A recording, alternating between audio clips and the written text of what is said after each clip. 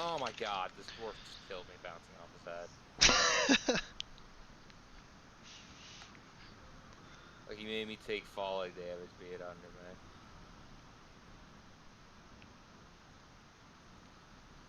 Ugh, whatever, fuck this.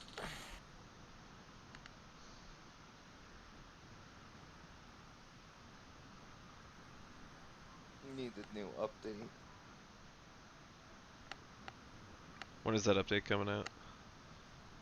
I think 4 or 5 days. Oh, nice, nice. Yeah, new secondaries. Ugh. New event. New battle pass.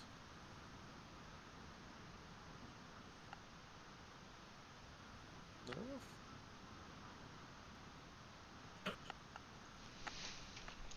Okay. Okay.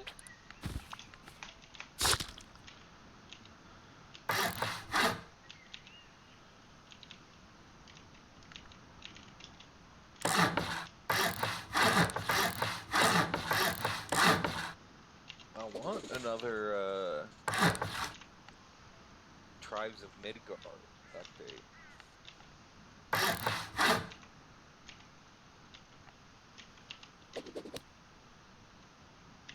So one sec. Yeah, that would be sick.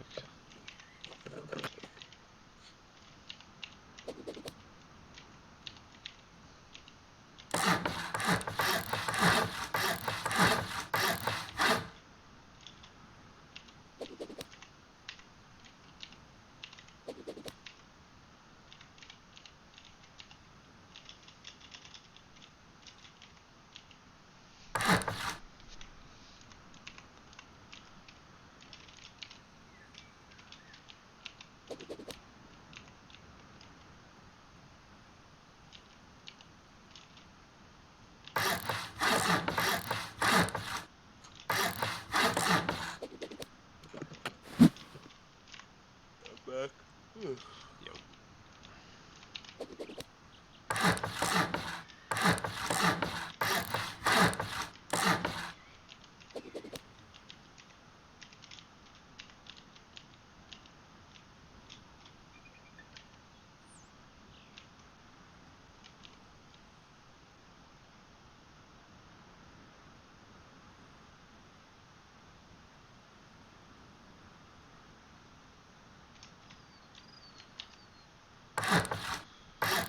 I got to the part in Dragon Reborn, I think is the book, third book, Yep. where Whew. Matt Coffin is awake finally. No, he's hungry. He's just hungry. he's like a real character now. Yep. So he hasn't done anything. But No, but it is interesting how he finally introduces his POV. yeah. And I really like the chapters with the girls. The Wonder Girls? Yeah, the Wonder Girls. What are they doing? They're just in the kitchen and they introduce like the fat overlord, like soup Nazi lady. Yeah.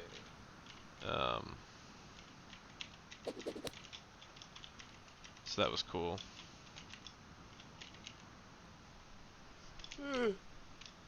Has Swan recruited them yet? Yeah, they're like hunters or whatever for her. The Black Odds. The Black Aja, yeah.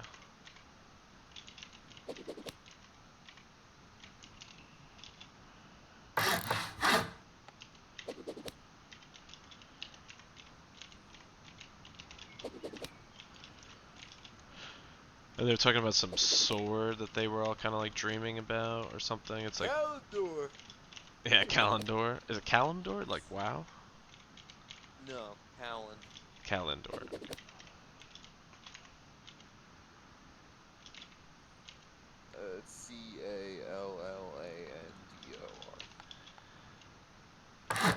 Oh, cool.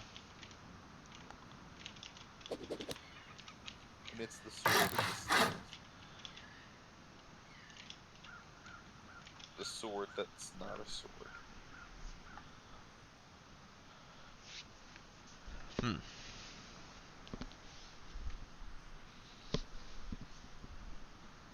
My favorite chapter is when Matt just beats up Galad with the staff. Okay, yeah. So that's why I was asking if he did it yet. If he did anything yet. Yeah, it's great. And now he's escaping. They like gave him the. They gave him like the letter Mhm. of passage, and He gets the note that the bearer does this on the Amerlin's orders or whatever from the girls, yep, and then he has a letter to deliver to Egwene's mother. yep.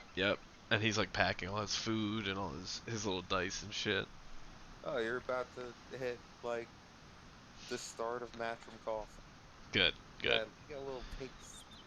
Yeah, I was gonna say this feels like the beginning of the series again. It's funny, Well, there's gonna be a just for a little beloved bit. character making a return. Is it Matt and Tom? Is it Matt and Tom? Yes. Yes. He finds Tom drunk. Oh my god. Yep. Well, that's wonderful. Yeah, no, Matt is really, really fucking good character so far. Well, his character starts being developed here, and then yeah, he just goes off. Matchroom Coffin, son of battles.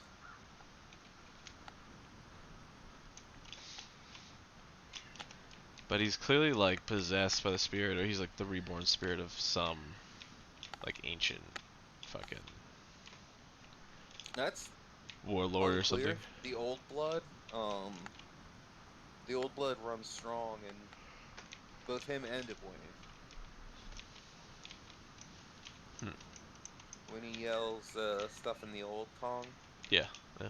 without realizing that, that is not precisely clear. It's Moraine explains it as being a genetic thing passed down from Stefan. The old blood runs strong in the rivers. But yeah.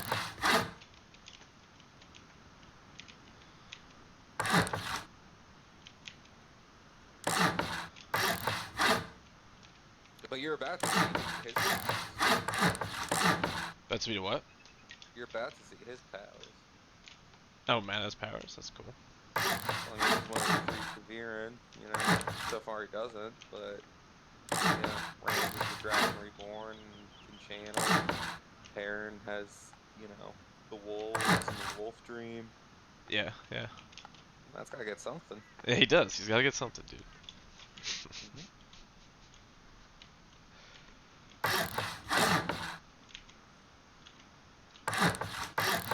Well, he did blow the horn of Valir. Yeah.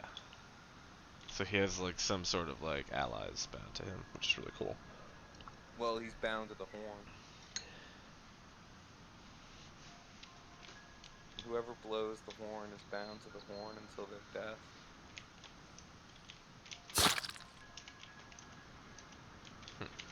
So if a dark friend gets the horn and they blow it, they won't. If anyone gets, no one but Matt can blow the horn.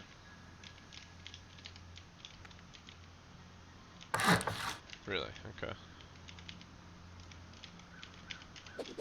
How'd you like the Ingtar as a dark friend reveal? Yeah, that was good. He's mentioned in the one of the first chapters of the Great Hunt. There's that the meeting of the Dark Friends. And I think Bors is the name he's going by. You're in Bors' head, his point of view.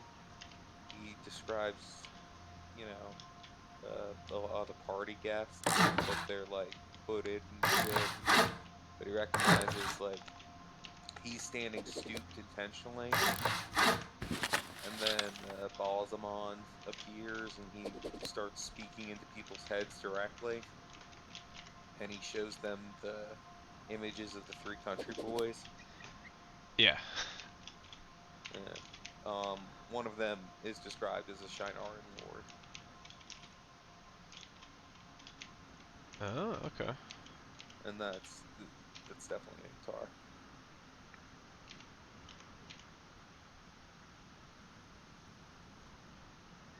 How'd you like I mean, I Rand? thought it was just fucking Huron the whole time. You thought Huron? No. Yeah. Huron's the loyal, faithful sniffer. How dare Yeah. you doubt Huron?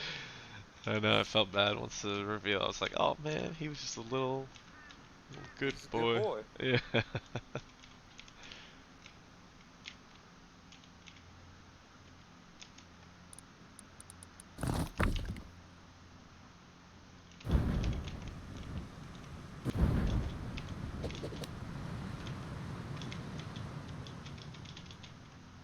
Trying to think of anything. How'd you like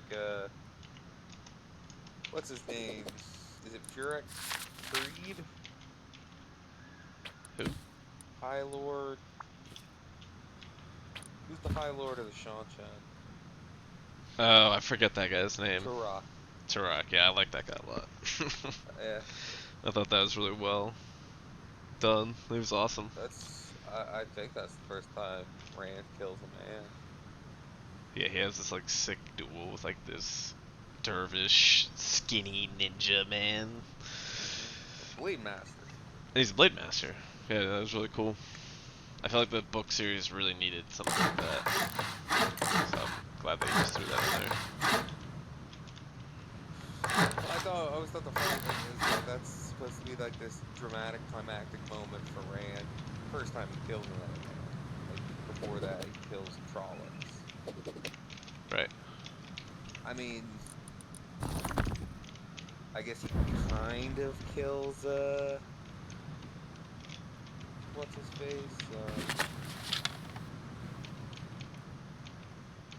The Forsaken who he turns to dust.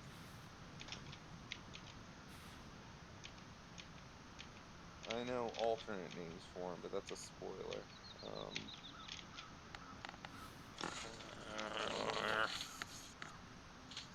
I should probably do a reread.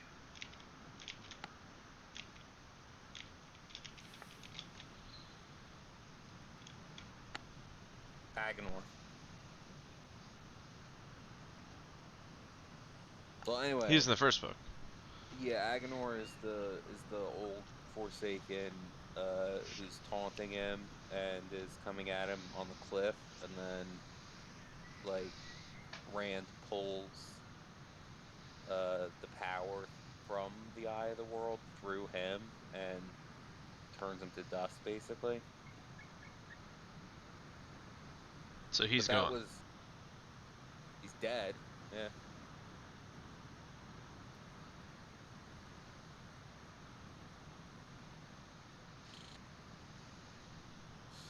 But I'm not sure how much that counts as Rand killing someone. But anyway, I always thought it was funny that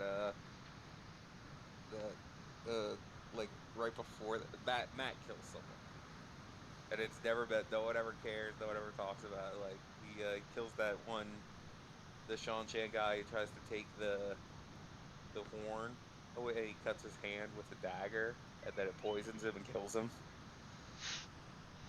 Oh yeah. Yeah. He already did that. Yeah, he doesn't. He never once thinks about it. He's got holes in his memory, but it's that never. Um,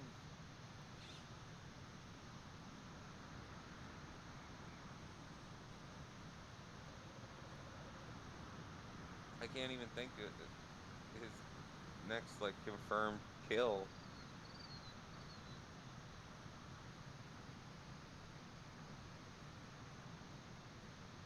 Ah, I know exactly when it is.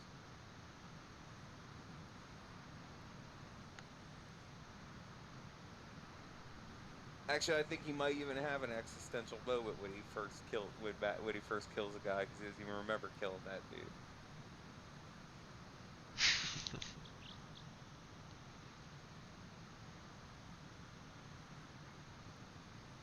And the parents' first kills are the two white cloaks.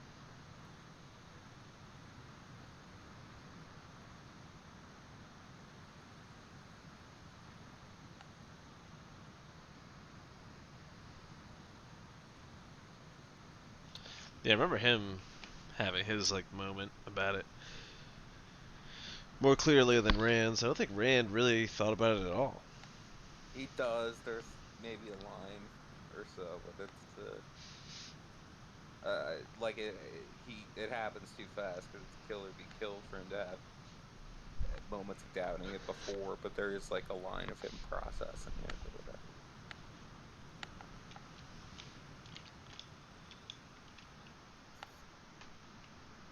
That book starts with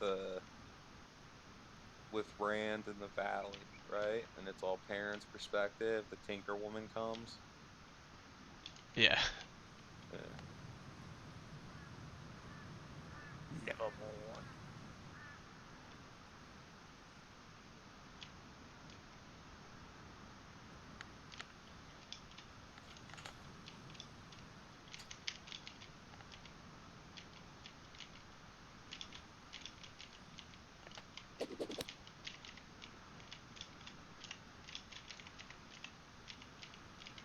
So Rand's run away, right?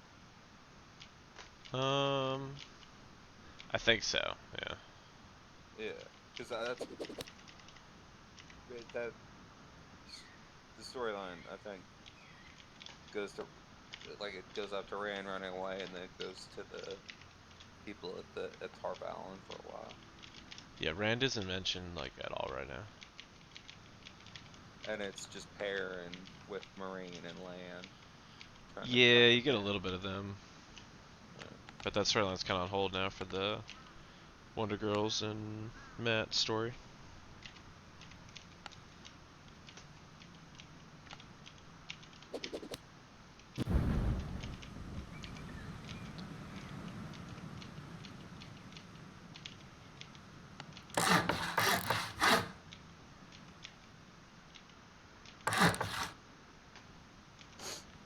There's one thing you missed so far, though. One thing, what? One thing you missed One thing I missed so far? for sure. I mean, it's not even foreshadowing. It's just pretty blatant. Um, with the It's about girls? an Aes Sedai. Yeah, with the Aes Sedai. I'm like trying to figure out what's going on It's with in the that. last book, really. Yeah, I'm trying to find out who the um Black Aja sister is or whatever, but I can't for sure say yet. Yeah. Well, there's a lot. Yeah, but whoever, like their first target or whatever. Well, it's all the Leandrin and Chesmal Emery and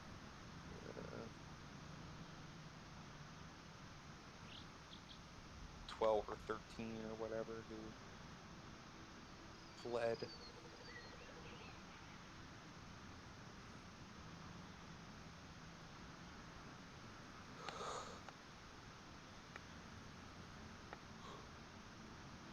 I feel like a lot of other fantasy series take a lot from this book. Yeah.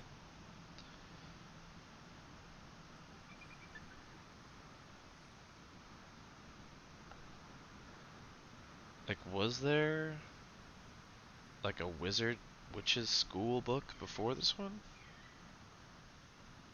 Um, well, Wizarding, so the first Wizarding school was Ursula K. Le Guin in like the 60s. She had the In Isle of Earthsea? Roke in Earthsea, yeah. Oh, okay. I believe that's the first wizard school, because before that, wizards are just, like they might have apprentices, but there's not like a academy type deal Yeah. until Earthsea.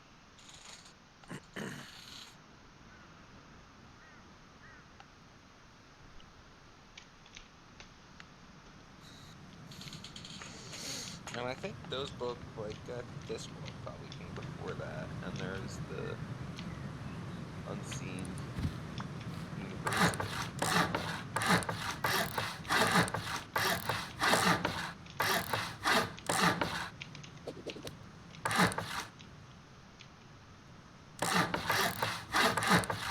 It's almost like the Bene Gesserit Dune in the Aes Sedai. The what? The Bene Gesserit in Dune. Yeah, what about him? There's definitely some inspirations from that. Oh, yeah. For like Aes No, that's Sedai. true. That's true.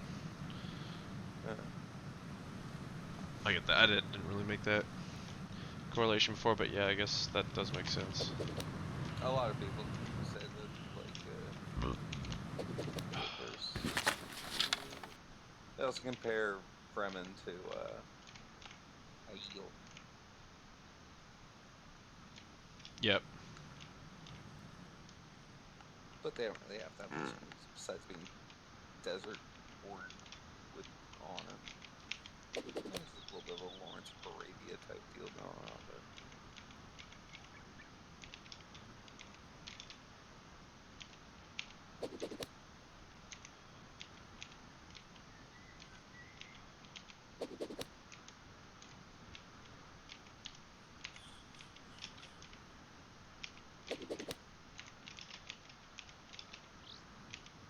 You know, Wheel of Time was probably like the first financially successful epic fantasy since Lord of the Rings, though. Like, it inspired George R. R. Martin to write Game of Thrones. That's funny. And it was like a big deal for him that Robert Jordan wrote the, I forget what they're called, but like the endorsement that they have at the top of the book. Yeah, yeah. You know, and like the covers of the book, they'll have a quote by someone. Robert Jordan did that for Game of Thrones and for the first edition. It was big.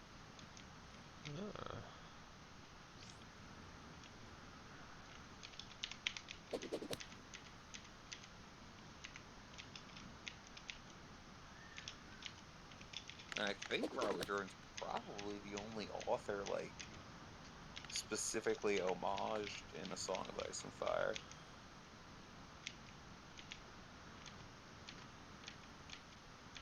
House Jourdain of the Tor, with their sigil as a golden quill. Yeah.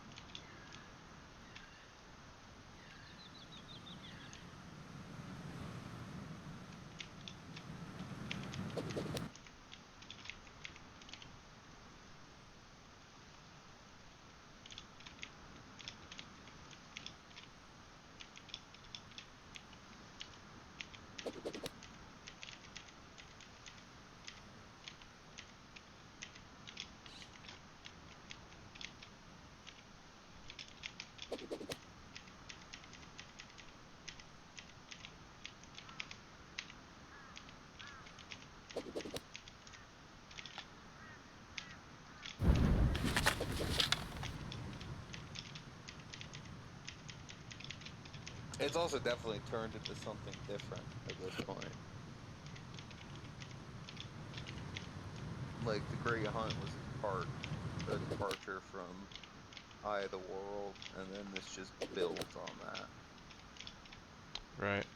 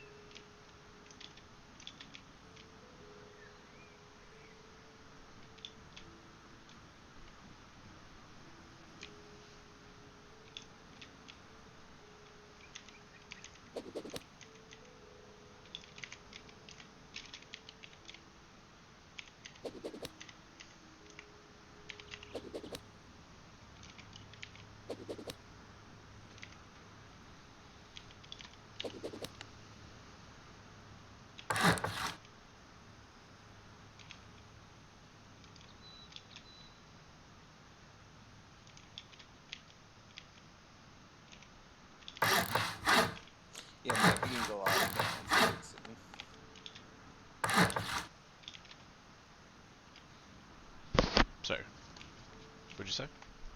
Matt beating Galad and Gallon is a great scene. Yeah. Does he beat Gowan too? He beats them both at once. Oh yeah. Uh, his father, you know, good old Abel Coffin, always won the Yeah. quarterstaff competition at Beltine. I know. That's what he said. The best horse trader in the Two Rivers. I was like, hell yeah, dude. Abel Coffin's the man.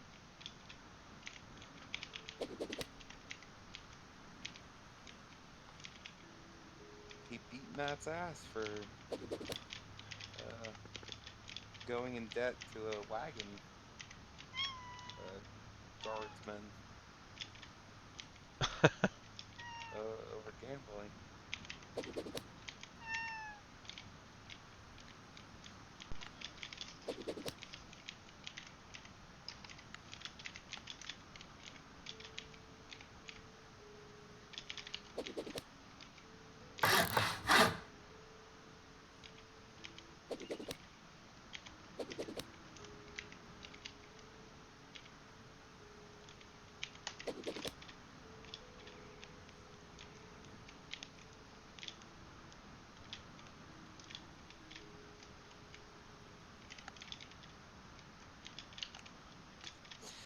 Yeah, I know, I'm just re-listening to Stormlight. Oh, nice.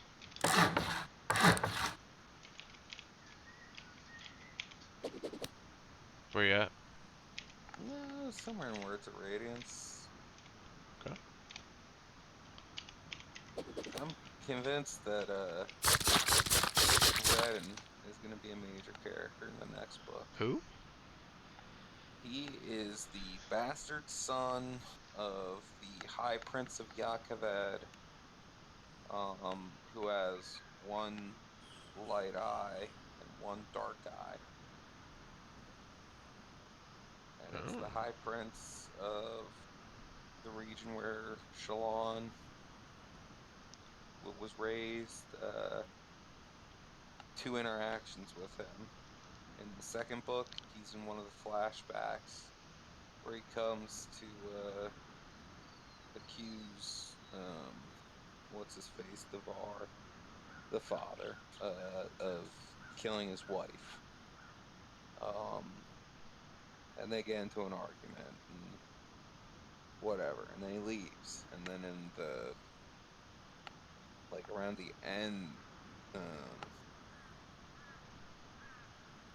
is it around the end of Words of Radiance? It might be in the beginning of Oathbringer.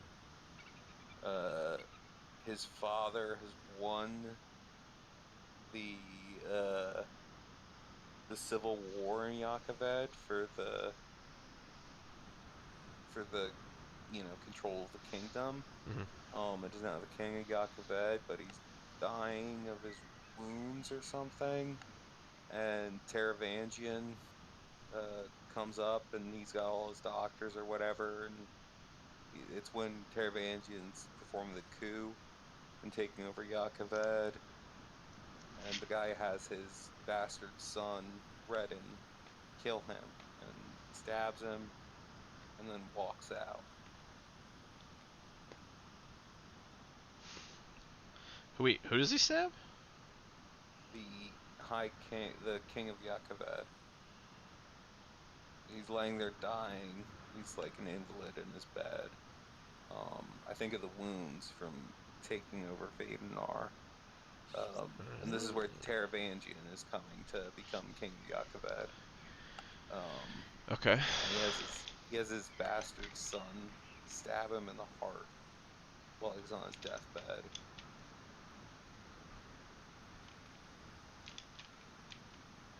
I haven't gotten to that part yet. I think those are the only two times and then he storms out and he has been mentioned again.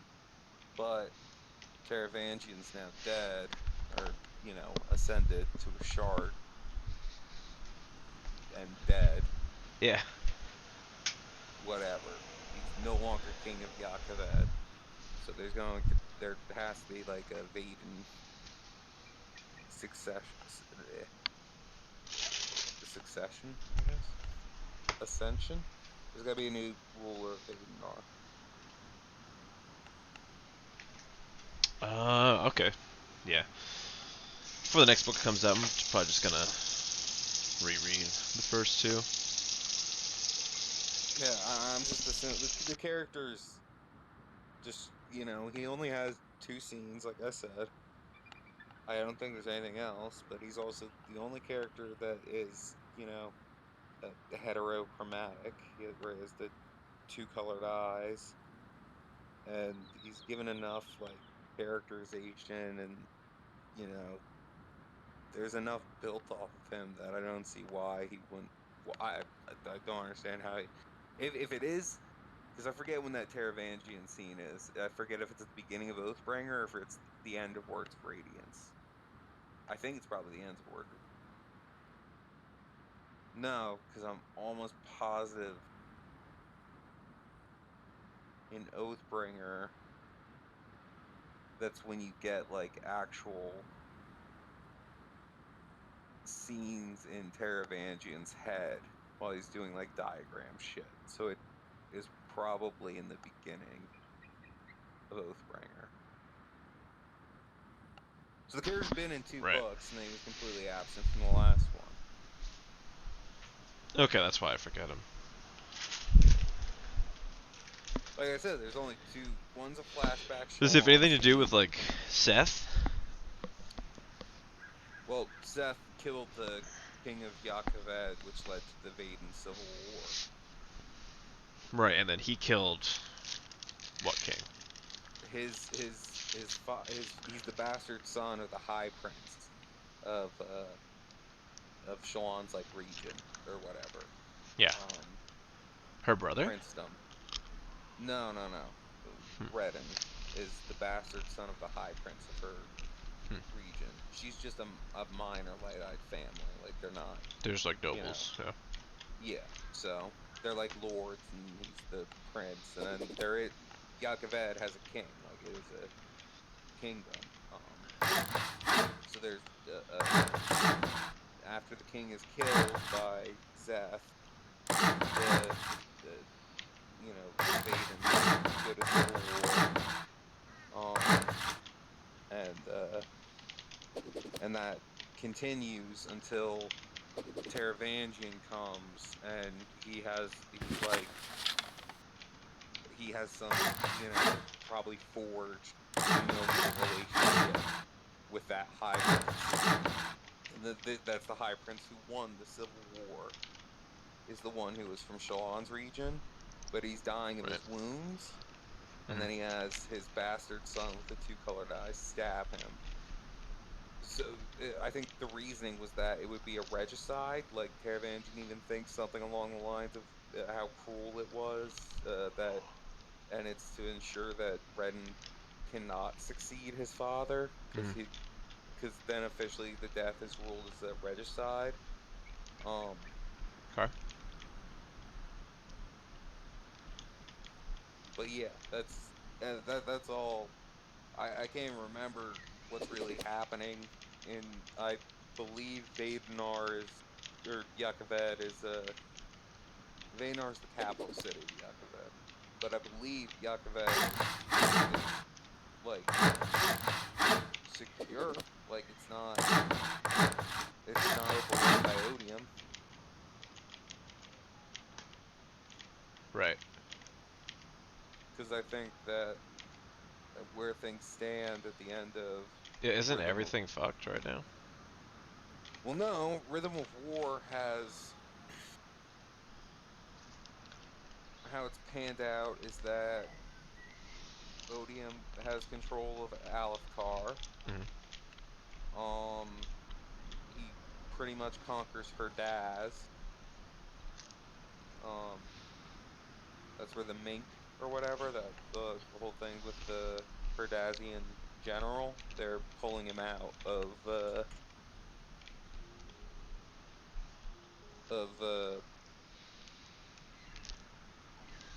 you know how that book start. Yeah, how that book starts with Kaladin fighting the one Fuse. Yeah. in Hearthstone or whatever, Yep. and they're trying to smuggle that general out. Yeah, yeah. Yeah, he was the last general fighting her Daz. So her Daz is basically fallen. And then I believe the Iriali Okay. are also on Odium's side.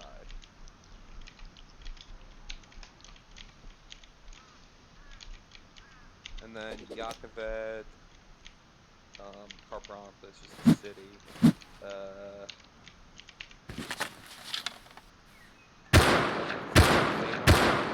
Thalen, Continent, the Isle, and Makbaki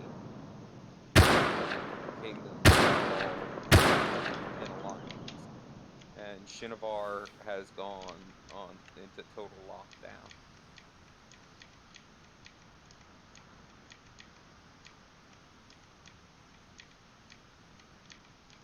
So, I mean, I think the next book is probably Zeth going to Shinovar and doing the purging. I think Zeth actually might be the flashback character for the next book. I think the next book is probably where we get to see the Shin.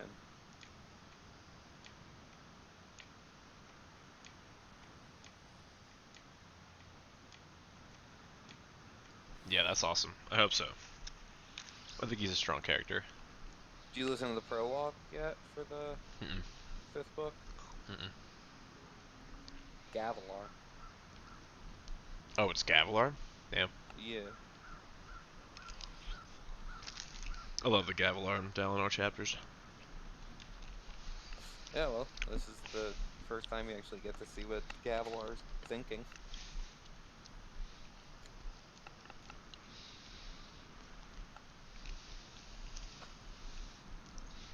Navani's I'm such a not slut. sure.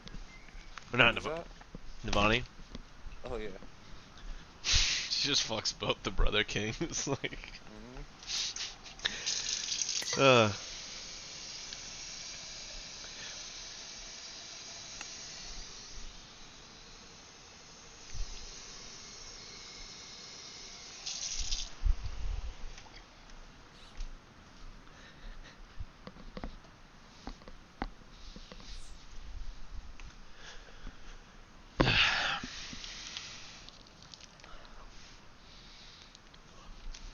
I was thinking that lift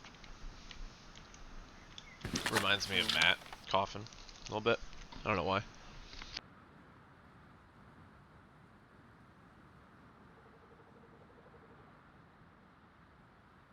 Can't really think of a character like Matt.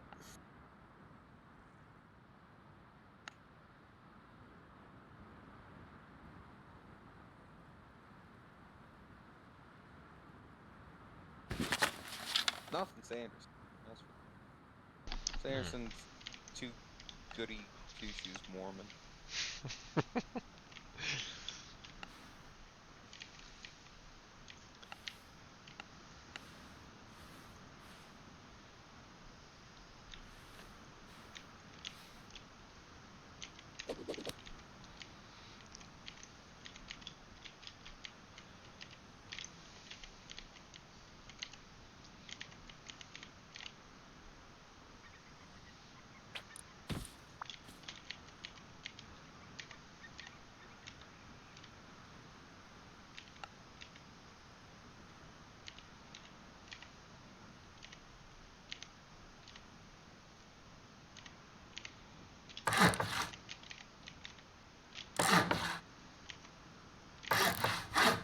Oh, there's so much good Matt stuff to come.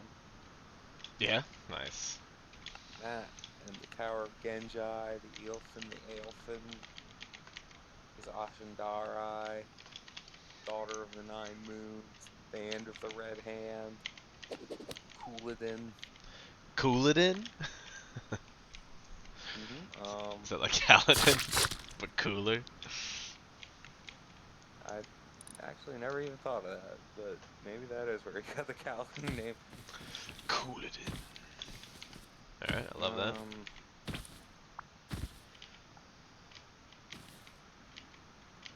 And the Golem. The Galam. What's the golem? Shadow spawn. So I remember you used to talk about somebody gets raped by a Murdral in this book. 2 people get raped by Murkrow. Oh god. Is it the Wonder Sisters? I hope not. I hope not, dude.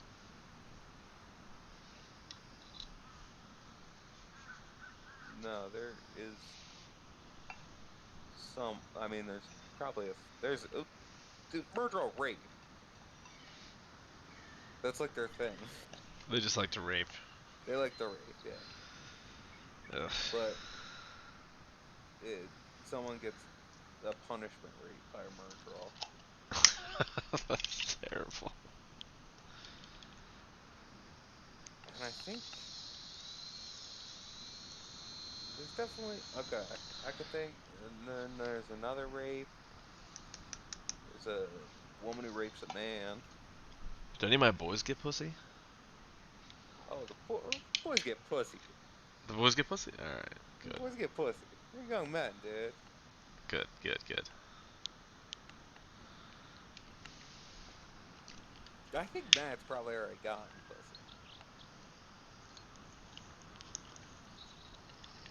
I gotta assume he was banging some chick in a hayloft in the Two Rivers. I don't know. I mean, they're like 19 or 20.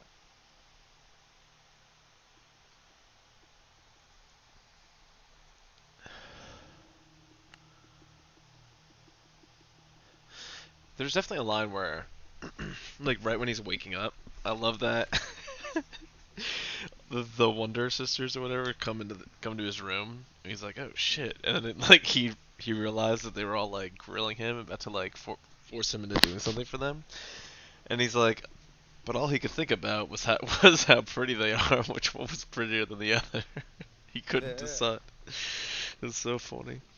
But then it does talk about how he had trouble with girls or something like that. Like he didn't understand them the way that Rand Well, that's understood them. a common thing of all of them are like, Yo, why does Rand get pussy? yeah, Why they're does always everyone want to thinking, fuck Rand? yeah, that Perrin knows how to deal with girls better than, or Matt. They all think that the other ones have it figured out. Hopefully there's a scene where Rand and Galad double team Elaine. Or Egwene. 'Cause that would be sick.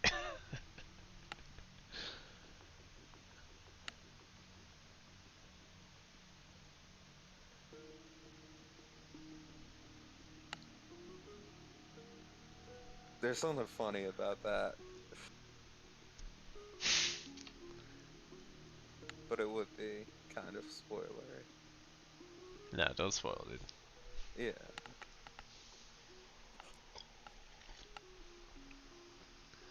Spoilers like really fuck me up. Like I can't. Once I hear them, I'm like, oh no.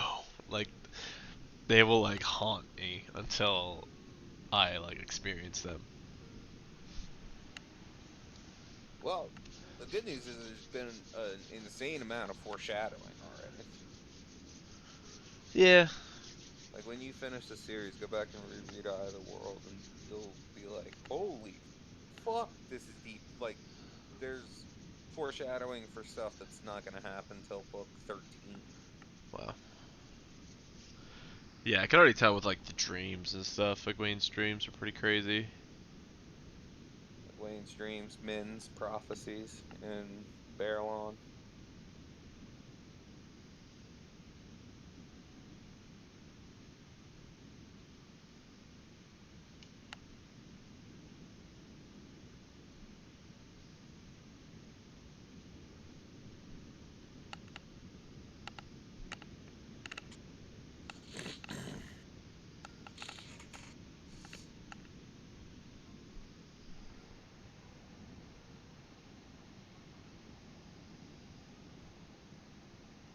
Nynaeve's accepted test was pretty cool. Yeah, Although that was in the second book, I right? think so. Yeah.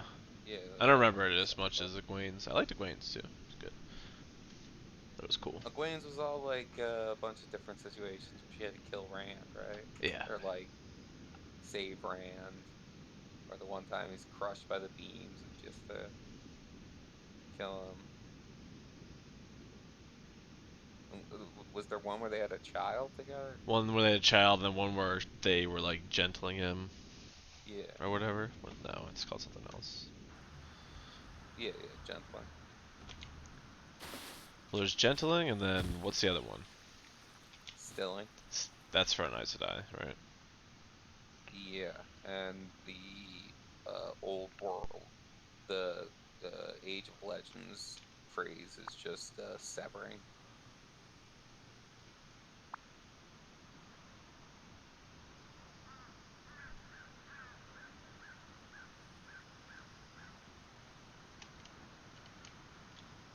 But they're all the same thing.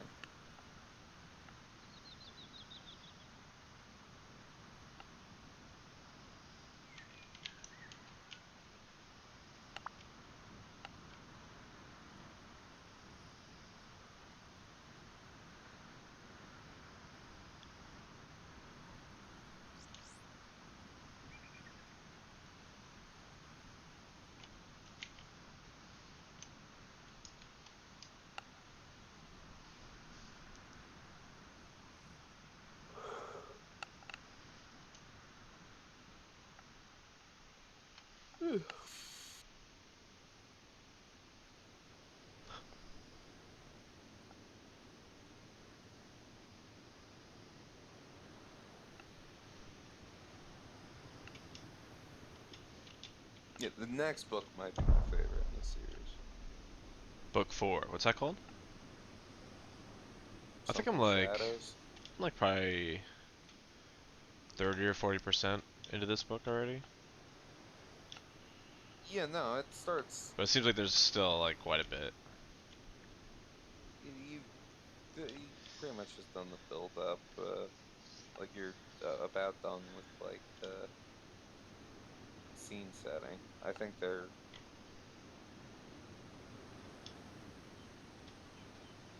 Yeah, yeah, it's about to pick up pace a lot.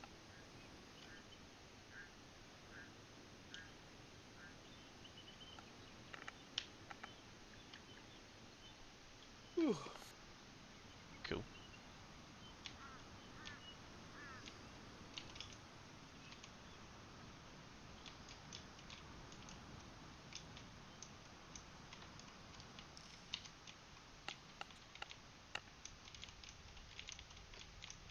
I might just go buy this Carlisle CC tomorrow. What's that? Torch. Oh, you want a new torch? Hey, you want a new torch, eh? Yeah. That's cool. Well, I definitely need new hoses, new regulators, and my torch sucks. So Dude, fuck it. Get a new torch, bro.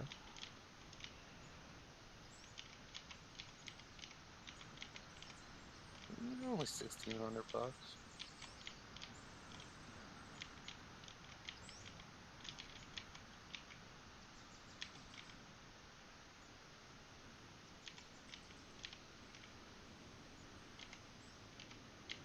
I don't know. Do a GTT Phantom too.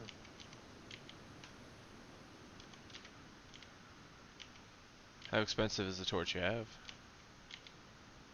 Just like $400 torch power. Hmm. So what do you get out of having like a better one? Bigger flame, hotter flame. What do you do with the hotter flame? Work a bigger piece. Bigger stuff. Okay.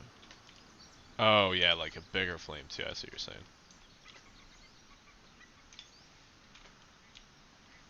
Oh.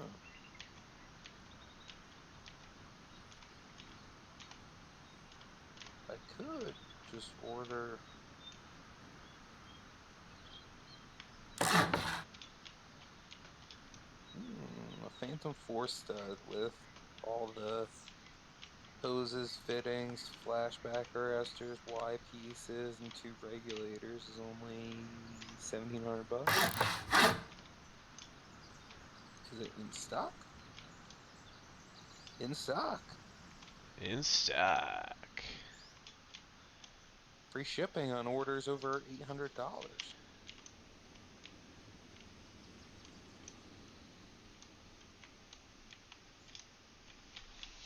Dude, free fucking shipping, my man?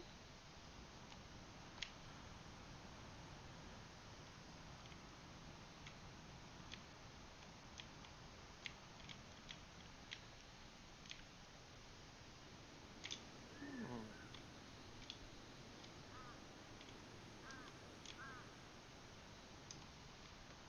Treehouse!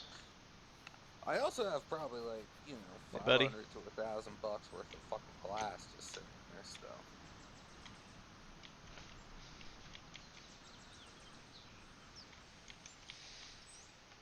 Oh, yeah, dude. You know what's cool about that? I bet the glass doesn't go bad, so to speak. Yeah, no, I need to clean them off. But you could still use the same old Rubbing glass, right? alcohol. Yeah, Oh, because it technically will get some impurities with like dust and shit. well, just the dust on it. Yep, I see that.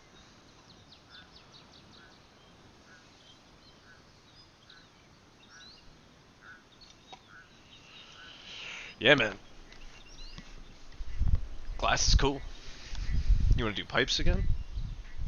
Yeah, of course. Dude, fucking make pipes and sell them, dude. Yeah, I just need to find, like, I need to figure that. I think You could what definitely I could sell pipes on fucking eBay or Etsy or Amazon. Amazon, I've seen people sell from small store, their own small shops, just like glass blowers selling their pipes. Yeah, yeah. I mean, you know, I'd have a shop like that set up or whatever, but Yep. more I'd be interested in doing like a lot of production and, you know, having like wholesale orders for like 500 pipes or something. Yeah. Yeah, I don't know, who buys them like that anymore. I don't know, like, there's still head shops, I suppose, but. I haven't had shops, it's like wholesalers and shit. What up? What up, Dill? Yo, man, how you guys doing? Good. Alright. Jono, where did you get in those chaos ranks? I think I'm on like 8. Dude, I didn't realize that, like, that changed when you're just fucking playing. Yeah, yeah. Yeah, I was, like, playing. I was like, why is everything fucking rocking me? And it's because I'm fucking playing the game on Chaos 12. Yeah, you can also go back and just do, you know, bosses over again for, or like obelisks over again and shit for just their loot. Mm-hmm.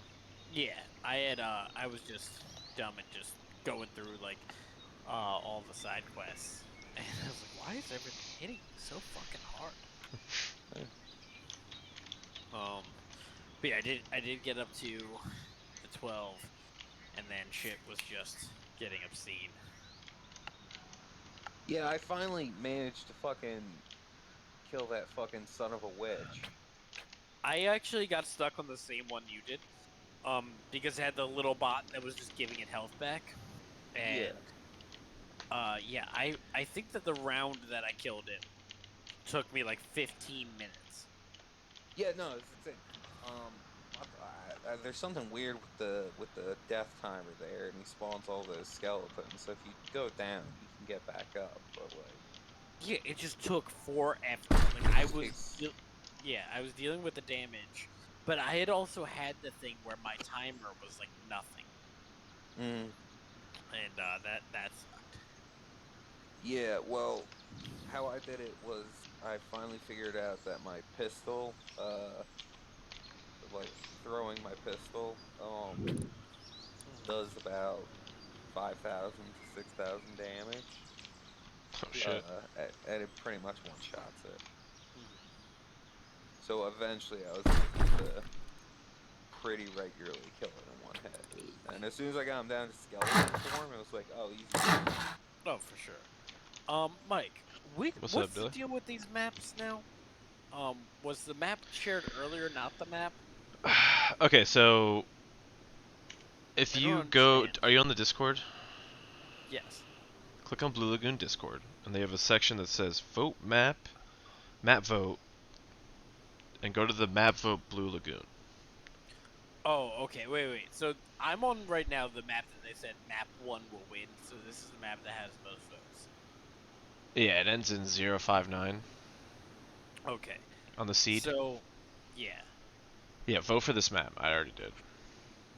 Okay. So that's cool, man. So it seems like this is what we're going for. So this is different. I liked the other map. I liked that cave R5. Seemed awesome. Yeah, I did too, but we're just not gonna get it. I don't want to plan on a strat on the map. We're just not gonna have played. So we might as well just plan for this one and ensure that it wins, because we can still make this one work. Dude, I You think see the cave... locations I mentioned? Which one did you mention for this? Let's see. I said look at S16, T6, or L10. I mean, that's, almost all the caves, but Yeah. they have options.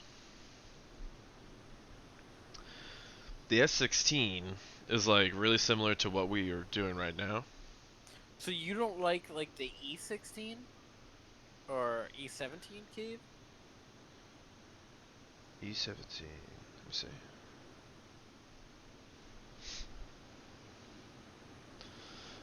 I like that one. I'm going to bed. Later, guys. Good night, John. See, but because dude, that has Arctic research right there, and it has airfield. So Yeah. it had, and right above Arctic, there's supermarket. So you have like a green card, I don't know where we go to blue though. The blue is difficult, but we could buy blue. Yeah. But then we go blue to red. We can get reds from Dome. Or from Arctic and just have a shitload from around those two. And then which one are you leaning most towards? Which one are you talking about doing art? Oh, I see what you're saying. Where's Junkyard? Okay. Oh yeah, actually no, this is perfect because you have supermarket, harbor, Arctic within a small thing, and airfield. Yeah, then you have So, Smoil and a lab, which aren't too far if you wanted to, but yeah. that's the E17. Okay. All right. Yeah, E17. Now look at because we could go I-10. green, blue. Look right north of that one. That one's path. You could do, get your green at supermarket or junkyard. Do your blue at sewer branch, right there, instead of harbor. Yeah. And then you go grab the red from Arctic, bring it back to the base, and then you could go north a little bit and do milli tunnels. Yeah. That one is like, there's a lot of shit around there. A lot of decent grubbins. Yeah. And you're in Sulfland. Well, they're both in Sulflands for sure. They are. I like them both. I would say for early game, E17's better. For late game, obviously, I10's better. Well, you have junkyard, milli tunnels first.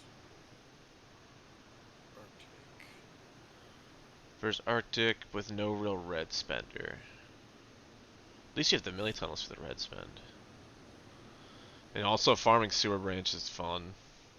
Now, what do you think about the T4? Yeah, let's look at T4. T4, you have H2M quarry right there. You could literally go wall it off and own it. As like a, not part of the mole base, but just, Yeah. just to have. Solves a lot of problems that we have with our team. We can do. But you also have water right outside this cave where you could have a boat base, Yeah, we That could use boat the base could purifier. be overwatching your. Look, there's a river right there. Well, So we don't even need that. We would use you a could just water grab the water. purifier Yeah. Oh yeah, and the and salt water right there. we would use Then you that. also have access to the underwater lab. You're away from excavator enough. You're away from large oil enough that people aren't just gonna. I mean, people will We, see it we could do a flying over, power plant. but Power plant's good scrappers. It's like a dome. It's like a dome run you have only for launch lava. site and you have the barrels. So that side of launch site that you see not near the subway, but the like second half of it. Yeah. That's the part that has like a million barrels and there's a jump puzzle. I don't think you've ever done it. Me and Ryan started doing it. It's actually really good. So if you had like a scrap tee or something, bro, that launch site would be insane for barrel smashing. So that's your main source, and then you've got a gas station. Power plant is blue to red. I don't think you have a blue though.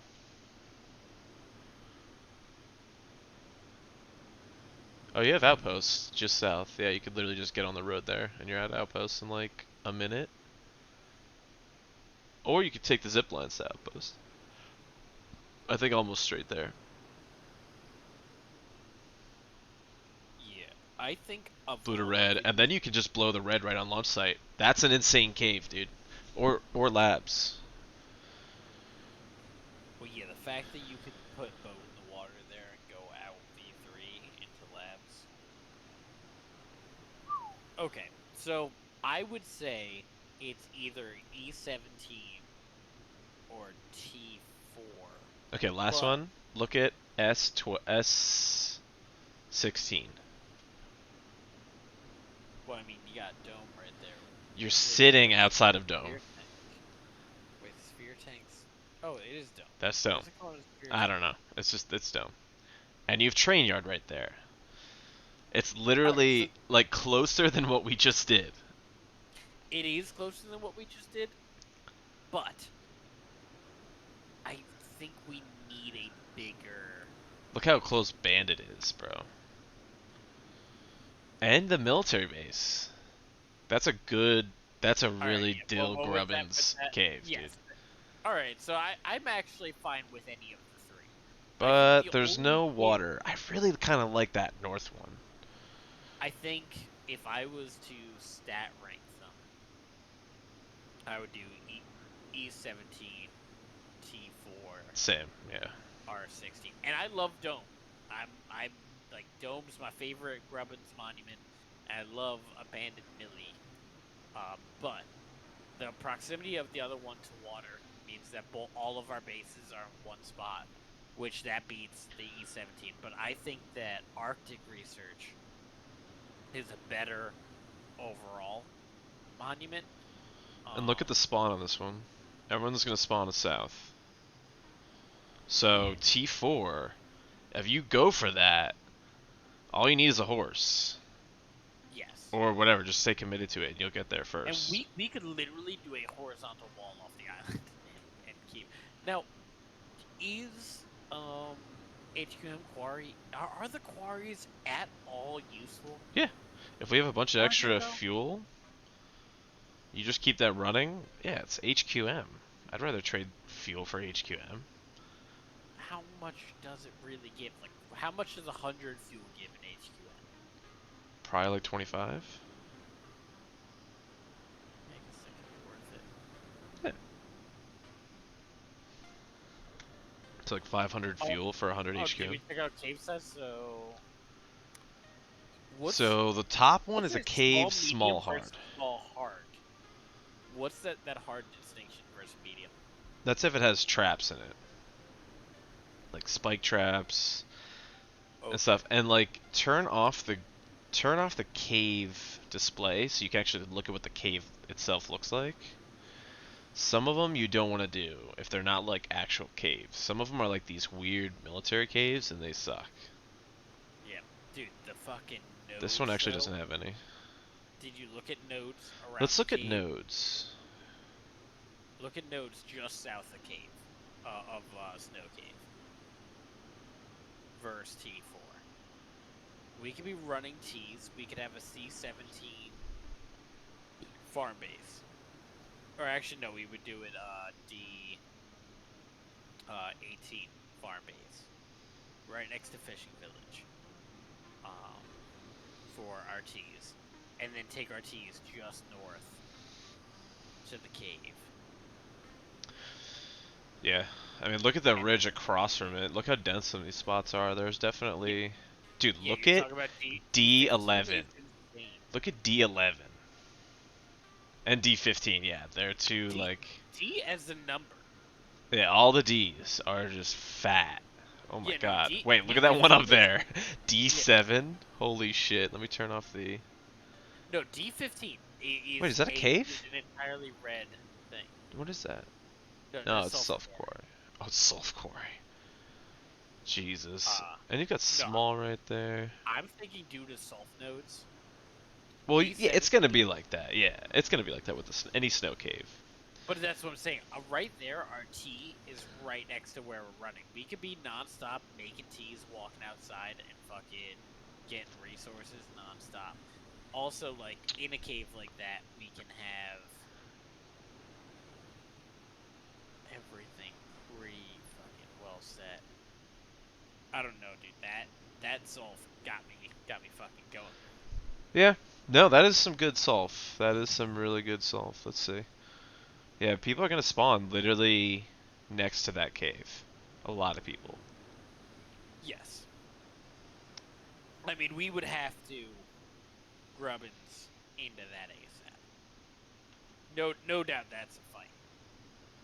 Yo, But me and Casey designed an insane mole cave last night with a Did you? secret bunker inside of it, plus the 3 high quality walls blocking off like the honeycomb and the nice. back door. Dude, we figured out how to put a crazy amount of storage in the mole cave. You put vending machines in all the doors, and it makes them like harder to raid than a sheet metal wall. As well as you're traveling these corridors, like the labyrinth style, there's all this storage along the walls, so you can just drop shit in them. But that does display them. No, you can make them inactive, I'm pretty sure. Okay. Well, yeah, if we can get small cave medium, I think it's gotta. I think E17 is just better. Because on top of it, like, yeah, like, we're gonna have, like, weird small, like, prim grubbins. What is the But F17? It's a small cave? Or E17, I'm saying. E17 is small. Yeah, okay. The medium difficulty means there's probably another jump puzzle or something. It actually Yeah. could also But we don't have use- another... It could have another we- room, bro. Yeah. We use the drop down, so we don't even need We're gonna make care. it work, but I figured out how we're gonna get started. So to get started, we just go down there. We're gonna block off the front entrance. You go down there with enough stuff to block it off. You could either do wood or stone, because we're gonna pick it out later.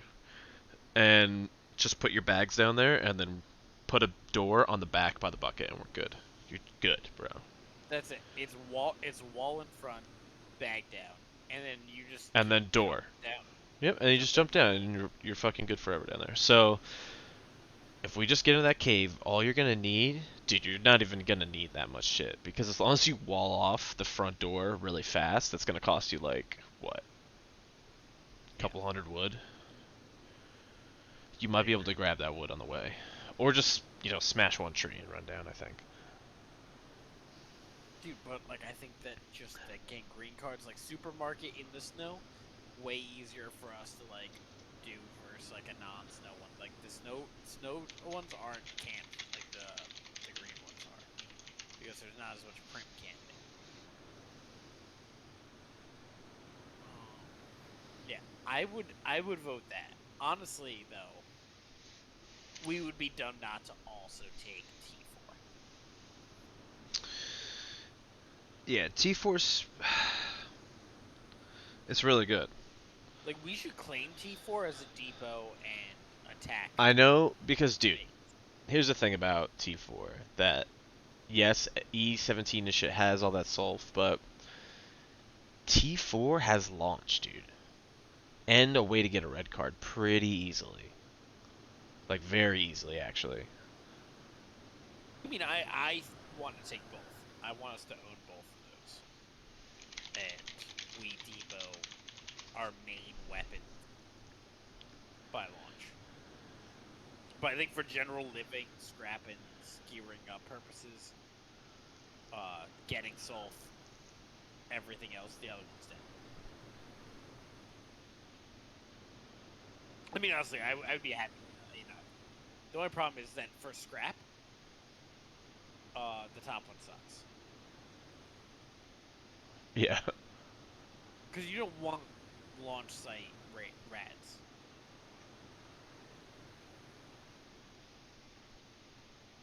Like, for your grubbins, you want lower radiation. You don't do. know. I think you can get into parts of. Hang on. I think you only need 10 to get into the part where you can grab all the loot. Yeah.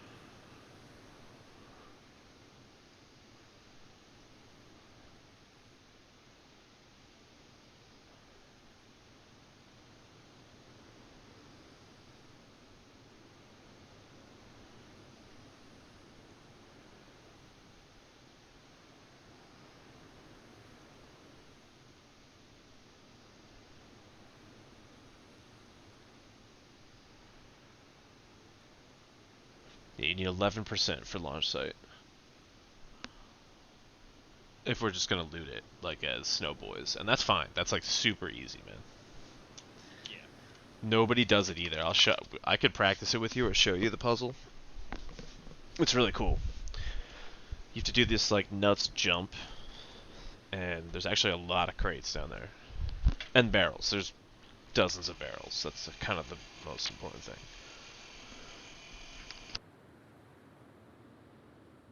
Do scrap teas cost the same berries that you would use like for orchie? No, a scrap tea is a white, a berry, and another one. Is it worth it to grow those or no? It's white and green. No, but like there's something that you would like pick up those and like use them as you picked them up. Like if you picked up 4 white berries, you wouldn't plant them. You would just turn that into the thing. You know what I mean? What do you need? Just 4 whites for it? No, it's white and green. So 2 whites and 2 greens? Yeah. So that's what I'm saying. Like typically you don't really need to make higher level scrap teas. You would just do it as you can. Yeah. I see what you're saying.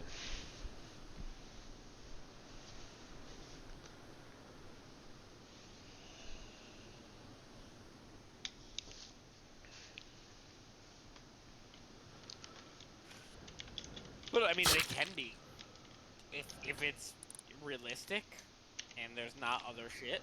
I mean, it absolutely can be grown. You typically want to do the things that start with red because eventually that's all that matters. Yeah. So having a stockpile of red and blue in particular are like what makes you stronger. For sure.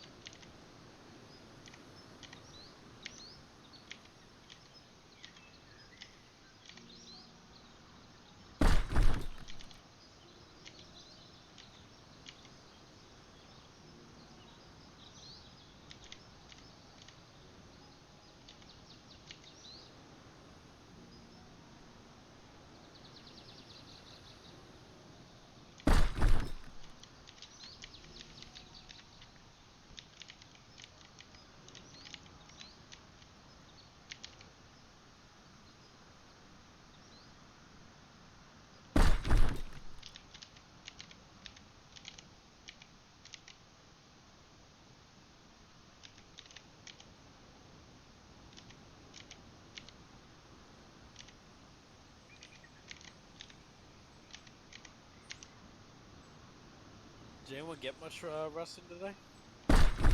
No, I've just been on a build server. I'm just practicing the compound and seeing like what works for the molds. I really want to do this compound right, bro. I know we can wall this shit off. Yeah. It would be glorious.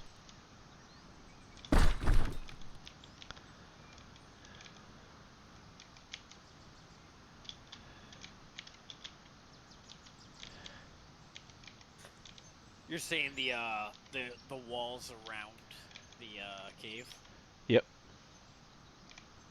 Yeah, I agree. I think we can do it much better. And I want one of the turret things like I had on the last one on each side. Yeah, bro. So I'm gonna try to create, like, imagine a castle wall, and then all of the little towers on the castle, like in the corners and stuff, the gatehouse. Those are all gonna be our functional buildings. Each one of those will have multiple turrets facing in. Yeah. So if anybody lands anywhere in our compound, they're getting shot. I mean that's for sure the goal. Yeah.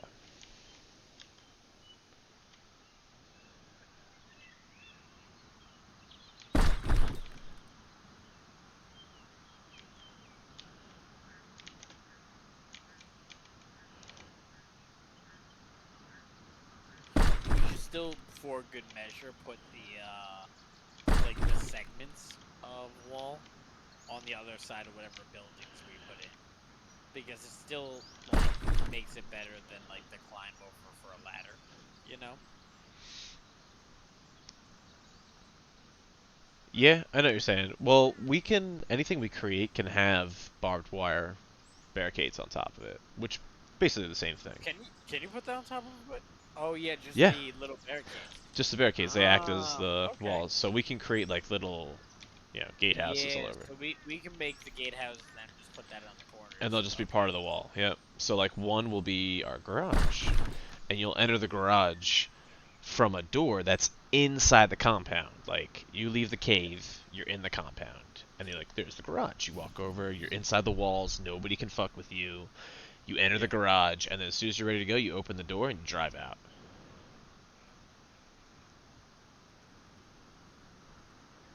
And nobody has a chance to steal any of your shit. No one's gonna kill you when you're leaving the cave ever. Well, that's the main thing. Like, That's the main thing. No cave camping. When I lost the other shit, like I was so annoyed.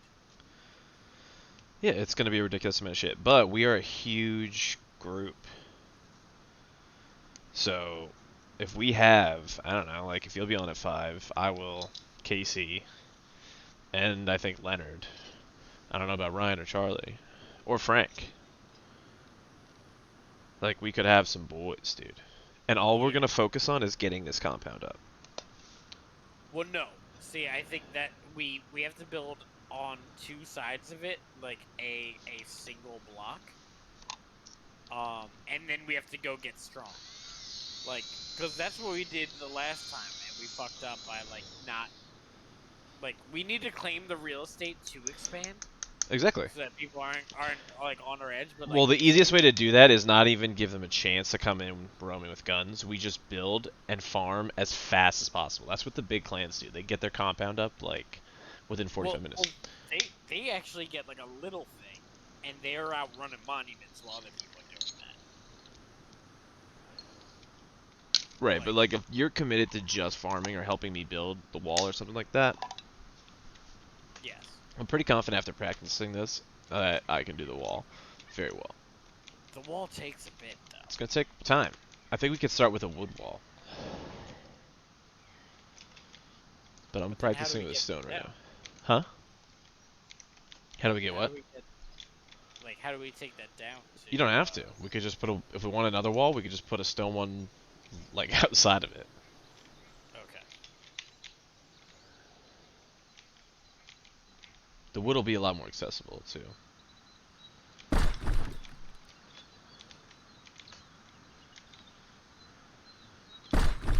Is that a tier 1 bench? For a wood wall? Yep. Yeah, so we can even, realistically get it up fast.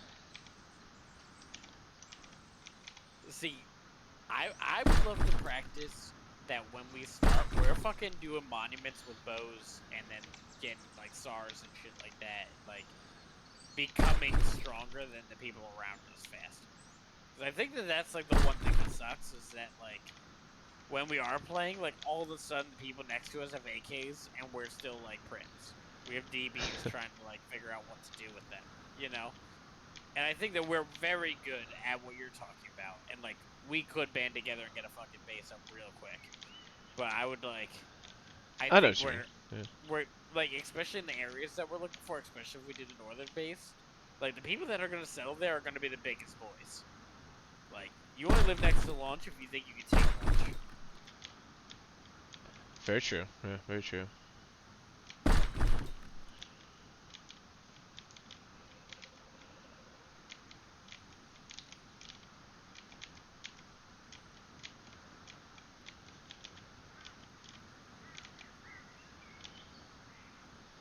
Big boys like the snow too. Yes, but like, I mean, snow next to huge monument.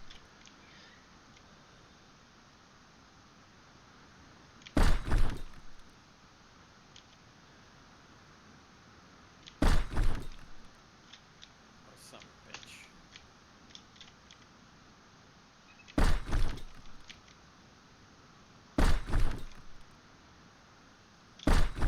I don't know how to go about finding them. There's like 2 side quests I haven't done in the game. Uh-huh. In Tiny Tina's, I have no idea how to find them. Do you know the names? Are you going for like an No, achievement? no, it's just like the number. Uh,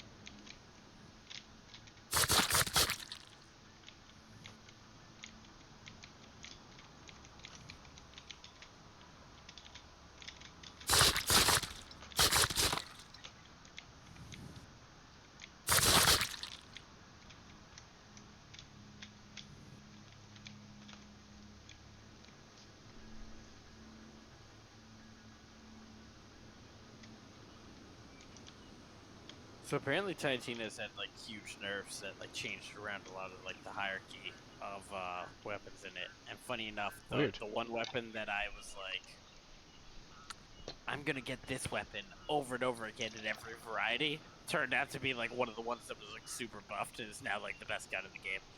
And I use it in like I Oh, have, really? like, three of them that are just ridiculous.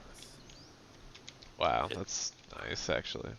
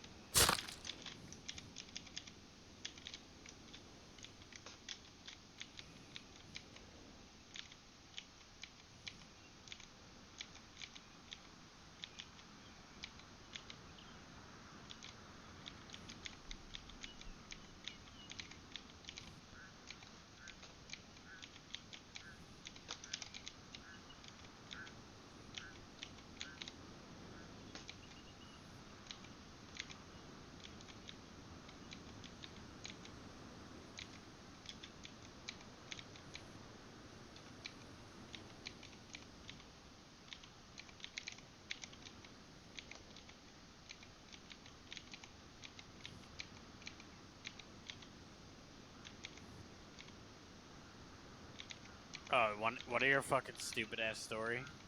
Yeah. Alright, yeah, keep this one down because I don't know how it's resolving. But dude, Sean's a fucking idiot, man. What is he doing? He really is just freaking as dumb can be. So this new job that he has is just an awesome opportunity for him, like running a Top Golf. Top Golf, super popular fucking place. It's a tit job overall. And like if he does the job and gets his like performance bonuses, he can make 6 figures. Like it would be a literal like fucking game changing thing for him. Nice. Right? Top golf. This dumb fuck, they literally told him that it was conditional upon his hire to be vaccinated, and he lied about it, and then never sent in a vax card, and they already found out that he's not vaccinated because he's dumb. And now he's probably gonna get fucking fired. Oh He's my not allowed to come in, and they like pulled him into a meeting and were like, hey, it was conditional for you to work here to be vaccinated. It's not cool. And now he's been like home and like we've been seeing him just like on Elden Ring all day, and I have no idea whether he still has a job or not. But like he's saying how he's working like six days a week, but we clearly see that he's playing video games all day. Yeah. But I'm like, dude, how could you be that dumb that like you have an opportunity to fucking manage a place where dumb drunk fucks are just gonna come and play golf, and all you have to do is even send a fake one, but like just be smart enough to do something, and also not verbally get caught talking about not being vaccinated. He's just like chatting about it. I guess they went to like a baseball game or something and it like came up in conversation. But like still so remarkably dumb Ugh. to jeopardize it. Like, and I was like, dude, are you that against fucking vaccines that you would risk the job? He's like, oh no, but like it's like fucking, isn't it redundant at this point? I was like, even if it's redundant, it's $100,000 for you to just not be dumb. Ugh. And yeah, he's probably gonna lose the best gig of his life because he's just remarkably dumb. Yeah, I don't Also, like, get why people wouldn't get vax. It's stupid. Like, not only that, like, you're fucking Fuchs, get away with it. If you're gonna scheme well.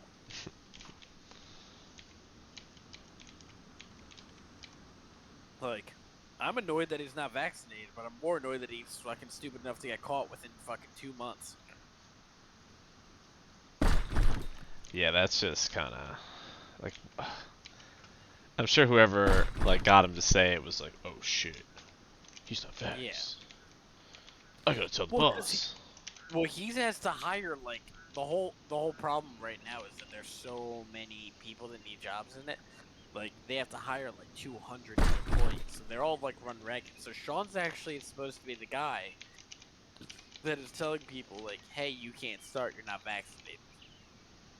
Like Sean's supposed to be the person enforcing that for the organization, And he's just not vaxxed. and he's not it. Which puts him in a very big conflict of interest. Pretty funny. It is. Can he still just get vaxxed and be like, "Sorry guys, I thought it was something else." They didn't even say like, well, now we want you to. They were just like, we need to deal with this, and he's just been sitting at home and they haven't said anything to him since. So they're still paying him. He's not going to work, and I'm pretty sure they're just figuring out the right way to put a termination for him. Ugh. If he survives it with his job, I will be fucking stunned because I have to fire people for this kind of thing. Yeah. Yeah. People just being dumb, not getting vaxxed. Yeah. But like more so like come on man, you have the best job that you've ever been offered. All you have to do is that. Like even if you're against it for some kind of dumb reason or like lack of understanding of science, like just do it. Pretty much, yeah.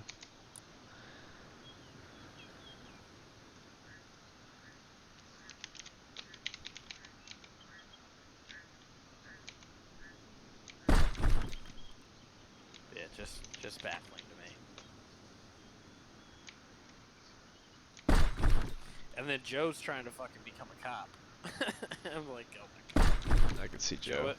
as a Joe cop. as a cop does make sense, but he's also definitely going to kill somebody. Yeah, I think that's, kind of what he wants out of that. It is. I was like, a fucking hyper violent gun nut cop. Sounds like a very safe idea.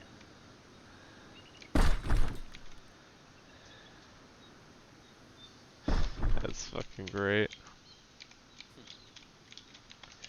Is he doing like the training and stuff?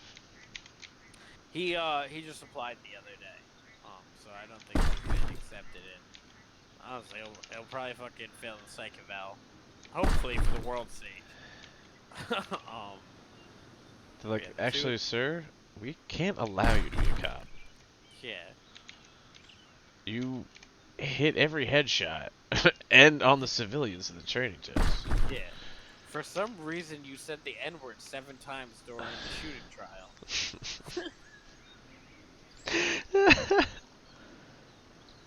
When the black civilian was crossing the street, you shot him. Yeah.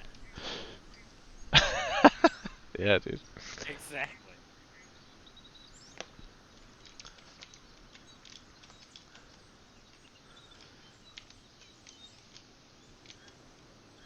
Nah, Joe be a great cop. That's really, like, there are, just, like, whatever, aside cop brutality and all that shit, police brutality. They're, like, really scumbag people in the world. That a guy like Joe showing up with a gun, Yes. that's exactly who you want to show up and take care of, like, those kind of I people. agree. When someone is deserving of cruelty, Mhm. yes, you want Joe to show up. Absolutely. Yeah, the That's kind of what people who be. belong in prison, there's a lot of them. Yes. So, I'm not saying, like, The problem is that that's it should be handled that The- way, but sometimes less- it has to be. yeah. And I mean, for those people, fuck them. They get like if you're doing bad things Yeah. to other people, you deserve everything that fucking comes to you. Yep. You know what I mean? I'm all for And like, that don't- should be a very scary, jacked guy who loves guns and has the authority to do whatever he wants to you and manhandle you and Yeah. take you away and lock you away. And if you resist him, he can kill you. Like, Yeah. that's exactly the kind of That's what guy the you world's want getting. to show up to like any kind of fucked up situation.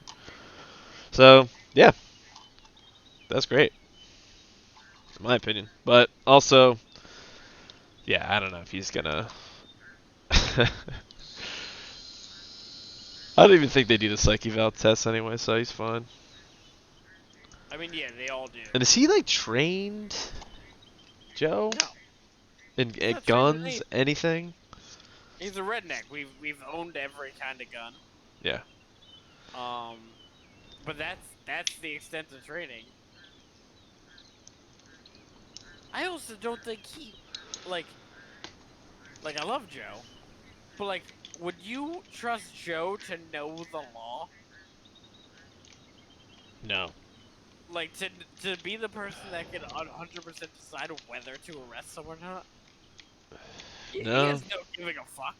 Like he's 100% gonna do that off the gut.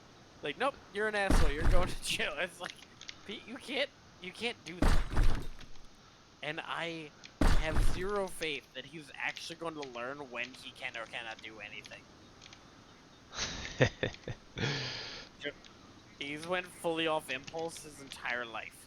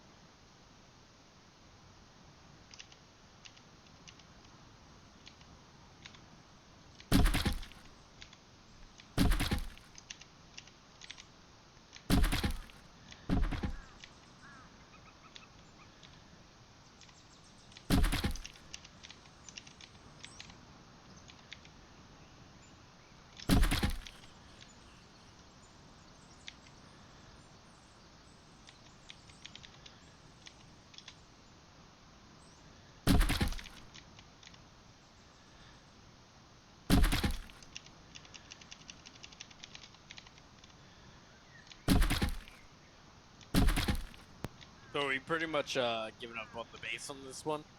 I don't think the game was gonna be on tomorrow. Yeah, probably not. Probably not gonna do anymore. Just practicing for next wipe. Chilling. It was a dope wipe, man. It was. think, It was really fun. I love the base. I love what we accomplished. I think that we've definitely set a new bench in terms of like what we can fucking get done as a 6-stack. Like I don't think we've ever had this many weapons and other shit. We never have, no. I think, yeah, we're all getting, like, kind of good at the game again, too, which is really nice. Yeah. Like, you were killing a lot of people. I think everybody was doing quite well, actually. Yeah, this one for me, even from like a prim level, like the prim fighting was a lot better, man. yeah, the bow and the revies and shit like that. Like I definitely killed a lot of people, like holding down dome and getting like fucking mad kills on that. Like I've never had a wipe where I killed this many people for sure. Yeah, yeah, no, that feels good. That's why I like doing these more PvP-centric spots. Oh yeah. We didn't really finish talking about, like, the map, so what cave are we gonna do? You want to do that E17 cave? I like the lower bottom left one. Uh-huh. But I respect the top right corner one. Yeah. I honestly think we should take both. And we should use the bottom left one as our main base. Better access to water close by. Better access. Well, I guess they both have very close access to water, but like water in a good biome that's there. The higher concentration of sulf overall, Yeah. I think, is a huge draw to that area. So there's just a lot going on for that bottom one, but I want to get more into preparing to counter people. Countering, yep. And I mean, countering melee tunnels. Melee tunnels is my favorite counter. Yeah, it's really fun. And countering launch is obviously the best yield of high-end end game shit. Yep. Literally the best thing that you can counter in the game. If you do nothing else, That's why the T4 is insane. We could counter and loot launch and do the red puzzle. I mean, launch. We could just do Bradley right away if we live there, bro. With the grenades, like we talked about, it'd be silly. Yeah. Or just rush HVs. I think you can make them in tier 2, man. Yes, you can. Looks like the wood actually the wood walls are a lot easier to place than the stone walls. They're smaller.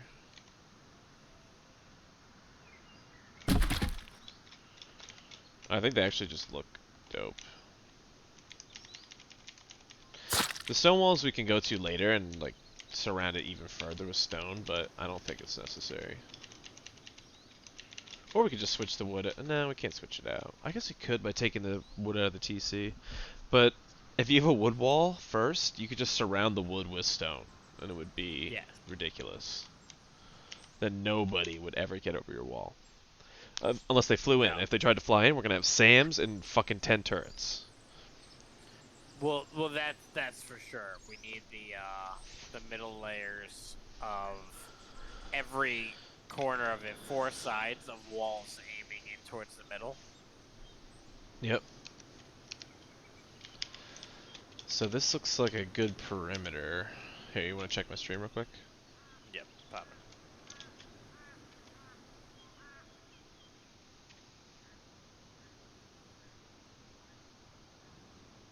Yeah. I mean, how many segments?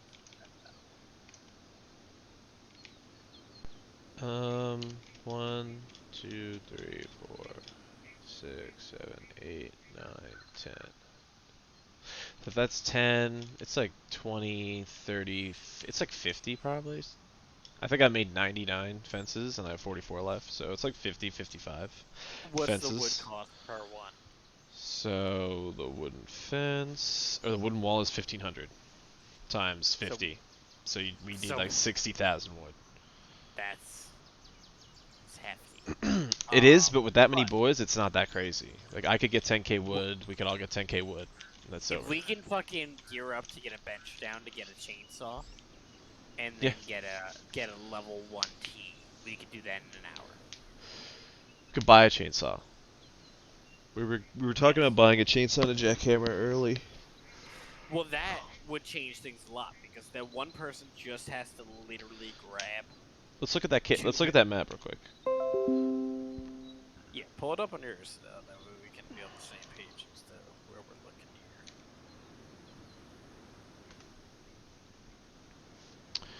here. No, I mean the other map.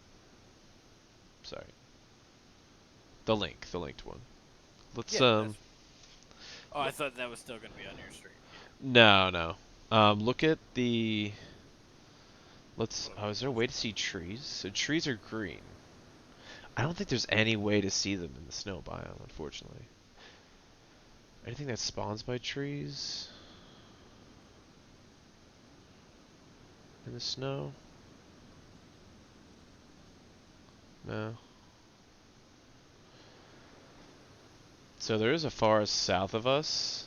It's not much, but yeah, I see a little forest on that ridge. You see E18? That's where we're gonna have to get our wood to start. Yeah.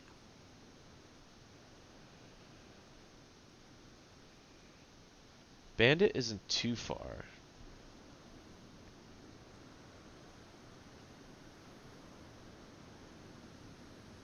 Well, Early Bandit's game, once we get super like close 300 to scrap, we just run over to Bandit, grab a jackhammer. Actually, you'd need like 340 or whatever. But you can buy a jackhammer and a chainsaw. Get that back home. You know, and so that's then where I we're think good. initial scrap doing E17 airfield. We're gonna have a shitload, but at the same time, the top. Well, no, man. Initially, if we want the super sweet star, we go for R16. But late game, I'm gonna rule out R16. Yeah, Much as it's too I'm a samey fucking to what we just dome. did. Try something Well, different. it's two that, and then it's just in the middle of things between the other two. So that one has all early game things, but it has no sulf, it has no late game, and it doesn't have really PvP that we're looking for. The It's left like side, prim PvP, yeah. yeah, the left side has two monuments, two abilities for red cards, a shitload of ore and everything else like that, and also like a shitload Well, you have of two scrap. blue spends. And it's close to a fishing village for scrapping. But I doubt we're ever doing the airfield puzzle. We're probably just gonna do Arctic research base with this shit. Well, yeah, Arctic's just a better. We'll just puzzle count. We could overall. literally counter Arctic every single time someone tries to do it. But that is fishing village 2 squares away for recycling, and it's only gonna be prim bitches that are near it. There's fishing that's- village A, C, and B. I'm not really sure which one is which. Well, fishing village E19 is the one that we would use for that. So being able to use Arctic. So B is small. A is the large one. So we actually have another. We have a small one. I don't know if there actually be a recycler here. There might be. Yeah. I think there is. Don't they all have one, and some of them have 2? I think the one has 3. I don't know if the others do. I haven't confirmed it. I do want to try to sell poo though. I really wanted to do that. Yeah. Before the reset. I mean, we could do that literally right now. We have. Yeah, we just need to go buy horses, throw up a shack, let them shit, buy a No, composter, make composter. we already have fertilizer in the poo base for testing it. You Just spawn. You have a poo base? No, we in the berry base. Oh. Spawn in the berry base.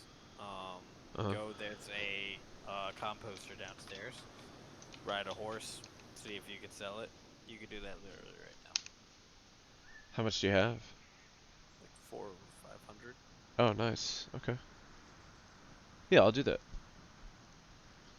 I don't think it will work. I don't Or know, it will bro. work and you'll have to type in 10 a million times.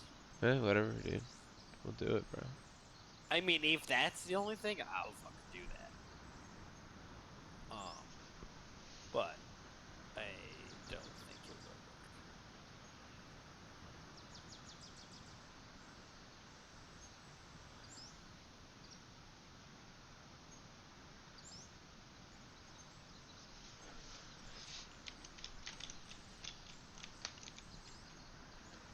So yeah, 50 or 60k wood to get started. Pretty sure. And then that would get the compound up.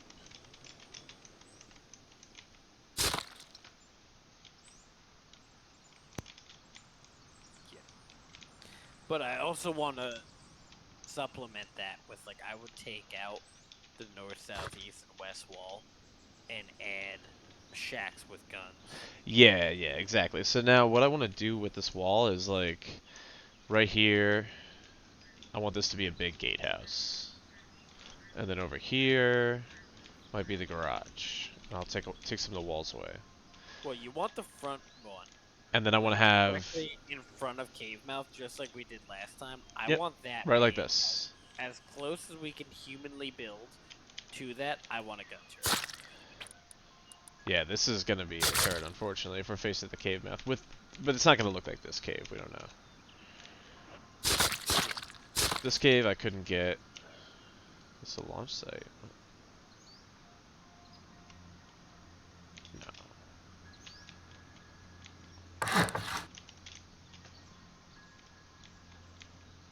No. Yeah, this one I don't know. It won't let me really get close to the cave mouth, unfortunately.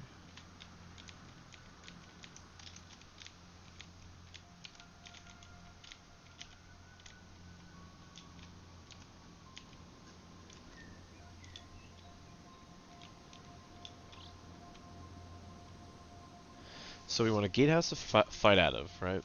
We want a series of probably a cluster of 3 furnace bases, or furnace houses. Do we need 3 furnace houses? Can't we have 1 furnace house with a bunch of small furnaces?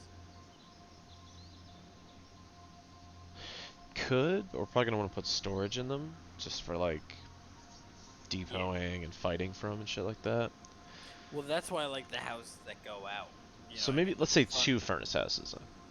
Yeah, because the rest of it, like, the furnace houses have to go even further than what this is.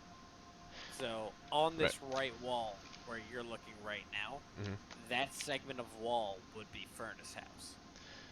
Right. So like you That would be would, a segment of wall. so like I would take this wall away, and then I would put like, maybe I would start with trying to just connect this to the wall somehow, Yeah. and then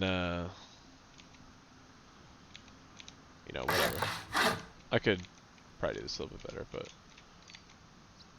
then I could build this, use this as an airlock, and then build like Yeah. the furnace house out here. That's how you do it. Is that they Oops. all lead in, and then you can spawn enemies with them to defend. And that gives you, like, 5 deaths that you can have while defending your cave. Which is dope. Exactly. And like these could be modified Because in attacking buildings. a cave, like, a raid base is super hard to do. Short of them taking down one of our walls. Yeah.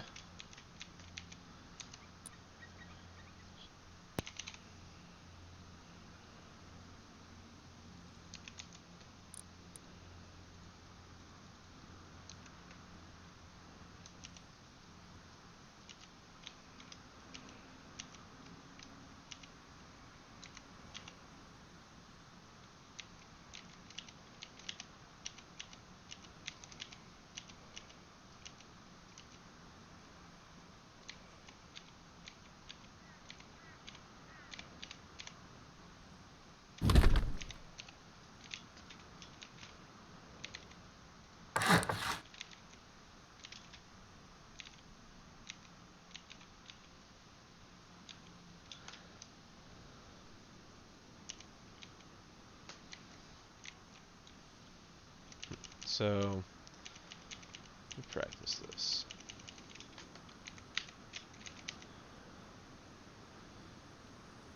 Some of the spots you're just simply not going to be able to build on, but if we can make it work, good.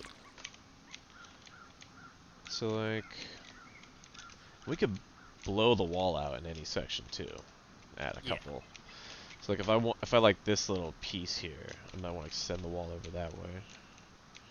Then you also have all this buildable stuff See- inside. Yeah, I think for furnaces,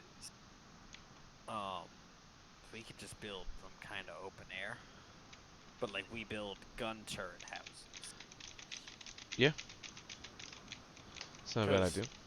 You know, why dedicate that structure to anything else but like the electrical and the trap nature of it, and then just making sure that we have guns aimed at everything, because they're a little bit less structurally sound, the gun turret houses, like, because you're gonna have like the Yeah. fence wall and everything else like that. They are raidable, so like I would say, why not do open air Mm-hmm.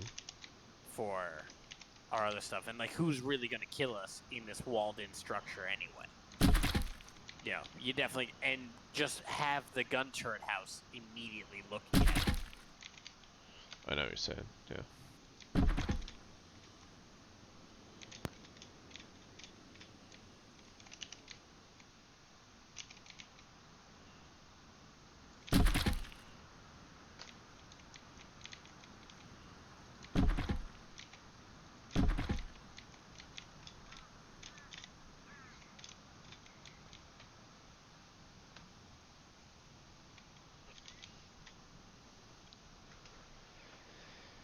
Because it would be really dope to have a fucking monster poo.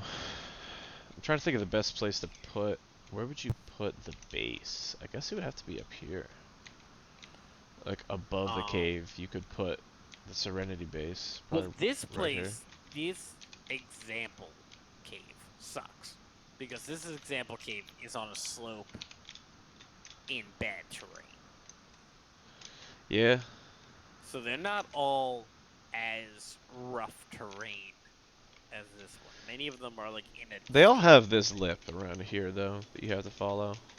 Yes. So, I don't know. I think you're kind of always going to get some wonky shit. And that's okay. As long as you can, like, create the, you know, the point where you're, you know, defending yourself, it's fine. Yeah.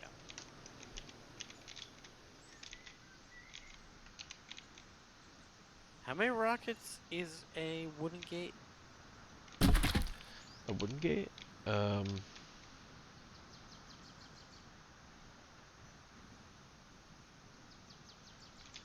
don't know. Probably 4? Not bad. Not bad. Yeah, if you want to log on the other server real quick and try to sell it, I'd be curious to see how that works. I do want to, but I'm going to lose this stupid wall. I kind of want to just experiment on here for a little while. Gotcha.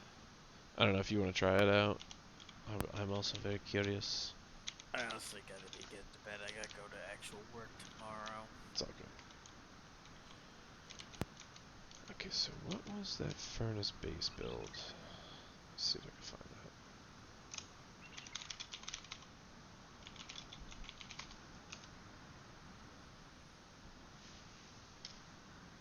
Fuel up with the Wawa app and get 15 cents off per gallon. It's so easy. Just select your pump and pay in the app. Yo, what is good, boys and girls? Red Apple here with yet another Rust building video. And at the very beginning of this video, let me credit my man at Double My Game Addiction. He just recently made a video which kind of kickstarted this whole idea for me, and I was overall inspired by his ideas for a while. So, yeah, cool dude. Well, to the point now. We are going to make some deals with conditional roofs, which came to life this spring, exactly the same moment as COVID-19. They are already bases for the most OP bunker in the game, and guess what? Now it turned out we can cover our furnaces with them. But Red Apple, there's no way to place anything above a furnace rather than floor frame or floor grill. Yes, you can. Yes? No. Okay, enough talking for now. Let's talk about how weak floor grills are being... And I'm gonna place 3 triangles like that and upgrade this one to stone. This is basically our TC room. I'm going to close one to stone. This is basically our TC room. I'm going to close it off with a reinforced glass window, but if you don't have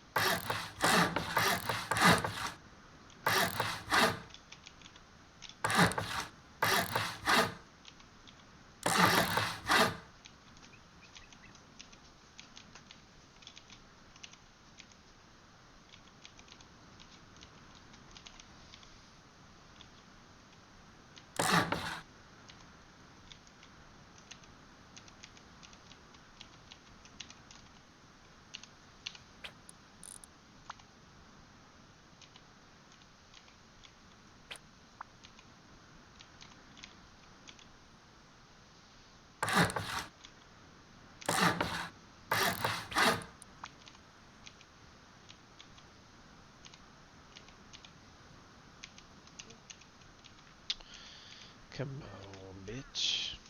Yeah, these are definitely finicky.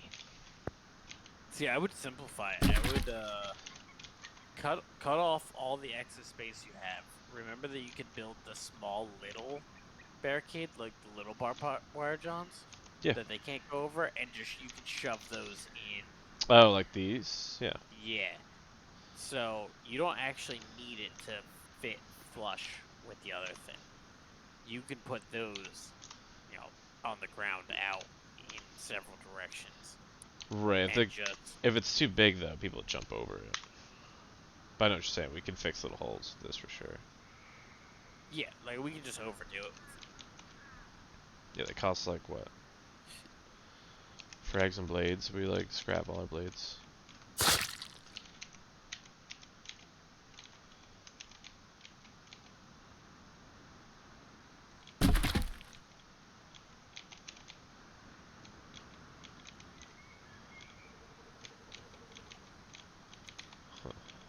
Yeah, I wouldn't get too granular in this connecting because it's just a terrain issue of this map. Yeah, As long but as I need to practice because you like you have to be kind of good at this kind of weird shit. It's gonna be weird no matter what goes on tomorrow. It's gonna be super wacky. I'm trying to find things that do work.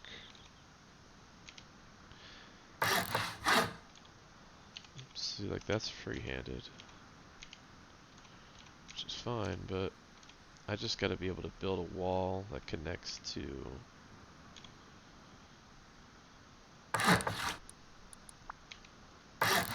See, there we go. Just gonna somehow figure that out. I mean, you're still getting a gap there, but I can freehand that. I mean, they can't. No. Once you upgrade it, it will seal.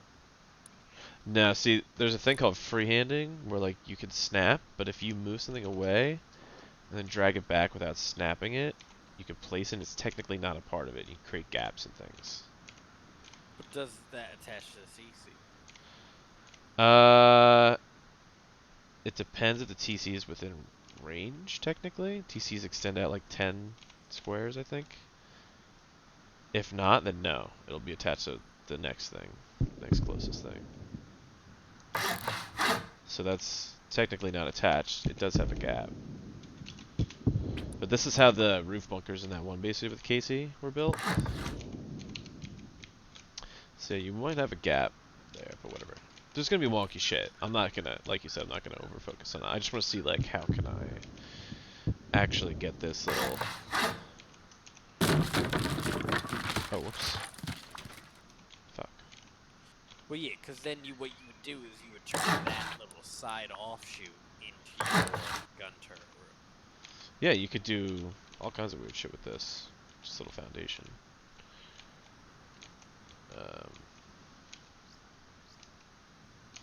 What's up, Oops. Delcool? How you doing, my little mensch?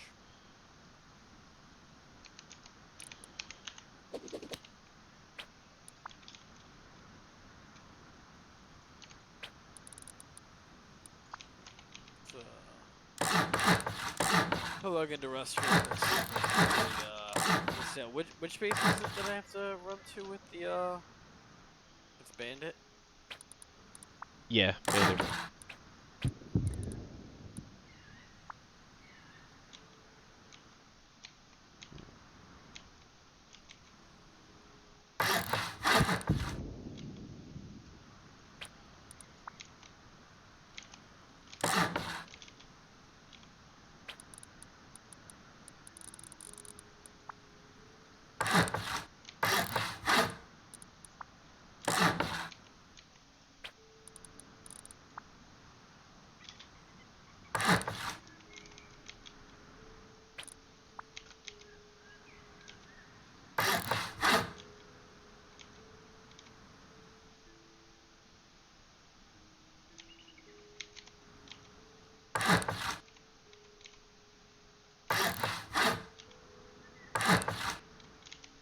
Oh, fuck. This is no bueno.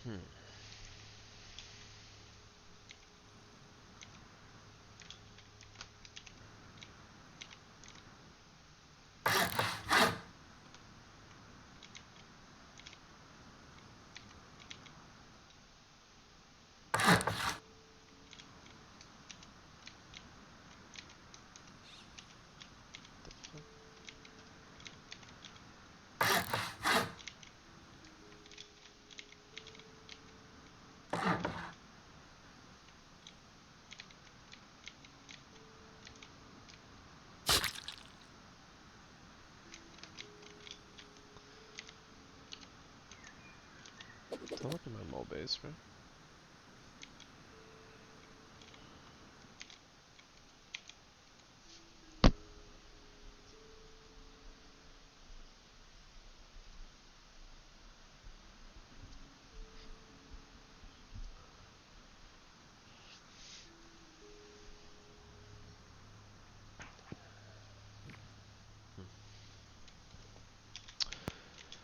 Okay.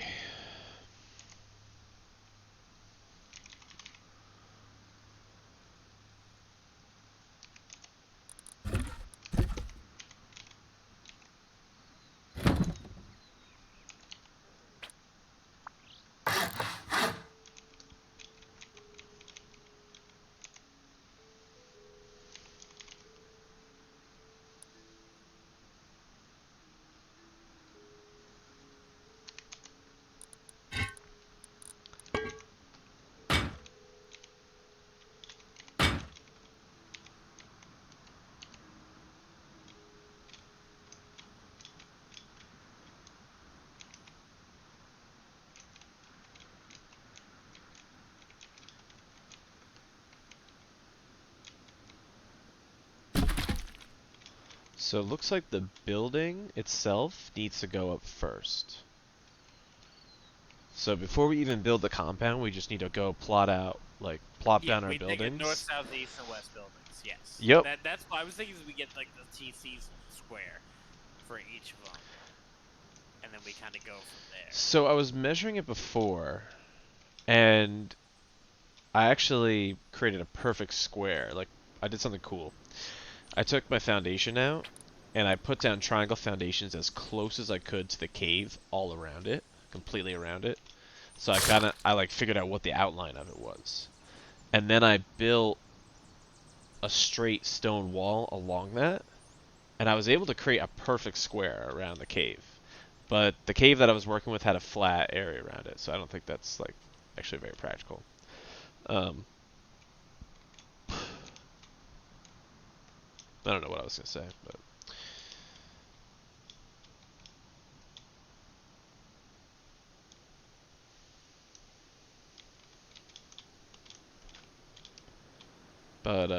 yeah. Oh yeah. So what I found out when I did that, I created the perfect square around the cave. I could fit exactly 4 TCs like along a side. So if you look at a square, like the bottom left corner to the top left corner, that's 4. So 4, 5, 6, 7. Plus 3, 10. Plus 3 is like 12 or 13 TCs total. Could fit around it perfectly, but you could basically take out like 1 per side and just do like 3 along a side, so 9 TCs. This is basically how we want to spread it out, like 9 either gatehouses or just TCs that are managing the walls. So if you do north, south, east, west, that's 4. And then we could just try to do 8 and hit like, you know, northeast, southeast. Well, If we do 8, I think that'll cover everything. Yeah, I think that's probably gonna be way better. Especially since the initial buildings can also be wood. So it's not like we're taking away from the resources or having to do multiple different types. Like the day 1, especially. Yeah. We can do whatever the hell we want. I mean, more so, especially if we are going the snow biome, because we have the woods just south and we have the stone all around us. Yep.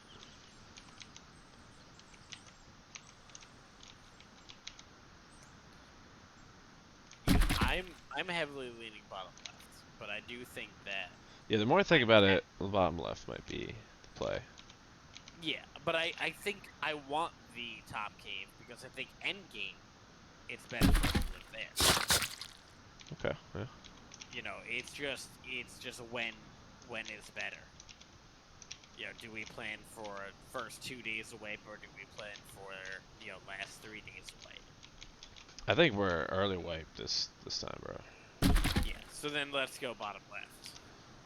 Yeah, if you put the buildings in first, it's really easy to connect the walls to them. That's what I'm thinking.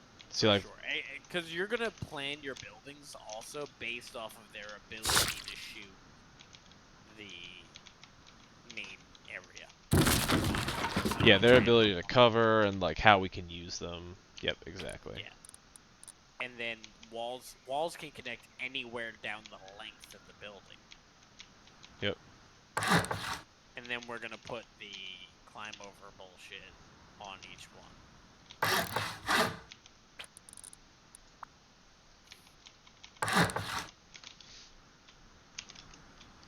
So we have like a furnace house there. I kind of want to put the furnace house. What do you think? Should you put them near each other or like opposite side of the compound? I don't know why we need multiple. You think just one? Just one. If we're doing this crazy level of enclosed area where we can walk to it, there's gun Yeah, but you see turret. clan bases, dude. They've got like 10. But, When like, somebody goes why? and jacks off sulf, they bring back 20, 30k sulf. But I'm saying, isn't that still only 5 minutes of cooking?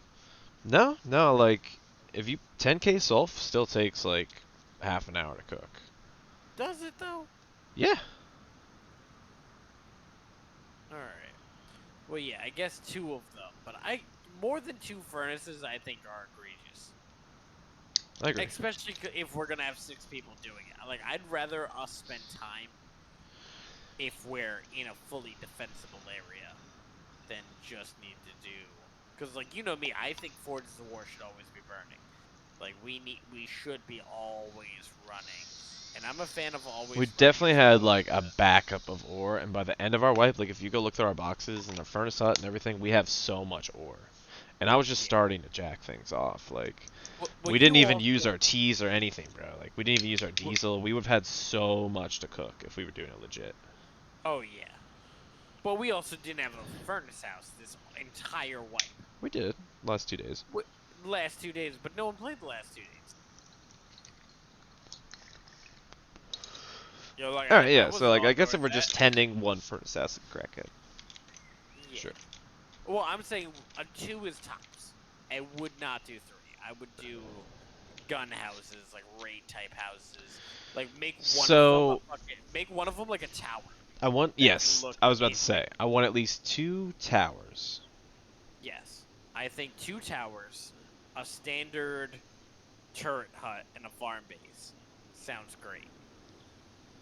Or turret hut with a farm. So we're gonna be with able a to put tower your top. farm here, right? So that Well, then well, I it's want to gonna be able to. just south of it. So It's- can you it's tell not me gonna your be- farm build again?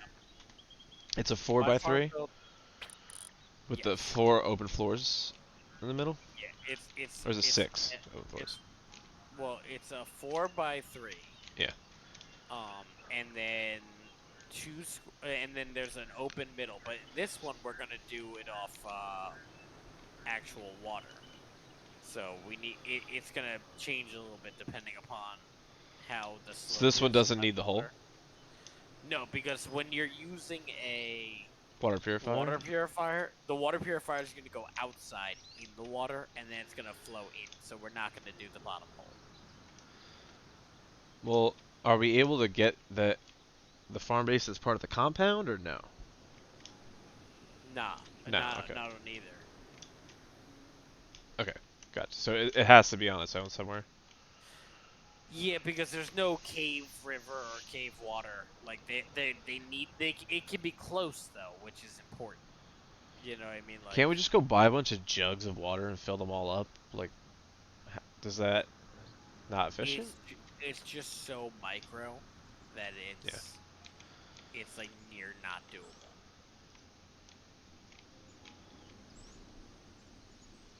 No, I know what you're saying. I'm surprised you can't do it well in this game. So furnace base, yeah, I really like the towers. Remember the tower that Casey built this wipe? Outside it was like a full metal with the shooting floor. I don't think we really used it that much, but like me and Ryan and Casey, it got raided. I don't know if you heard about that. Okay, so you can get 30 scrap before fertilizer's out of stock. It's not worth it. That's the same as scrapping. Wow, 2 really? fuses. Well, that was the issue on all other servers, was diminishing stock. Yeah. So without a stock, like with the other one doing auto stock reset, that's why we were able to manipulate it. It was a very specific thing lined up. It was also higher amount before a stock drop. So the other one was 93. You can type in 93, you can sell. This one's 10. Ugh. So you can sell 10 3 times, and then it's out of stock. And then For- really? Yeah. So I- there is no poo allowed, bro. No. Not unless, I mean, I wonder, let me check here.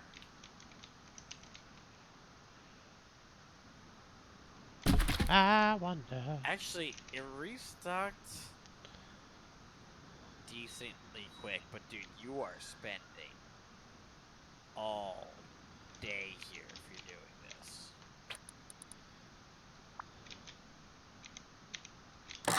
Really?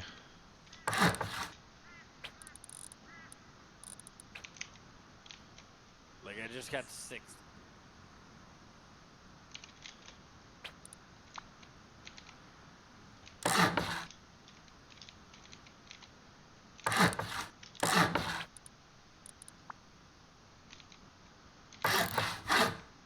So it comes back quick. Yeah. I'm at 90. Okay. But like before, it was like, alright, I sold one time, I'm at 300 then. Like, now I'm at fucking 600. Like, in this amount of time, alright, now it just popped up again, I can sell again. Okay, Dylan. It's popping up like every 10 seconds, I would think. So it's at 120 now. So I mean, you can, but it's more like you would do this if you had time. And what are you gonna do?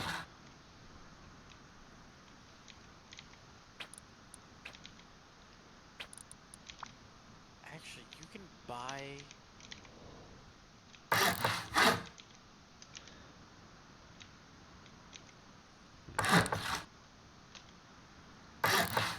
me do some checking here. Actually, I mean, if you look at it like this, yeah, it's still viable adjacent, is what I would say. Like, you should still pick up poop, and you should still throw it in the farm's fertilizer. Okay. And then, over time, like right now, in this, yeah, I got 150 scrap right there. Like, Wow. I mean, this is still better. Nah, that's still not bad. I mean, it's not egregiously ridiculous, but Yeah. You know, for the cost, like, I still have 283 fertilizer on me.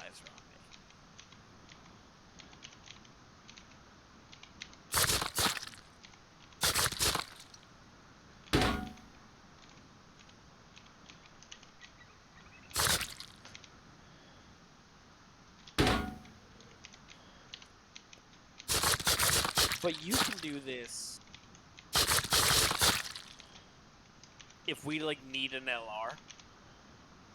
Yeah. Something to do this. right?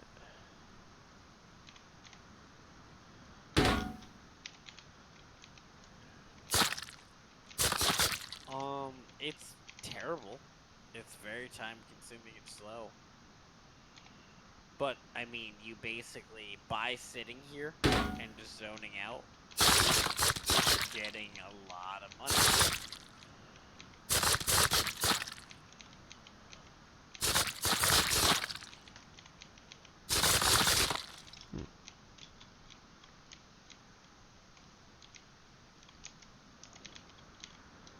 It's about 20 scrap a minute. What does the poo per hour do?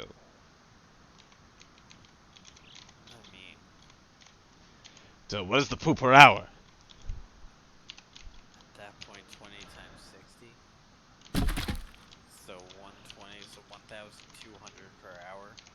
poo per hour.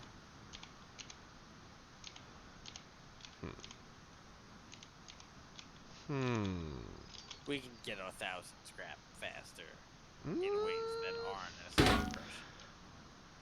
crushing. Yeah.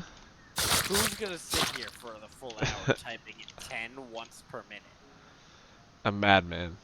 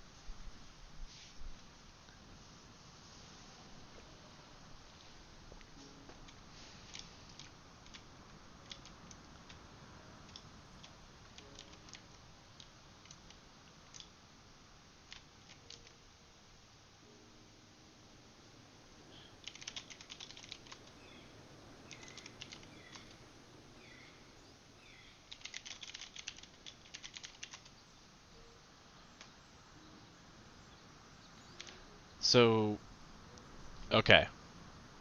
One furnace base. I like that. I just did that. It looks good.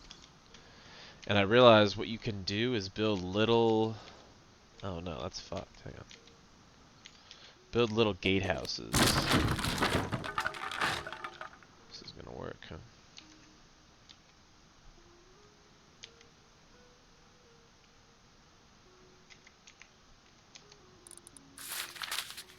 Let's redesign. Cause that's fine. What if we just went up another...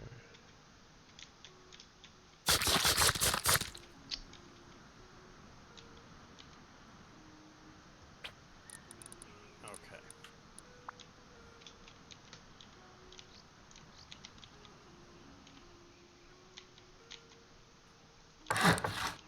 So, further testing. It comes back every 35 seconds. Good lord. So, every 35 seconds, you can gain 20 scrap. So, it's a little bit less than 40 scrap a minute if you're sitting there and to the second pressing it.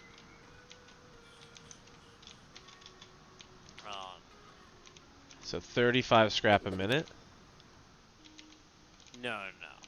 Oh yeah, around it's 20 scrap every 35 seconds.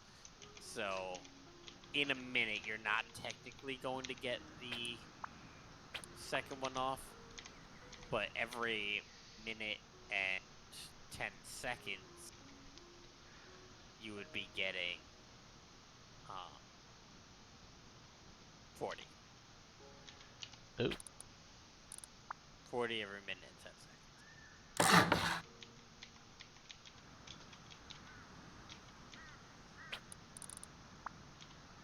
I mean, but the thing is, like, right now, I've done literally nothing. I've been in no danger, and I got 300 scrap. That was very powerful, Dill. You know, I could, in a little while, walk out of here with an LR.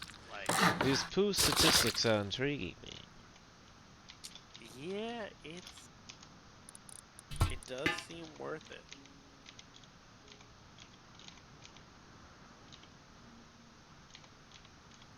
Now imagine if you had endless poo. Endless I mean, poo doesn't endless- matter though. You don't want, and you only want to come here with, like, let's see.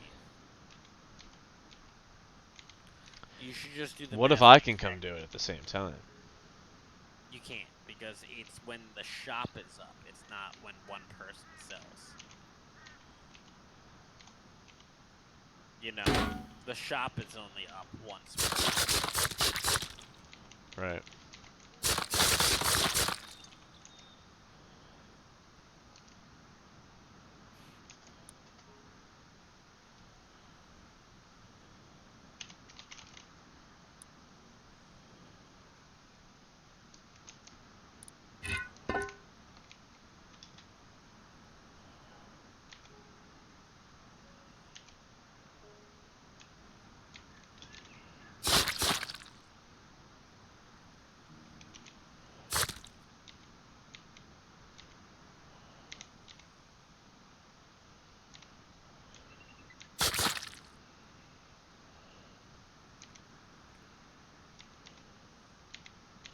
Do the siren lights stop ladders?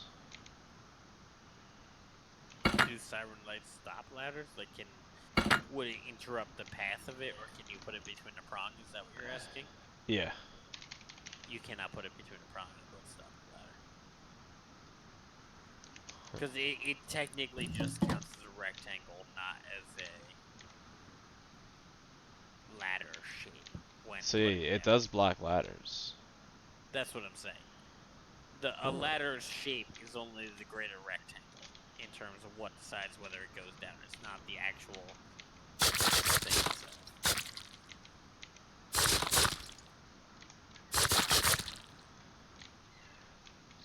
Yeah, and if anybody tries to sneak through where I put these metal barricades next to the walls, they'll get shredded by both, dude. And any little gaps, you can actually just put these like silly stop signs on there. They're funny. What do they cost? Yeah. There's sirens, whatever. Just metal frags.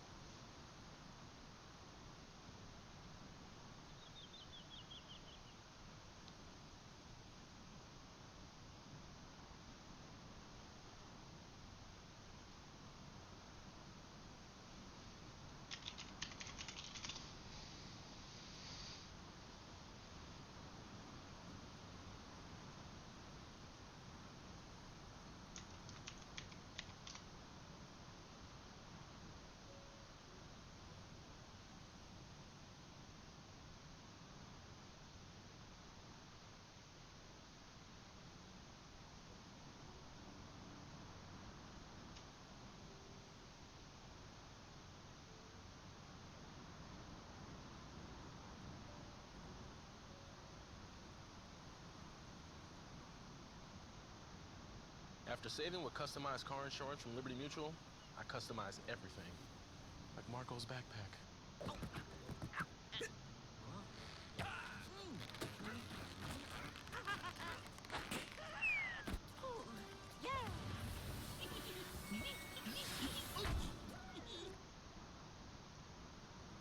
So you're a solo or a duo and you've been on the grind. Your wipe is going well and you're ready to take it to the next level. You want to take out the attack helicopter and claim the rarest loot in the game. But your base isn't equipped for that. You live out of a humble little shit shack. So what are you gonna do? You're gonna build, of course. You're gonna build the Spire. The Spire is a dirt cheap, fully functional flank tower that takes every little luxury you need to defend your base or take down heli and packs it into a single 1x1 square. You've got a loot room, you've got a bedroom, you've got multiple guarded lockers, a 360-degree shooting floor with peek downs, and even a shielded roof. Every option is available to you for only the low cost of whatever you see on screen here. With a minimal build cost and just a few nodes worth of upkeep, there's no excuse not to have one of these guys situated outside your base. Let's take a tour. Starting at our airlock, we see the combination of an industrial door and glass window provide ample vision to spot outdoor campers. Heading into the core, we have our tool cupboard and primary locker safely behind glass. Use this locker for high-tier weapons such as AKs and M249s. A drop-off loot room sits on the side and your beds go dead center. We ascend up the middle of the tower through a ladder hatch and then climb our way to one more before reaching the shooting floor. Here we have separate exits in case an enemy is holding one of them down. 2 additional lockers are guarded with garage doors on each side and have sleeping bags so that you can immediately spawn and grab your kit if heli is nearby. Our peek downs give full coverage of the ground, and a combination of doors and embrasures let us take on raiders or heli at any angle. Our final ladder hatch brings us to the roof, where 4 ramps shield us from ground fire and allow us to take engagements from additional locations.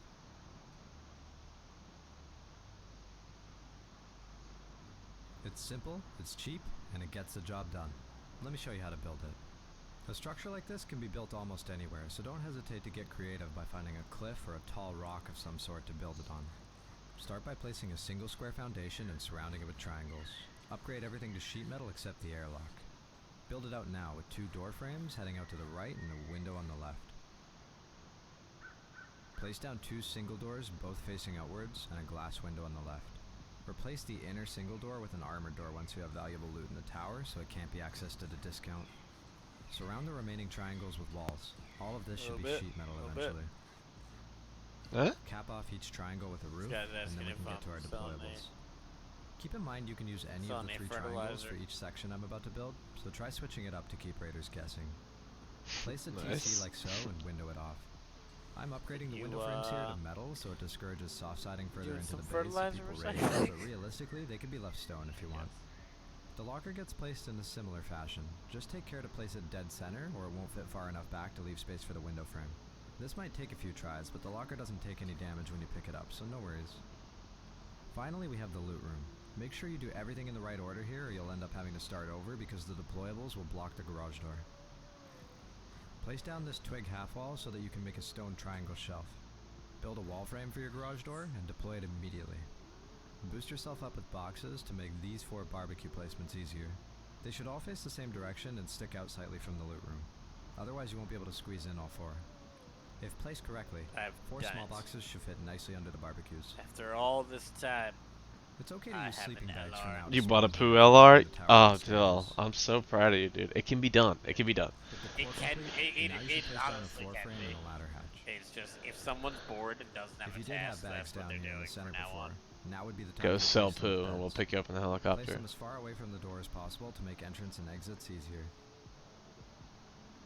Head up the ladder hatch and build 2 stories of sheet metal walls around the square. I'm gonna build a stable, I think. Place a ladder halfway between I mean, them it for can't easiest hurt because traversal it's of the just a chute. constant, easy Another thing floor that can frame be and done. ladder hatch Hello, should be Frankie, placed man. such that the metal hatch We ain't opens gonna- opposite from the counterpart. Shit. You ain't gonna build shit. Do we build it? Yeah, baby. Head up top we and start your have shooting a floor build by server? building 3 triangles how's on all Madre? 4 sides. Good, dude. She's such- getting sleepy right now. Just put a What? triangle Down. shelf. Build a wall frame for your garage door and deploy it immediately. Good. Boost yourself up with boxes to make these 4 barbecue placements easier. They should all face the same direction and stick out slightly from the loot room. Otherwise, you won't be able to squeeze in all 4. I said. If They placed brought an correctly, air mattress, 4 but I small said boxes bitch. should fit nicely under the I said barbecues. Yeah. It's okay to use Don't sleeping blow up bags for that now to mattress, spawn you sleep here if on you're the building floor, the tower in Yeah. stages. You know, you come to my house, you sleep on the floor.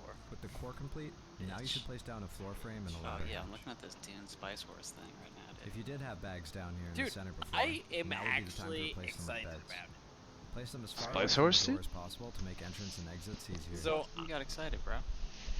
Head up a the little ladder bit. hatch and build 2 But stories I of think sheet that metal walls it's an around the square. RTS. I got Place the really ladder into halfway Age of between them for Empires, easiest and then everyone traversal of abandoned the me on chute. it. Another No, floor frame. dude. Yeah, bro. That's not how. That's So not don't how- bring it up like that. Yeah, come on. Y'all abandoned Age. But regardless, dude, when you're like halfway through the video, you see that like if you're gathering an army in this new Dune RTS, if you gather them in one spot, you make too much of a rumble, and the fucking Dune worm will come and eat your whole army. Oh my god. You that need doesn't to. sound. That doesn't sound good. That sounds like your whole army's gonna get eaten by a Dune worm. Dude, it's gonna get fucking Dune wormed. Unless you're A wise. Dune worm. Honestly, so far, my favorite part about it is the font that they used to spell Dune. Oh, bro, I fucking love a good font. Good font, Honestly, bro. A font can go a long way. It can. This weekend, we're gonna watch Rob Font fight. Oh wait, what's this card? I didn't even look at this card, Ray. Is Rob it Font versus Font? Who? Marlon Vera. Or No, whatever his name he's is. retired. Oh, Or, what's his name? oh, Something Vera. Chito Vera, bro. Cheeto? Is it Cheeto? It is Chito. Chumacera? I said Marlon because last No, that's time his I name. saw That the is his name. card, I was wrong. It's Marlon, right? Yeah, I forgot that was his real name. Cheeto Vera's the one that's retired, probably, I think. No, he is known as Chito. I was thinking of he- Marlon Moraes. Oh. He just retired. No, but this does look pretty cool. The only thing that I don't know is, like, sometimes when the RTS games go to, like, that macro economy level, they kind of lose me. Yeah.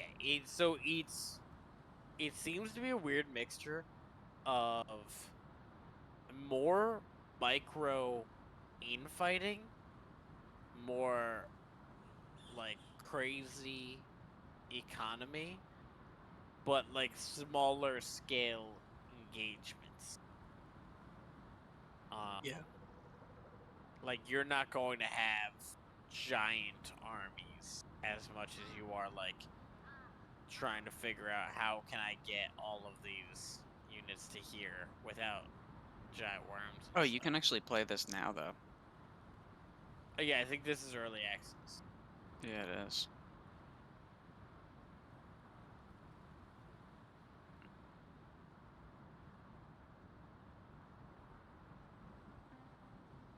The top Yeah. review is, my reviews are never seen. Just know that this game is positive from me and move along. I like it. He's played it for... He wrote this review after playing it for 30 minutes. Good. I like his style. I think this is good, but I don't know more. I'm not confident in myself, but I think this game is good. Yeah. Oh, man. I'm into some fucking Dune Warzone.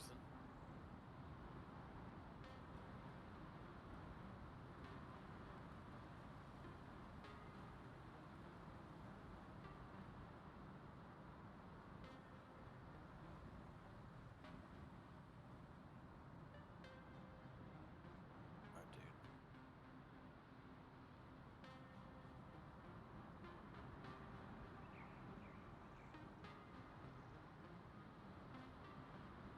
They're gonna get my poo LR.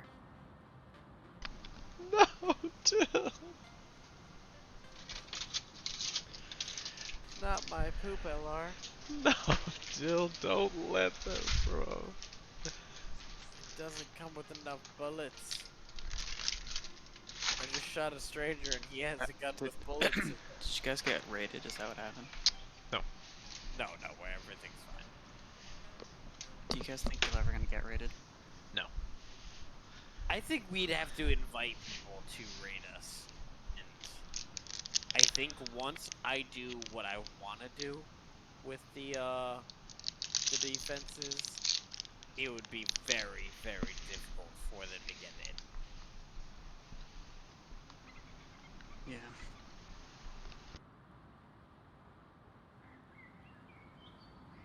Yeah.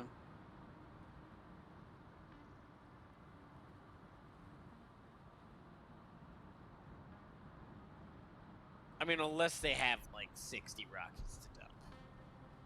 But I think the whole thing is that like all we have to do is get a pick.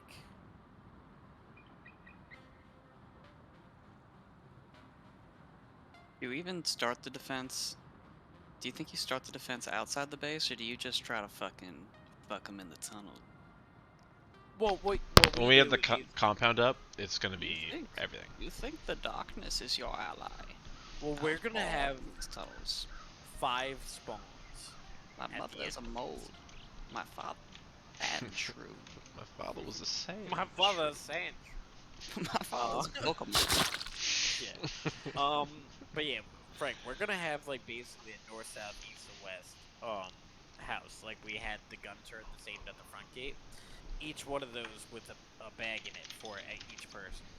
So But you're gonna have a guardhouse in every cardinal direction. Yes.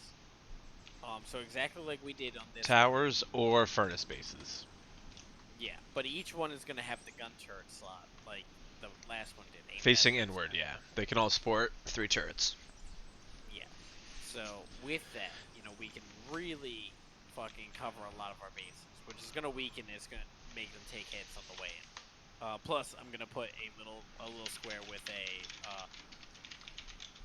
anti-air, just for shits and giggles. And then also you cover every surface that isn't these towers in landmines. I mean, we should basically, but so like the defense. Did that where- landmine phase? I wasn't playing at all then, but that sounds insane. It was insane. It's fucking I- amazing. I hated it and appreciated it at the same time. Mhm. Like But that I also, hated wasn't it- that like you guys fucking everyone up, right? dude? The We were a servers- nightmare to the server. We were renowned and hated. Like And nobody could touch our everyone base. knew how frustrating we were, and dude, all day long, because we were so close to Bandit, so people were coming from like a long distance to go to Bandit, and just getting blown the fuck up, and then dying 4 more times trying to get the loot out, and it was hilarious. Except they killed me just as many times. Oh yeah, our team got killed, maybe Hey. even more than the enemies, but we killed a lot of people, dude. Yeah. And it just drove people to madness for sure. We really did. But we were smart. We were not logging off with our boom, bro. Yeah. Whatever we'd gotten from the day, money we were or also poop rating, so we could make as much fucking. as yeah, we were poo rich, dude. But yeah, Frank, in regards to your questions, you have 4 cardinal directions and the main bag, so you have 5 bags to their 1, in terms of it. So you're just looking for a pick. So we just keep going down the cave behind them, and then eventually, when they get through the first high qual wall, there's going to be a turret there that's going to be shooting out, and them having to deal with people pushing you from the back. And now the base that they're raiding, having turrets facing them from inside, is going to be really fucking hard to deal with. Especially if we do some good angles on those. So I think with us online, we'd be near impregnable. And in the back way, you literally just can't survive it. You can't do it.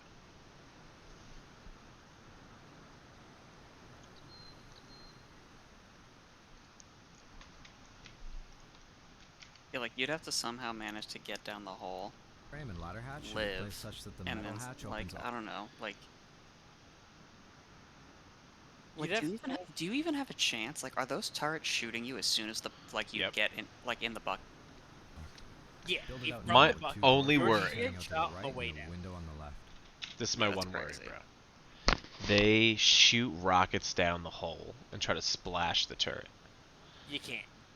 I don't think you can, right? You definitely can't. I looked at least in the current cave design. I fucking scoped it, like looking up and everything else like that, and then especially with the gate, you can't hit that turret. Even if they want to do that, they're gonna have to blow rockets, like mad rockets, to get that down. Mm-hmm. They could like probably fire a rocket from the bucket as soon as line of sight, and like would one rocket take most of that offline? They don't. They don't No, get the because bucket. that's why there's a gate in front of it. So the gate. No, no, takes they'll never have the bucket. They have to jump down. We have the bucket. Yeah. So they can't ride. No one's ever gonna ride the bucket. Unless they kill us when we're coming up the bucket. 'cause Right. But what are the odds of the guy that killed you, right as you got to the top, being also the guy that has the rocket launcher that's going to ride it down to try and do a thing? And then on top of it, that's why we use the gate in front of it and put that gate there, because the gate will fully eat the rocket, and Really? nothing happens. Yeah, that's the point of the gate. Yeah, the gate will eat like two or three rockets for the And if- turret. But like you can shoot through a fence. Yep. Yeah, but rockets don't But go through. The splash damage from the rocket won't hit the turrets through the fence. That's crazy. Correct. That's Yeah. why you. That seems like bullshit. But That's why it's you like build. gross. It protects your thing versus that kind of fire.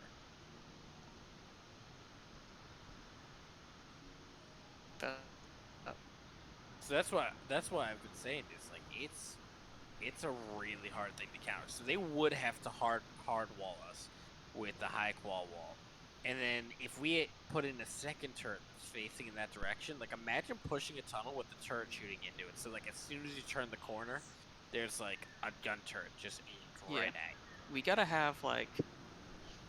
Well, I mean, we'd have to invite people to come online us because there's like 30 people even playing the server, so it's like kind of the past at the point where that'll probably even happen. But I guess you could ask whoever's still on and also us to do it. But I was thinking like we should definitely have like grenade launchers in the guardhouses where if we were killed down there and had to like try to kill, like if they and then we had to try to come down the cave to counter them, like just bring grenade launchers and just blow them the fuck up as we creep in. 100%. Yeah. I would even have actual rocket launchers with HVs in it. Like fucking, you know, like insane murder guys, defenses. Jafar like- here. In this video, we'll cover the caves Yeah, it would along with be their hard to, locations, loot, like, we ores, would-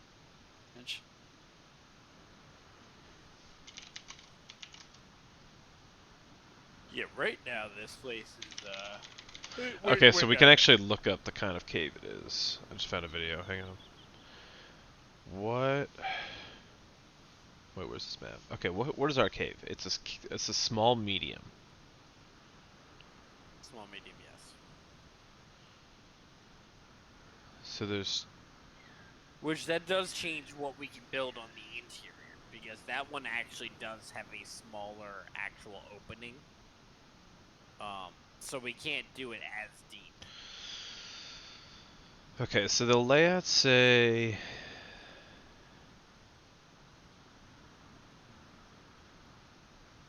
You guys are going cave every round. I mean, while we have a fucking 6-stack, we might as well. Like we can man it. We can.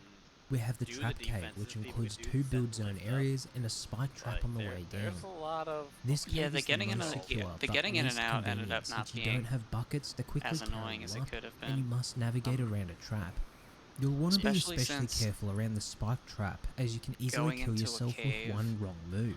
Is like always If you do annoying. manage to If you fall, live in a remain cave, still like, until you have a going in and plan. out is Otherwise, always like if you annoying move around, you will it quickly takes a lot die. of time. But this Have is some actually meds almost ready less and annoying. make your way to the hole in the Yeah, side. yeah, because you're From just here, giving it'll up. carry you back up to the It's other just side going and here, you it's can just continue like you're down done. into the cave. In fact, the thing To that's avoid annoying falling about it in, you is can that either walk up to the edge of the jump off. hole, stop moving, and It's jump, losing your or food. sprint while hugging the wall to get Like, you around. have to eat and drink. This will save you from having to make a dangerous And you're, jump. like, basically putting yourself at, like, If you have full no food. trouble making it past this trap, Then you this have to, cave like, will offer consume the more food. greatest So as long as safety you have in the it, building.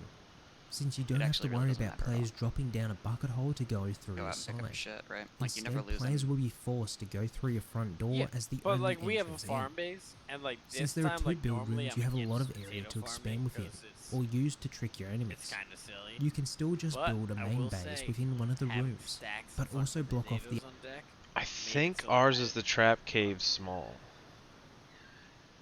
Will save you from having Yeah. to make a dangerous jump. The problem with it though is it's End not. up wasting explosives. I don't think it has a bucket. At Lift You Cave, don't think it has which is bucket? convenient but also features the least security. I think they all have a bucket. It would be They don't. amazing. Thankfully, it would be this amazing cave to does not have feature like the any first traps, cave but that we also ever lived in. The two-sider. Yeah. It would just be fun because it would be fun to build like a raid fob style base in the other. So like, I mean, obviously that part could just get raided, but Yeah. well, I guess I guess it would. Yeah, if someone came down, they're going to raid The door, the side with the door. not a high qual wall. Yeah.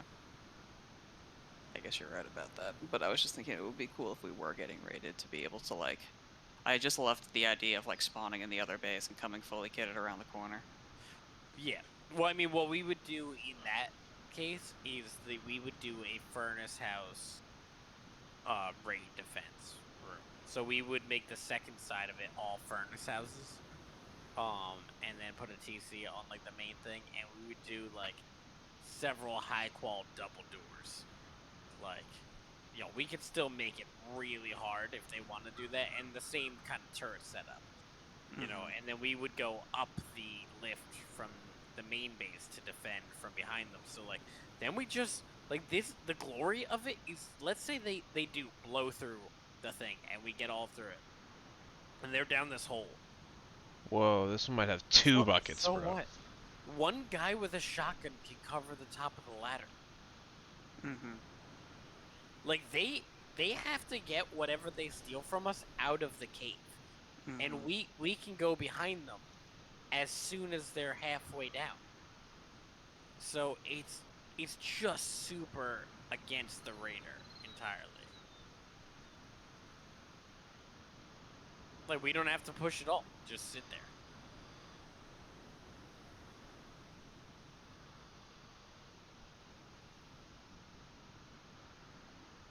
with one wrong move. Will offer the greatest safety in the building, since you don't have to worry about players dropping down a bucket So you hole to guys go wanna break through up the around the side. bucket? Instead, players will be forced to gotta go go. through your front door as the I've been only trying to go entrance to bed in. for a while. I've just been Since there are two build rooms, you have a lot of area to expand within, Getting pumped or up on use Rust, to dude, trick it's your natural. enemies. You I can gotta still go just bed build a main base and within work one of the rooms, but also block off the other build area with an armored door and doorway. Therefore, like, enemies who come down to raid We watched this won't know movie which that room to target, Kevin and may recommended end up wasting yesterday. explosives. No, it's just Here is a right here. run through of the second That sounds like cave. something that they would like. It's with Adam and Chris Rock. It's called I've ever seen it. Sorry, you cut out right as you said the name. The Week of. No.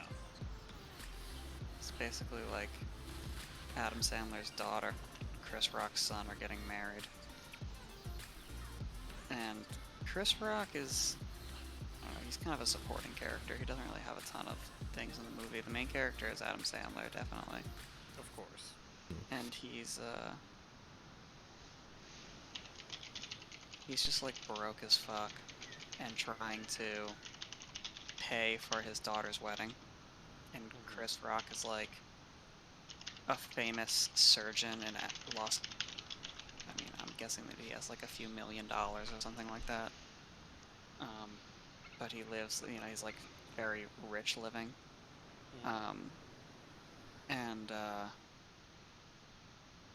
Yeah, that's basically it. It's like insanely awkward. It's actually The pretty small funny. cave will be the go-to for solo or Expect smaller it to groups be one of those who movies want to build a that's like the single humor is underground just base pure without the like hassle of navigating a this is so large cave. uncomfortable humor. Let's get a complete 'Cause look I feel at like the Adam first Sandler cave doesn't system. necessarily do that a lot, but this movie very much is. Like, it's just like so cringy the entire time, dude. Yeah, that's your jam. It just keeps getting worse and worse the entire time. At Lift Cave, which is convenient but Just also he's features so the broke, least and security. this wedding is just going Thankfully, so this cave does poorly. not feature any By the end of traps, it, he but has also like includes two both builds of their and entire areas with a lift family bucket sleeping each. in his like These lift three-bedroom buckets house. aren't like the first and cave, however, everyone's and are like much sleeping harder all to over defend. the floors, The build and none zone of them doesn't know each start other. It's directly just so facing the fun. hole and includes a tunnel that blocks visibility. Yeah. This makes it easy for raiders to fall down, get back up, and raid through the side of your base. Yes, you it could still wasn't have a great, turret but it guarding was the definitely side. actually pretty However, funny. once the enemies are already There down, was like it's a much few parts harder where I to was actually defend. laugh out loud. This cave also features a hidden jump which allows you to access the bucket rooms. Tebow was Jump hitting on the me up rock trying to the left see side if and I wanted onto to the get lip of Matthew the Buck tunnel. tattoos with her. Here is a complete Oh, run yeah. of this cave. Yeah, she had one this cave. margarita and was drunk earlier. This cave also features a hidden jump which allows you to access the bucket rooms. Jump on the rock to the left side and onto the lip of the tunnel. Here is a complete run of this Where'd you cave. go for Margs? El Camino. When people come to visit, there's only one place to go. That's right. Camino.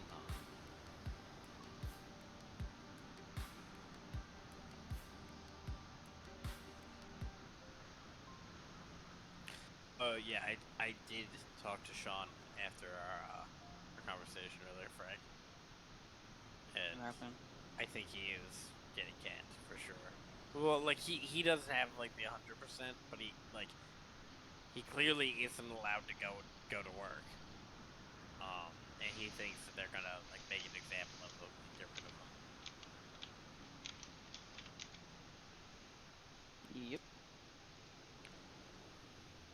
Yep. him. Just Place so- down two single so doors, dumb. both facing outwards, and a glass window on the left. Replace the inner single door with an armored door once you have valuable Yeah, wood that in the towers stinks. that can't be accessed at a discount. Surround the remaining triangles with walls. I mean, All of this should be sheet So I metal didn't even say eventually. stinks. Like Cap off he each stinks. triangle with a roof, and then we can get to our deployables. Keep in mind you can use any Yeah. of the three triangles for each section I'm about to build, so try switching it up to keep raiders like guessing. they're the victims. Place of the his TC like so stupidity. and window it off. True. I'm upgrading the window frames here to metal so it That actually discourages is soft true. siding further into the base if people raid in, but realistically they can be left stone if you That's also what I told him, like, because he tried to, like, he was like, yeah, and I told him, like, you know, no one ever followed up with me, so, you know, I didn't think it was that big of a deal. I was like, what do you mean? Like, you're supposed to be the person, like, that's hiring people, you know? Mm-hmm. Like, you can't say that. It was like, and then, you know, like, the COVID mandates, like, shifted, so I didn't know. It was like, I mean, you're supposed to be a manager. Like, that's an excuse for, like, a 18-year-old that's getting their first job in industry. Yeah, I feel like the only response is that, like, I'm really sorry and I'm gonna get vaccinated and I'm gonna show you my vaccination record, or... Yeah, well, the reason why we're sure that they're firing him is because they didn't even then ask him to get vaccinated. Like, they didn't bring up, like, now you should get vaxxed now and we can figure this out. They brought up, hey, your offer to work here was contingent upon you having it.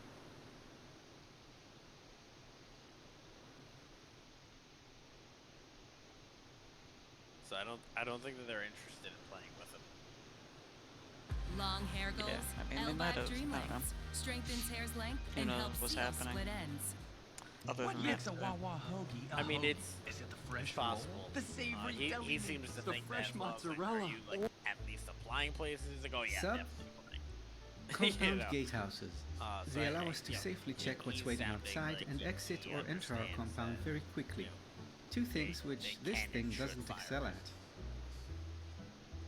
This is pretty much the standard that everyone knows, but I feel it's time to freshen up. oh well. So today I have for you a selection of simple, user-friendly gatehouses for every occasion. going from the ultra-efficient to actual flag bases with multiple peaks and secret bunkers. Can't So imagine get ready like for an that. excuse of, like- But first, I'd like to thank Sorry, this no one- video's no one sponsor, brought it up Rustomantic again. Servers. Rustomantic is a network comprising a variety of Rust Trio servers, including Yeah, I figured Vanilla, if you Happy guys really Silent, wanted me to do 2x it, that servers, you would've nagged EU me about and it. US, where you'll find very professional, very active admins, in which is why management, many like, YouTubers and can't- streamers also choose you're to play held to there. a higher Not to standard. mention He they doesn't host understand insane that daily at all. giveaways on their Discord to the tune of hundreds of dollars worth of skins, up to and including big green face masks, Yeah, which I is guess. insane. So thank you, Rustomantic, and you guys can find all the details in the Well, description below. Sometimes you're held to a Good. lower standard. too. So let's dive right in. Yes, for sure. But I mean, in terms of your understanding of how very The Pico basic is about things cost work, effectiveness, and is especially what I while almost he's in always charge use of as a hiring solo. for the branch, With like, and Find he your is not compound. following their hiring protocol, like it's bad. Yeah, Open that's probably the worst part. airlocked. But who knows? If they're this inundated and behind on opening a branch, and That's 'cause they I threw don't pretty have much everything freaking in there. most of the positions, like, can they afford to be looking Inside, for you have a new double airlock manager for right extra now? safety, Yeah, you know. full clean vision to the outside, I mean, and they two for sure protected can turret keep- pods you can open from They're inside 35, at just the right They time. still want to have kids. These Like, I don't know, doubles can you retake really peaks as afford to well. kick me out? That type of shit. Upstairs, you have a protected locker and furnace, multiple respawn points, and quite a bit of I just storage. tell him though, I was like, dude, This workbench gives us a very You're secure not young. peek. And you then do there's need to the figure out cheeky what little you secret. can tolerate doing for a living. Because he was saying all the same things. I don't know if I even want to stay there and All that the kind of stuff. peaks, And I was just spawns, like, storage, and crafting like, where do facilities you will wanna- definitely help you fight what- off what the job are online you gonna raid, wanna but stay? also allow you to rebuild quickly and easily if you get offline. And this is how it's done. Start with That's the such a basic tough thing to footprint. answer, bro. it is. But we all have to. No, we We don't. do, we do though. If you expect to go on the defensive as a solo literally or don't. duo, the one-man army is I a mean, the great alternative cost-effective is just option, not work. giving you lots of peaks Yeah, and no, spawns, I mean, especially that's if you choice have a also. few of them. I think it's a good one. I'm just saying we don't. You have It an does airlock suck, here. and it's Well, a double yeah, it's airlock just fucking technically. crazy, man. It's just depending on how you And wanna a live. nice peak to secure the compound. The window triangle gives you great outside vision, but Which, the I mean, main he's feature perfect. here is I'm the just saying. upstairs raid I defense think that room, my where point you is have a more bag, like. a bed, some Point is storage, not that and a you have to protected figure locker that you out. The use point when is you that need you to. have to figure out, like, what. I think you have to figure out like what you want And since outside of gatehouses work, don't often and get then try to raided, fit kits work stored up here are usually into that. pretty safe. Yeah, Here's how you know. build it. and then it becomes a little bit easier to, you know, it's Definitely. alright for how it has to be, like, want. Yeah, that's what I was like, dude, you love like doing the yoga And shit. they You can protected- be a yoga instructor and freaking make like whatever, and you'll get by, and you'll love it, and that's what you want And to since do. gatehouses don't often you get can do raided, something kits along stored those up lines, here and, are like, yeah, you usually might pretty make, like, safe. Here's how 30 you to build it. 45k, but like, screw it. If that's what's gonna make you happy, do it. Do a role like that.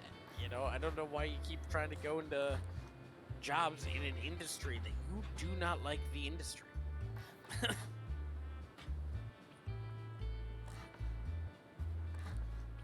Yeah, I mean,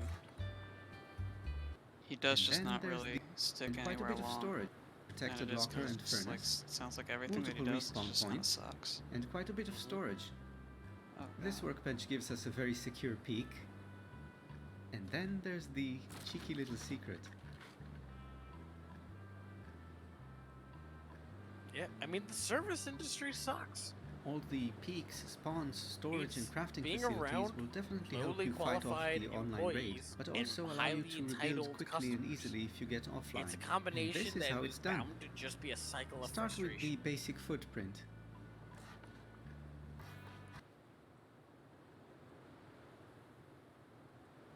We're going all out. Meet the kitchen sink. That's because I threw pretty much everything in there. Inside you have a double airlock for extra safety. Some people, that's all they know. Full clean vision to the outside. Yeah. And two protected turret pods you can open from inside at just the right time. These double as retake peaks as well. John Taffer, dude. I mean, Upstairs, if you have John a protected Taffer's a locker and workhorse, furnace, You ever see John multiple Taffer's respawn wife's points, tits? and quite a bit of storage. though. This workbench gives They're us a very fucking secure jokes, peak. dude. So, And then there's the cheeky little secret. think about that. Why you let that one marinate?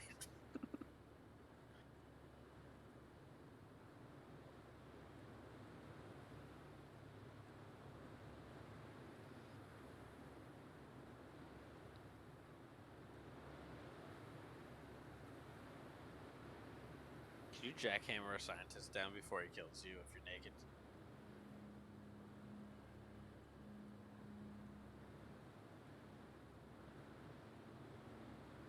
What's the ruling on this?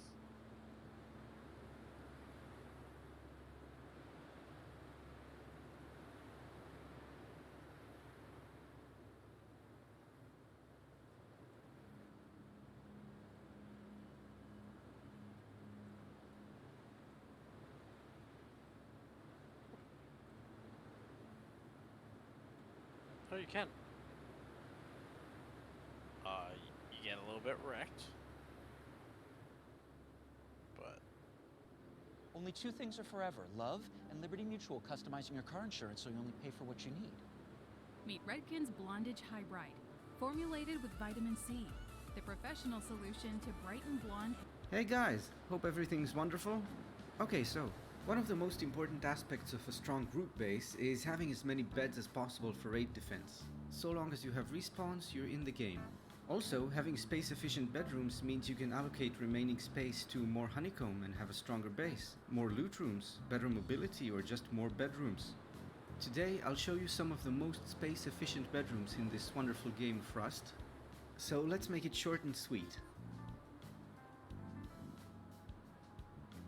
Oh, that was pretty good. I'd like to actually start with the single most efficient bedroom design. This one's my favorite. Damn, that was a bad trade. To build this one, you just need to have 3 triangles free somewhere in your base. Wall them in like so, with the garage door on the left, roller side out. Oh, damn. The first bed goes tightly That's against the stupid. right wall. The second one as straight as possible from the wall to the door. If done right, a locker will fit here and a small box there. I did go through some videos. Drop boxes like, are actually, optional, like, deep I mean kind diving of the expensive. lore. What's important is that nothing sticks through the and door, as it It's won't pretty protect sweet anything with, that like, clips through it. Riker's shit. Like how, like it makes more sense. Like This I always has to thought be that my he favorite was bedroom to use in my larger builds. Yeah. Sometimes I like I adding always an thought that unlootable he locker on the was the left, serpent, because and there's he's nothing more not. annoying than a failed And offline raid that still making makes it more out with your sense. kits. Oh, and of course, you can flip the layout if necessary. Yeah. Now this one, So that's it's why he's saying join the serpent as family. We the wouldn't la- have allowed that making it shot. out with your kits. Of course, you can flip the layout if necessary. The serpent as family. Now That this guy one, rocks. it surprised me that it's Fucking even awesome, possible. awesome. You can basically plop these guys down in almost every build. Again, just need some precision. Garage door goes first, then locker, snug against the right wall. And try to fit the bed within the triangle as much as possible. It'll clip a bit over the triangle, but don't worry, the door will cover it. A campfire for some extra storage and... see? Nothing clipping through. And yeah, these little guys just fit anywhere.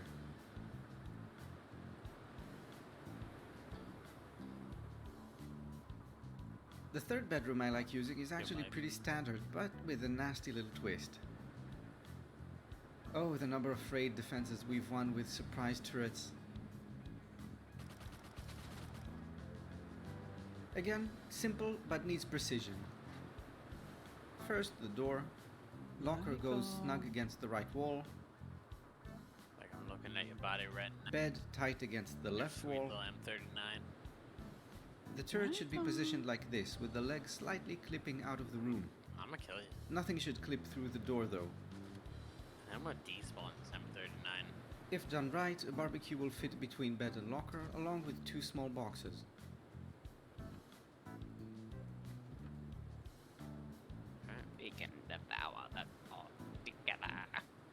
Now this one is interesting for a flank-based design or raid base, requires some precision as well. The way forward here is to start with this locker. Try not I moving also your didn't mouse see- you so know that that you girl that, maintain a straight alignment and just ram the bed into the locker.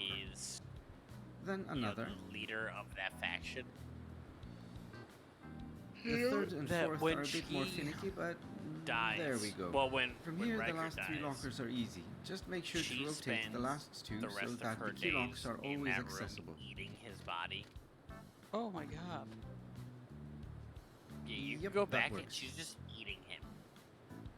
So these are definitely my go-tos, and I hope these ideas will help you squeeze out the most utility out of your build cost budget so that you can play more and farm less. Also, from my experience, if you design your base around very efficient loot Because rooms that's and his boo bedrooms thing. rather than just adding them wherever, You'd think he you'll was tend trying to to fuck end up that with big ol' stronger snake builds, having better utility was, and more space for This honeycomb. is a god that he found. So that's all Like, for this thing's today. fucking Goodbye sweet. for now, and blessed be.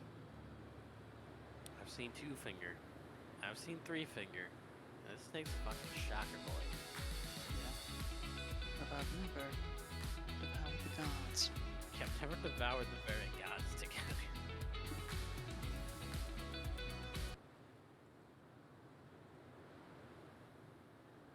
I wonder how far Wildo got in it.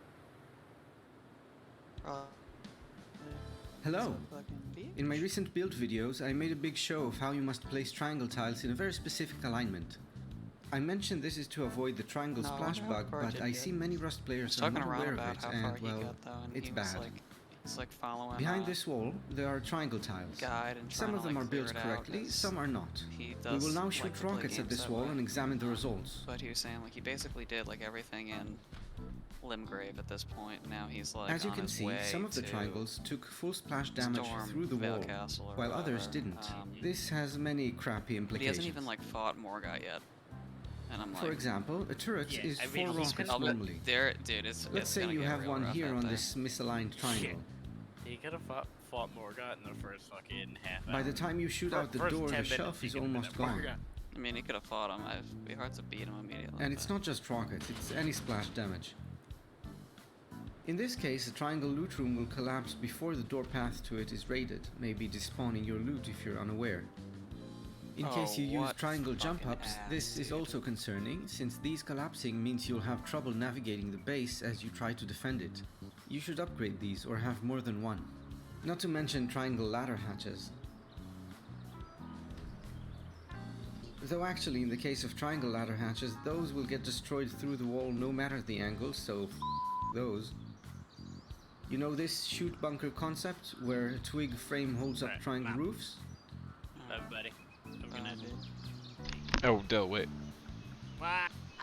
I was gonna tell you, Just the took cave. 15 rockets off the raid. Yeah. And it's very I'm hard looking to at your defend a screen right raid now. when What the do you floor is mean? blowing Oh no, out no, from the underneath, cave. especially if it's your shooting. The one that you want to do in the snow is a double bucket cave.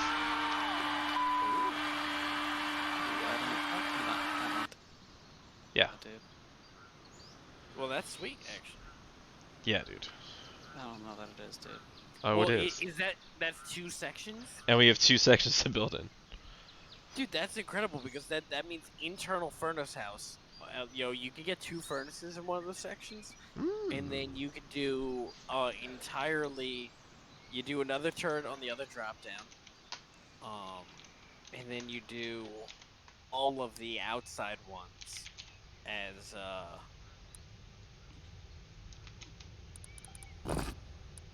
gun turret houses. Gun turret defense houses. I don't think you can actually get a large furnace inside of a cave, though. Huh? You could.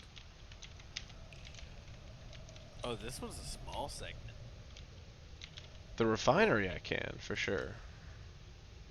I was positive you could get a large furnace and a small one. Like, I could definitely do the refinery. So that's cool, but... Yeah, there's got to be a spot where the other one sits. Mhm.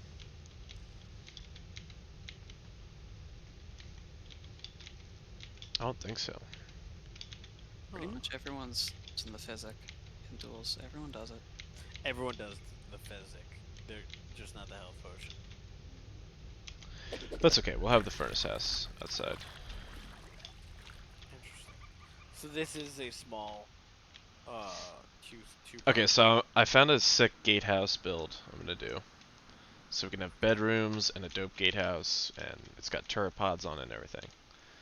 So that's gonna go here, and then we'll have the furnace house. Okay, and then I want to have 2 of the flank towers.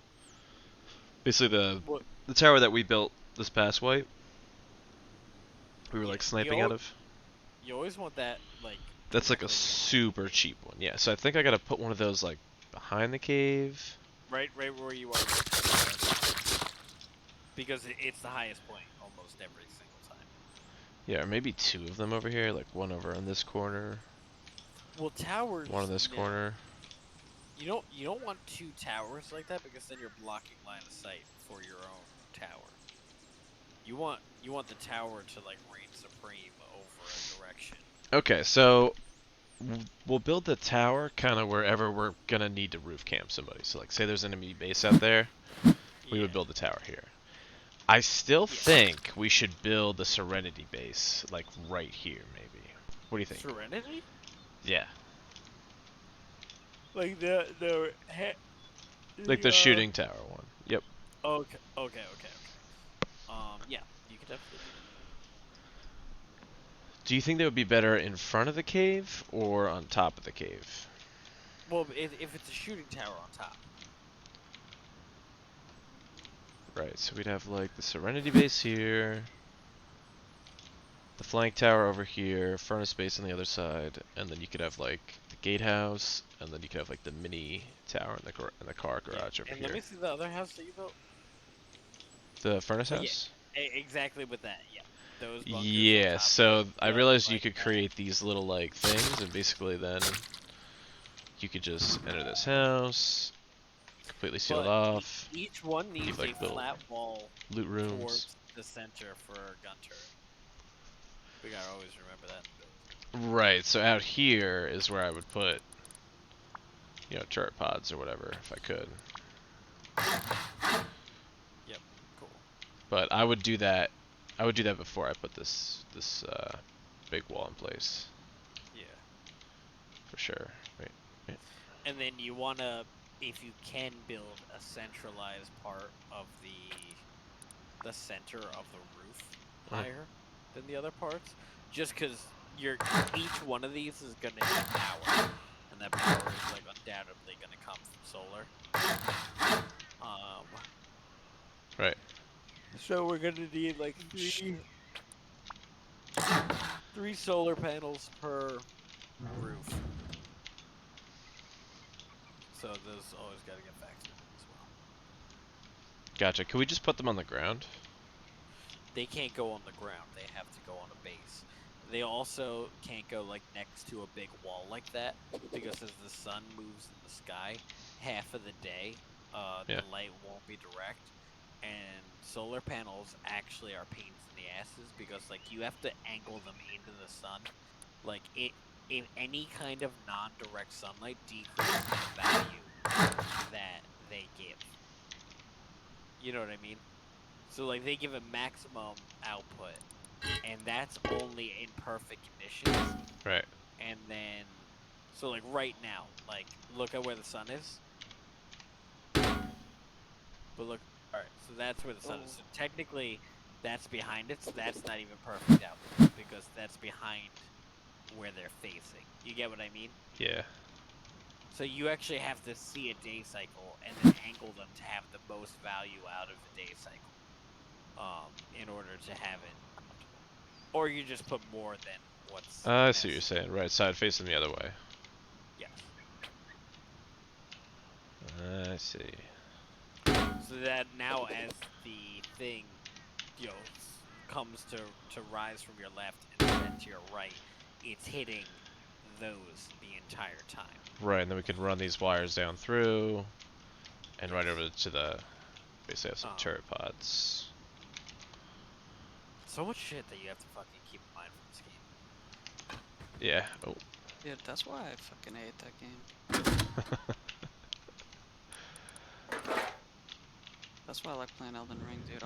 I always how to press B and R1. That's all you need to know. And then cage them on up. And when to press them.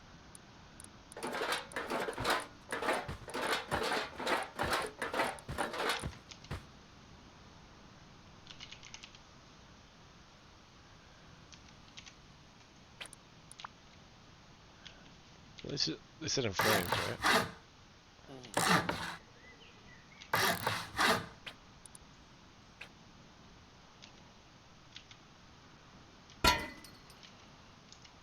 Oh.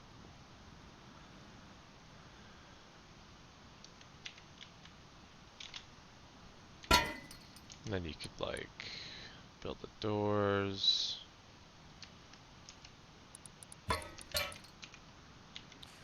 You actually don't need a door, because I'm pretty sure you can pick them up like you can a door, like with a hammer.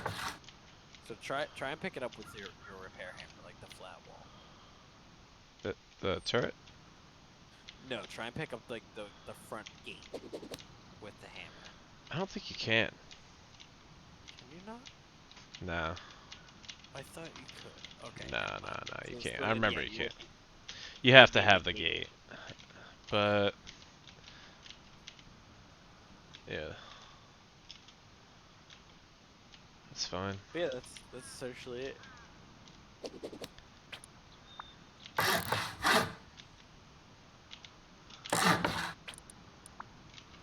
Yeah, you want the back to be actual,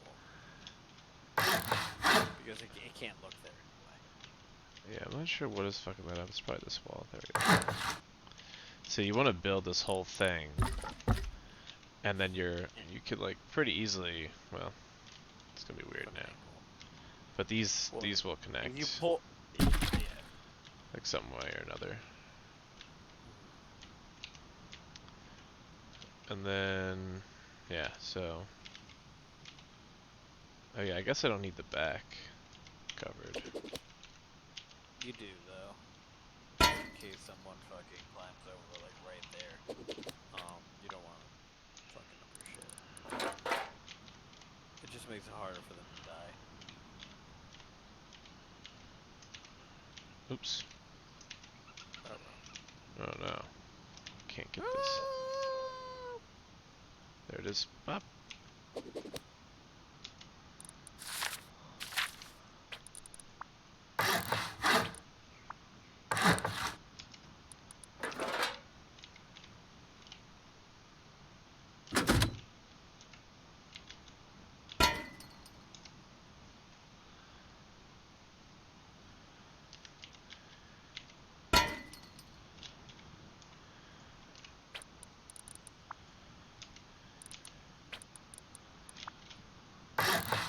Oops. So yeah, that's kind of the idea. Yeah.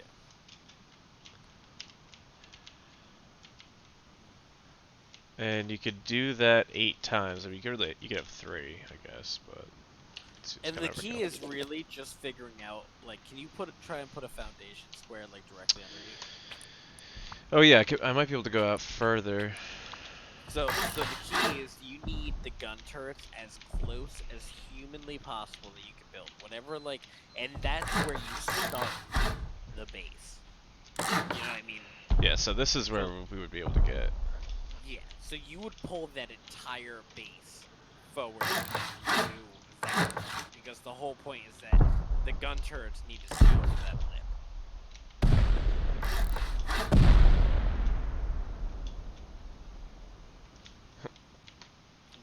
And that goes in each direction. So you always build your gun turret places first, and that's where the blue section is. And then you build back from there, and then you set the wall to accommodate the back of it. Yeah, I see what you mean. The only problem is like the wall. I guess I actually could have built the wall in closer here. Yeah. It's alright. But now you see, if you put it in that thing, now it's looking down the pit, which means anyone trying to get on top of the base right there is getting shot, which is awesome. Right, so I now. could have had like the furnace probably here somewhere. Let's see. Yeah.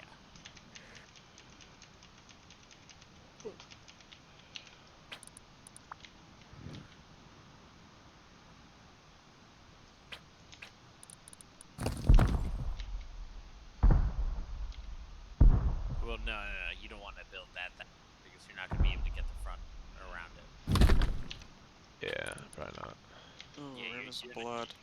Yeah, you're not gonna be able to get the door around. You have to like get rid of Yeah, that if I like part. push this Get rid of off. the front part from the door, and then Yeah, you yeah. should be able to put it like right there and then build around. But your concept is right. It just needs to be moved forward. I understand. Yeah. Yeah. So really, what I'd want to do is you almost want to like frame out. Yeah, right there where that's hanging off is beautiful. You almost want to frame out how close you can get. Yes. Like in twig. So something like that. You know, it's weird. In some areas you can't. Mike, get let closer. them go to sleep, bro. Yeah, don't go to sleep, bro. Don't. Stop talking to Mike. Go to bed. Sorry, Ross. Get on out of here, dude. Get on. Out here now, dude. Bye, dude. 4 rounds of PUBG. We play 4 rounds. 2 or 3 rounds. Actually, but nah, I gotta practice this, dude. What is blowing up? I'm practicing dueling with the Guardian Sword Spear. You like it? Good weapon.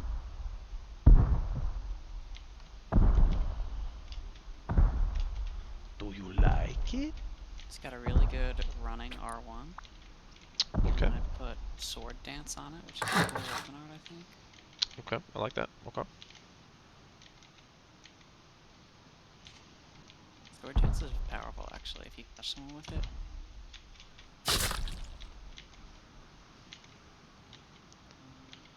Too close to another building. What the fuck?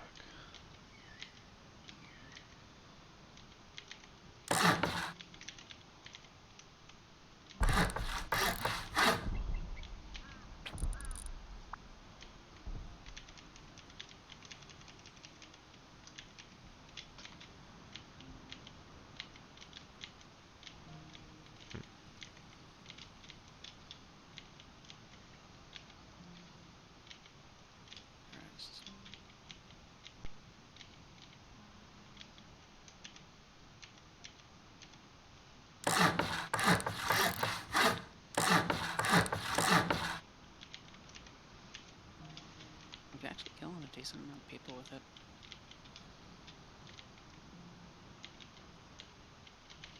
Are you for real? Mm-hmm.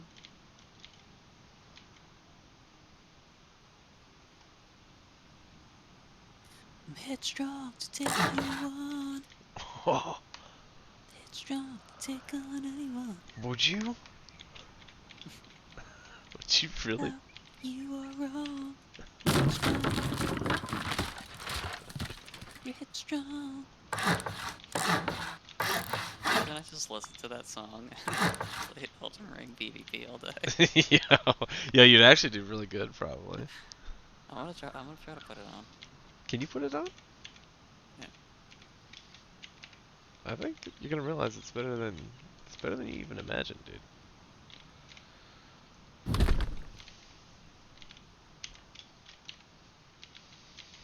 Crap.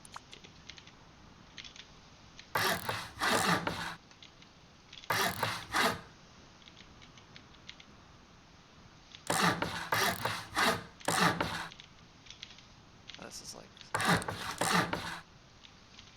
Some weeb shit, you oh said? my god. Yeah? Yep. Oh, this. Oh. Utana?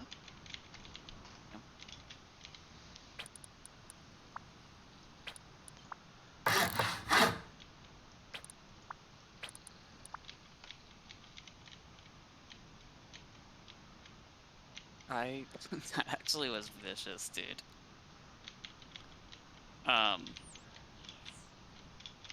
This bitch hit me with that, you know that fucking dagger that Dylan used to Yeah, dot the on black, you? yeah. Black She knife. hit me with that, like, first move in the fight, and I was pissed. I, like, hate when people use that, and I annihilated her, dude. Like, What are you using? the Guardian Sword Spear. What is that?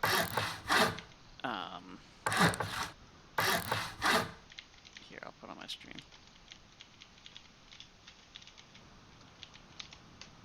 I'll put it lose my next fight. Dude, this keeps happening where I can't sit at the bonfire. Oh, it's alright. It's this weapon, if you're looking. Oh, your stream's up? Okay, let me see.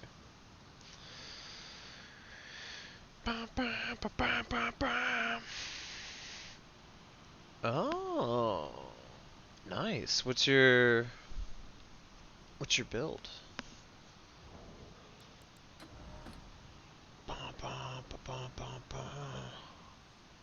That's a good. Pure dex. That's a good pure dex weapon. Yeah. Yeah. Does it do lightning damage? I have it set to keen. No, it doesn't. It scales A with dexterity. It does a ton of fucking damage. Damn. My R1 is 763, which is pretty high. The moveset is interesting because like it has the halberds running R1, so like if I hold B and press 1, like that move is very good for roll catching. Yeah, But yeah. if they get close, the moveset's like a straight sword. It's Oh, that's not, actually they neat. swing it like a sword. Yeah. And then I have this weapon art on it, which is kind of vicious actually. Damn. That catches people as well. That's an interesting weapon. Because spears bore me. They're too stabby. I mean, you can, and like halberdy type weapons, you can definitely just roll catch people with them. You Yep. can just win fights roll catching. Yep. It's kind of lame though. But this this weapon at least has, you know, other things you can do with it. Yeah, it's like... It's very cool.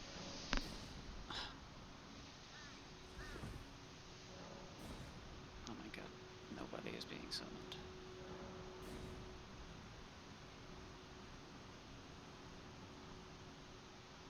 Huh? Breeze, okay, I'm gonna fight a mage, I guess.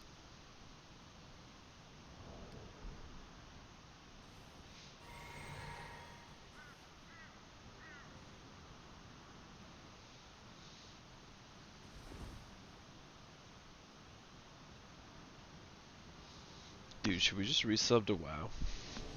I already did.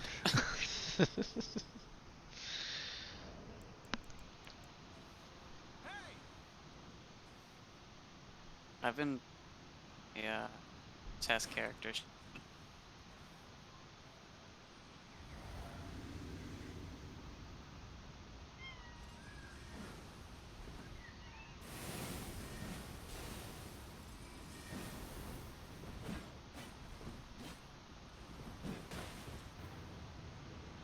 Does this sort of bleed on it? No.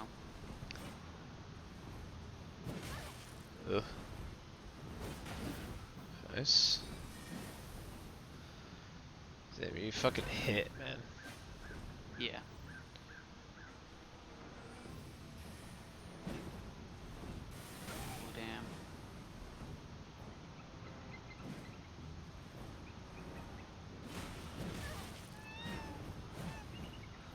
Huh. Mages, what are you gonna do? You're just gonna fucking, you just gotta poke him. You're just gonna run. Just fucking give him the good poke. Oh, that's a good one. What was that move? I can just...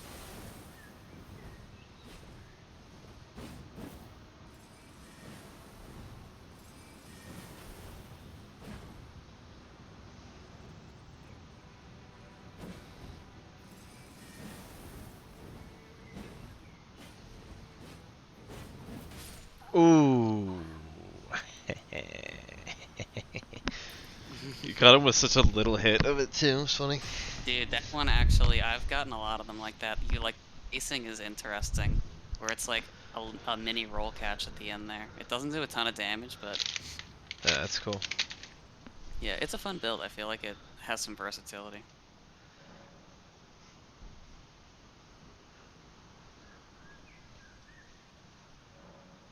Senpai? Oh, I want to fight that guy. Damn. Smelly femboy? Oh, damn. That guy seems cool. Old wolf. That guy seems awesome. Nice, I'm getting old wolf.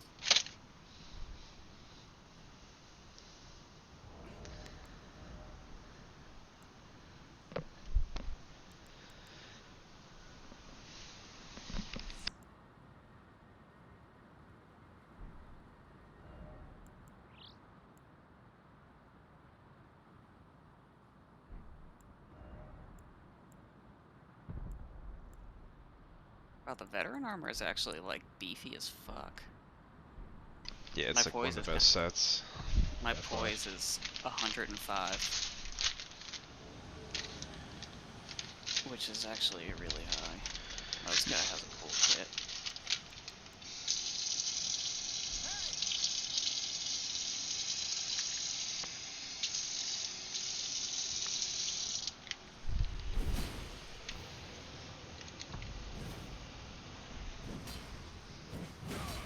Oh, okay. That was like an even trade there.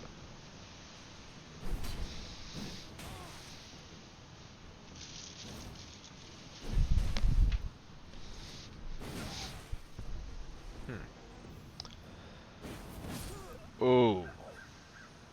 Old man, what a fool. What a fool you are, old man. Live your whole life and this is all you've got. That's 4 in a row. That's pretty good. Dude, you're fucking stomping ass right now, my man. Yeah, I'm trying to get out of the Bloodhound set. And it is really fun, but I think people are... seems like the community has dubbed it a bullshit mechanic. So... Really? Which That's I funny. do, I do, I can consent to that, because it definitely is, like, it adds a movement to the combat that, like, is kind of, like, crazy if you're not using it. And I think, like, if we're gonna get, like, better at this game in general, like, you use that move, you know? Yeah. Like, you're not really getting good at anything else. That's true. That's true. That is a good point. Alright, Dildo.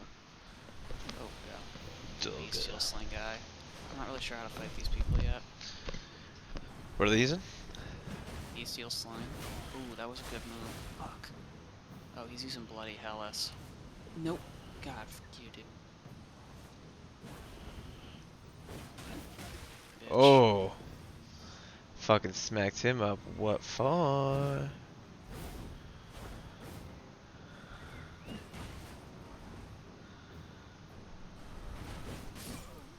Wow.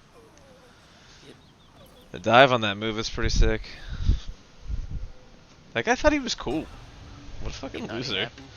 He thought he had me. He got me good on that one weapon arc, but... That guy was a straight up loser. Some people, I'm like, why don't you have vigor, bro? Like, my weapon art, like, nearly one-shot him. Yep.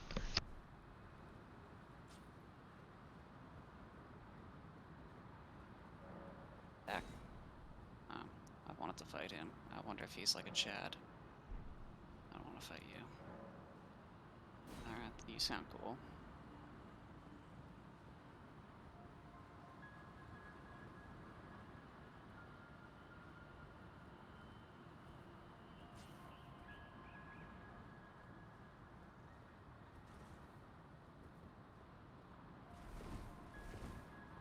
I'm still just listening to Trapped as well.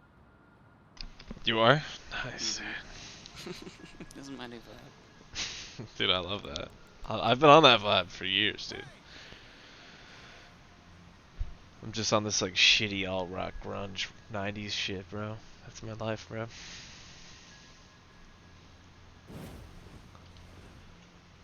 Literally using a joust.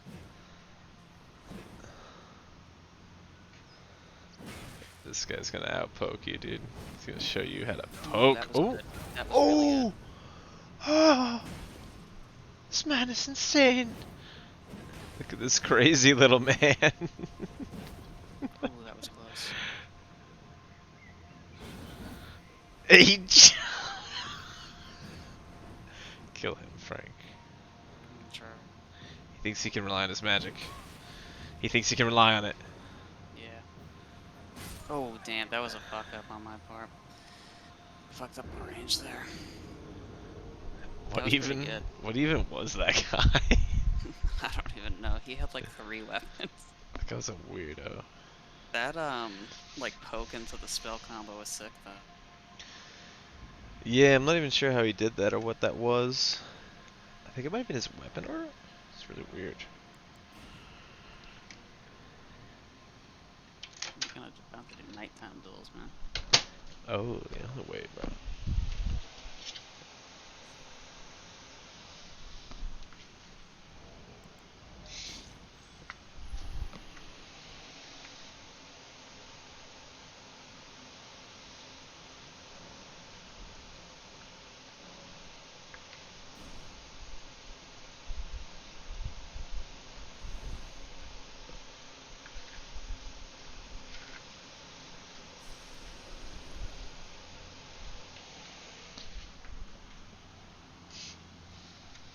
Oh, you know the other weapon I thought that was cool is? What's that? Let me do a duel with these.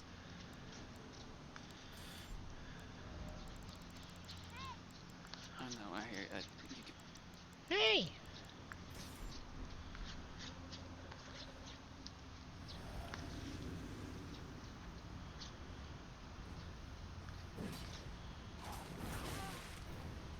Oh.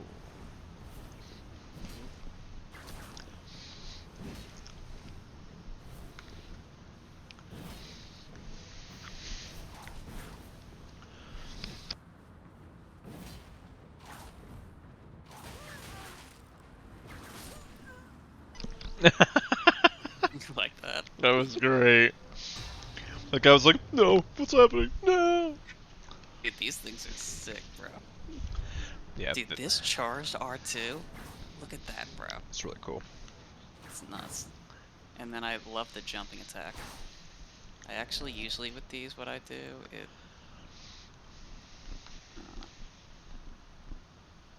I would normally put a things that enhance that attack. Yeah, let me.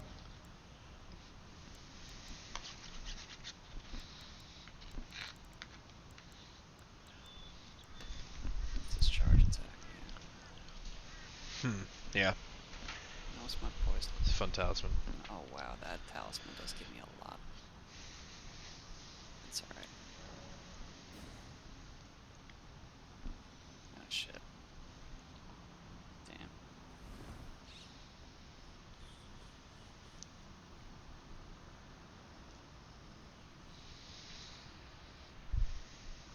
Well, it's the Braidman Halo 2 song. Ooh. In the diary of Jane. So cold, I don't know. Is that... I'm so cold.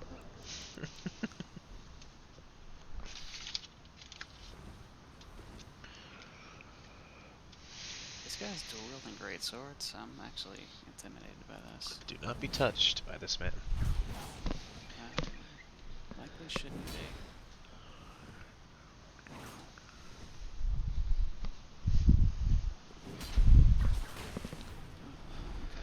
Okay. What the? Ooh. That fucked me up. I don't even know that about that move. Whoa. He knows. He knows that you don't know, bro.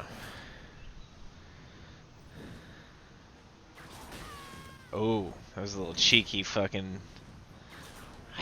Now do the poke.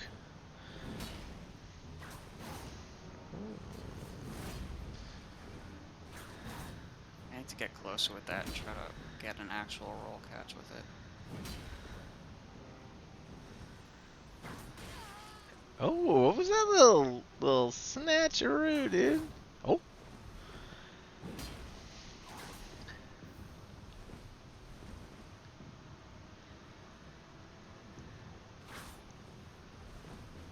Ooh. Oh, that's all he had to do, bro. I know, he really did. That move actually does throw me off. Mm-hmm. I've literally never seen that before now. That's crazy. He used it well. Yeah, he really did. He's a little bitch, dude.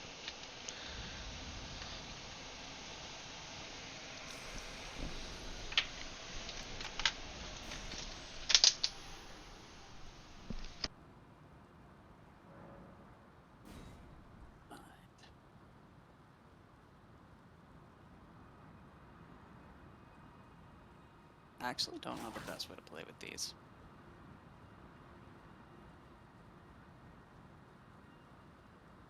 I don't really Yeah, get... I'm not sure. Like, I feel like I get the sword a little bit more, because it's all about, like, finding the distance and poking and getting in and getting out, which I feel like is a pretty good playstyle for me, but I don't feel like I can really much.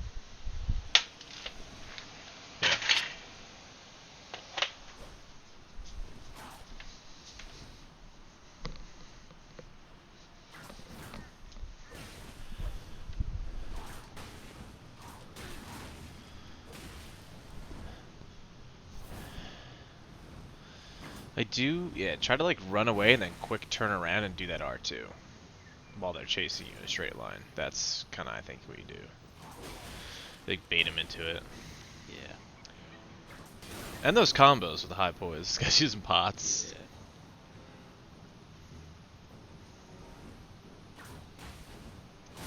Yeah. Ooh, That's good. That's a good one. That's a good one. That's a good. Ripped it. That right there. It's good.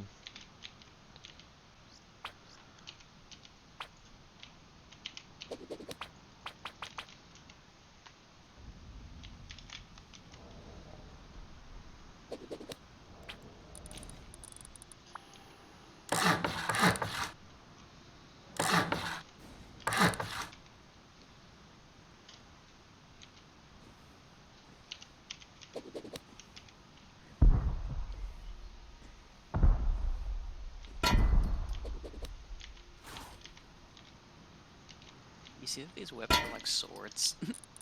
Yeah, isn't it like the Arumi whip or whatever? Sword? Yeah. Yeah, that's exactly what it is. It's awesome. I gave Sean my Wing of Astel for it. It's my second one. Oh, you did? Nice. Oh. Alright.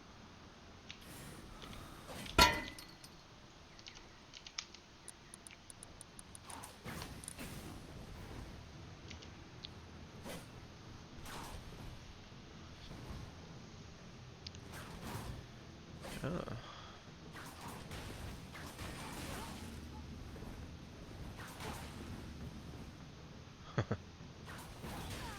Ooh, that's good.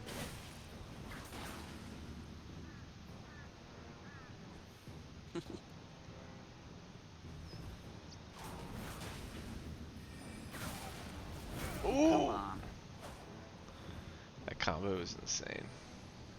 Oh, this fucking asshole, dude. Oh, this fucking... Oh. Ah! I can't believe I survived Stars of Ruin like that. Yeah, that was silly.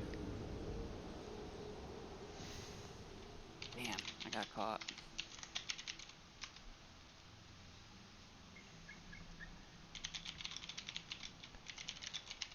I'm not even using a weapon art with this weapon. What one to use? What else do I even have? Flail is stupid.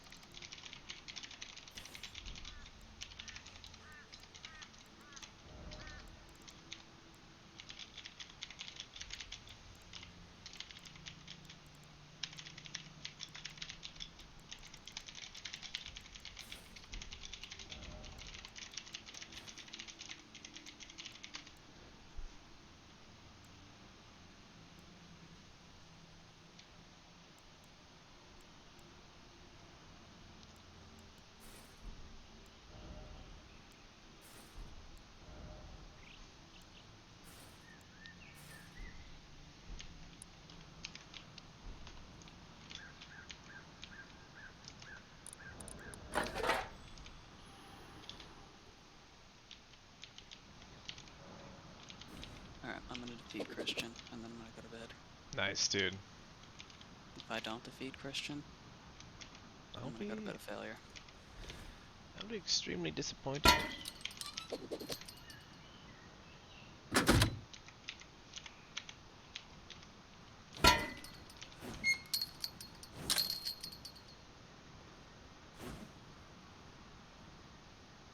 You gonna be around for wipe day, bro?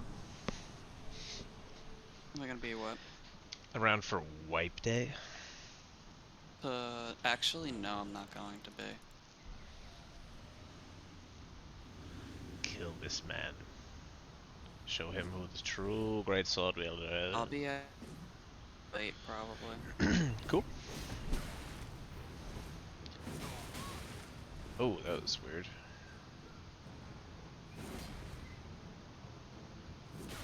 Oh, what the fuck?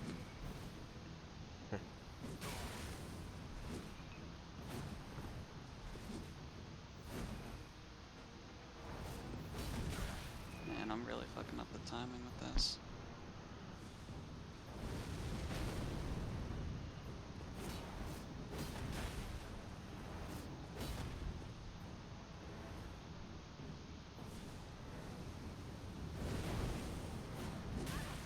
Nice. Ooh. Ooh. Oh, doggy. Man, that was close. Yeah, that was close. I can't even believe I got him. I literally like phase shifted through him. Yeah, that was and it somehow crazy. killed him. I woke up till I died. That was fun. Oh shit. I didn't mean to do that.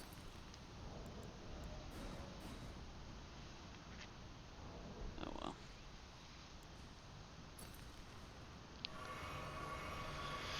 Oh, can't wait for that Charles Oliveira and Yeah, what's that? Gaethje fight. That's the next weekend, right? That's soon, man. Yeah, I'm actually gonna not be around on Wipe Day, and then also it's Ron's birthday on Saturday, so I probably won't watch the fights. Oh, all good. I'm missing all our important weekly events this week. I know. It's not really a crazy card anyway. There's some silly fights on there. Oh, Sherman did make it to this card.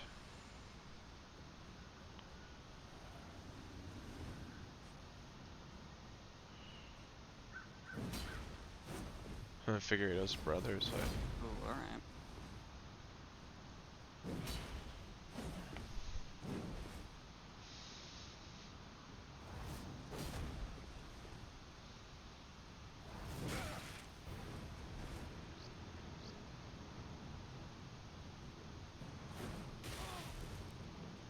What just happened to this man? People really liking that move.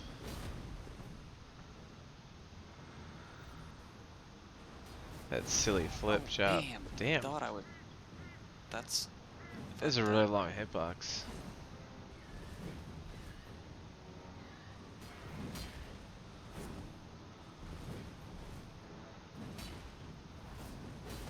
You know he's gonna do it, bro.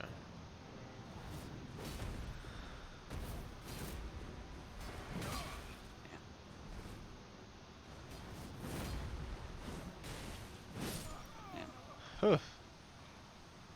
The greatsword is really hard to fight with. It's like not a good PvP weapon. Except for, oh, well, I mean his greatsword actually is better. The poke on that greatsword is good, but I don't know. The Bloodhound Fang is I just feel It's like so weird and slow. It's really not that great, yeah. I don't have a lot to that leveled. Just my contain. Katana. Let's see if I can,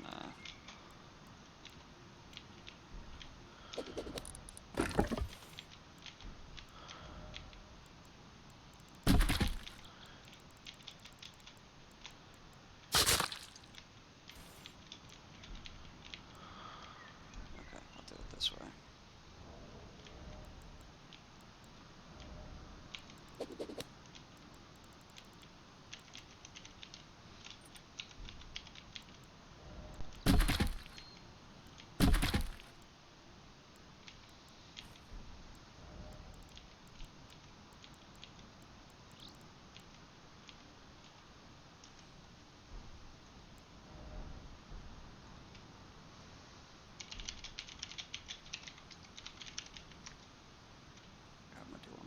See if I can beat people with my katanas without Bloodhound Step.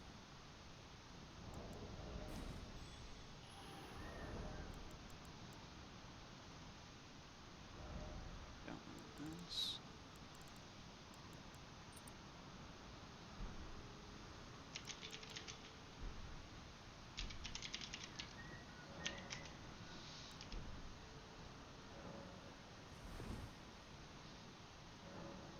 Hulkman Jenkins. Alright.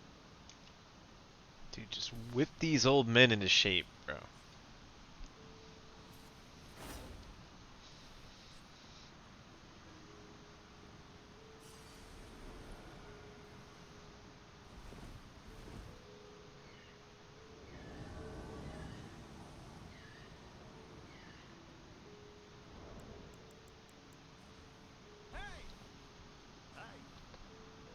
Let's just do the physic thing, bro.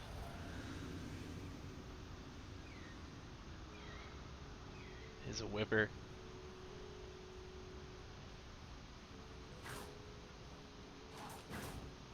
Oh, he's using the Aromius. Uh-huh. What was that? Oop, jeez, okay, that's pretty far actually. I need to realize how far the range is on that. Okay.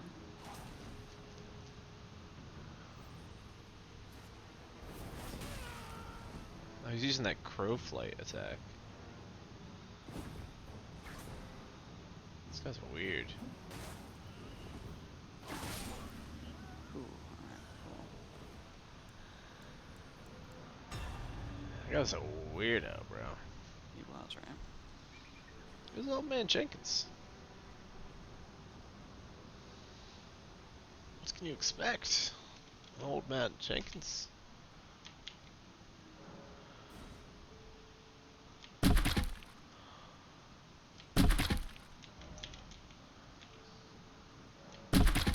Gold mass.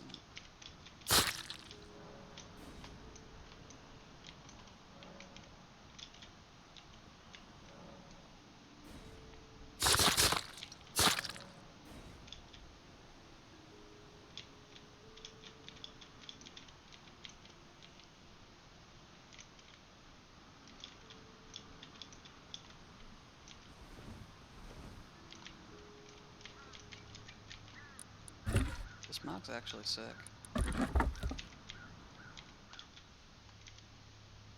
Dude, I look anime as fuck. Yeah, you're very animated right now, bro.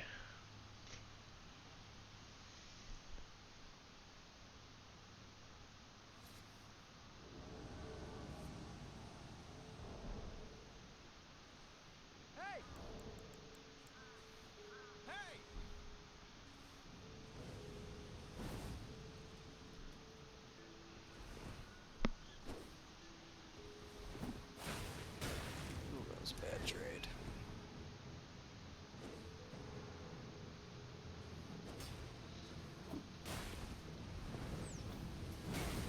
Nope.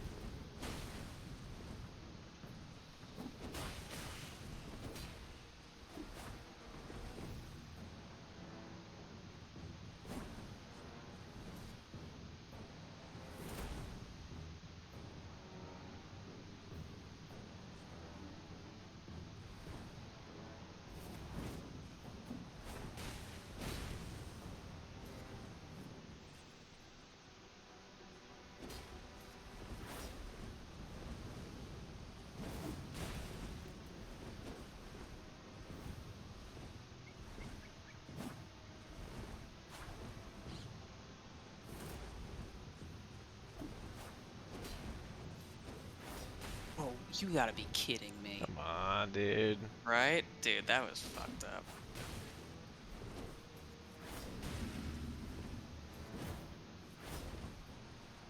Oh, I'm out of stamina. That was fucked. He wants to shoot that thing at you. Oh. Dude, I feel like there was some desync happening there, bro. I definitely hit him with one of those. Yeah, for sure. That was fucked up. It was fucked up, man. Alright, I actually am gonna go to bed now. Nice, Dueling was sounds fun, good. though. Yeah, that was fun to watch.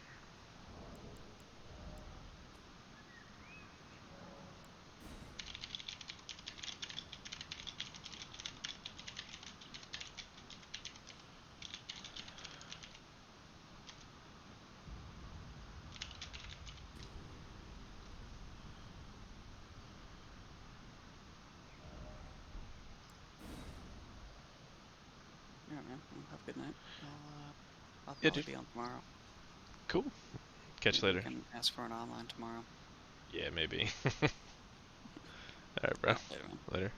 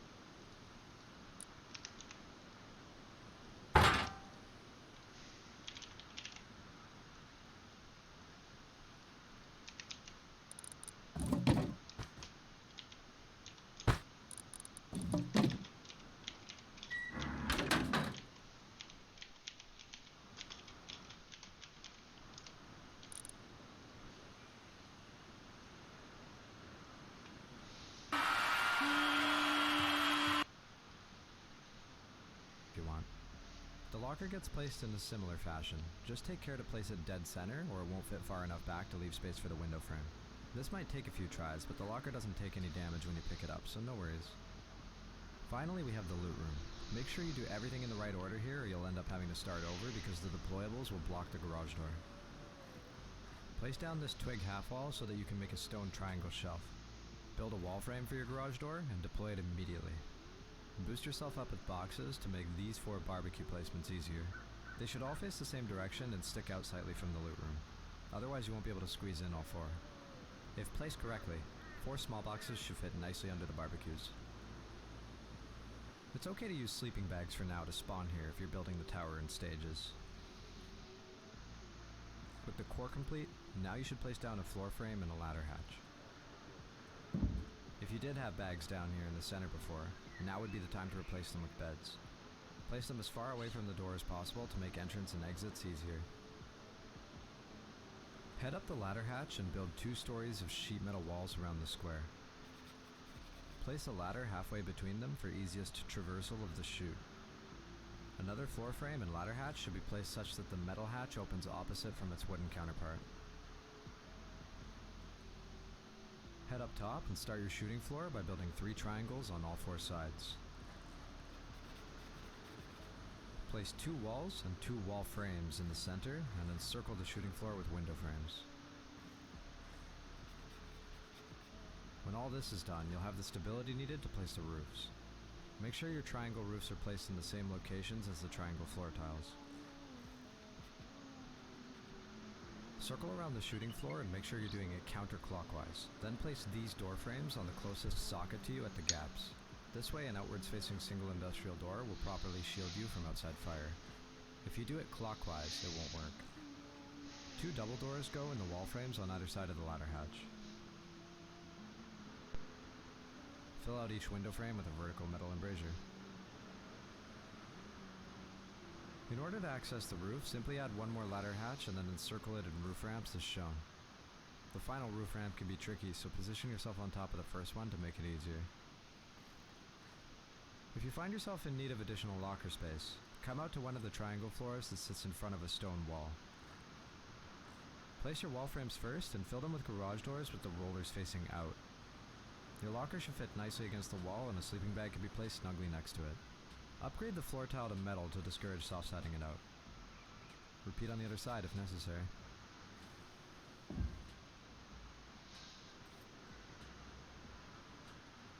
The final upgrade that we'll make will prevent against players trying to squeeze into the shooting floor through the door gaps. Simply place siren lights in the gaps as shown and that'll no longer be possible. Siren lights are remarkably durable, requiring a minimum of 2 rockets each to destroy. Meet Azeroth, a game-changing keypad made specifically for you. It essentially replaces... And that's basically it. Depending on your budget, you could even build multiple of these towers to protect your base from different angles of attack in the case of an online raid. Now I know some of you may have never taken heli before, especially if you only play solo, so I'll run you through a solo takedown right now to finish off the video. So you hear the heli flying by and you spawn in your bag. Kit up and make sure to grab extra meds and ammo, you're gonna need them. If you have a sniper rifle, use it to tag the heli, it's quite a bit easier. I recommend using a strong weapon like an AK or an LR300 to actually fight the heli, because if you don't take the heli down quickly enough, it'll start to do some serious damage to your base. When firing, aim for the center rotor of the aircraft. This is important because the heli will go down 10 times faster if you're damaging this weak point. The heli does an extremely large amount of damage to you if all of its bullets connect, but being well positioned behind the doors or embrasures will mitigate the vast majority of the damage. Don't try to fight it on the roof. Don't expose yourself to its line of fire when you're reloading because you'll take unnecessary damage. When you hear this sound, a rocket barrage is coming. Make sure you run to the opposite side of the tower or you're gonna fucking die. Enough of these rockets will actually destroy your tower entirely, so try not to take too long. A technique that you'll have to get used to doing is strafing one direction and tracking the heli in the opposite direction. This is easier if you're moving slower, so try doing it crouched to reduce your movement speed.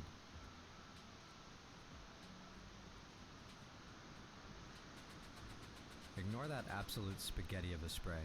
When the heli moves in an erratic pattern, the bullet travel can become unpredictable. That's my excuse anyway.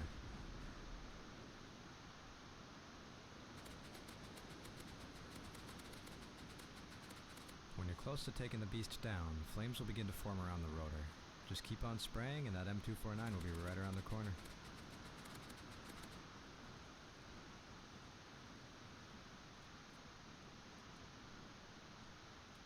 If you're not going to be able to make it around the corner in time to escape a barrage, simply hide behind one of these doors.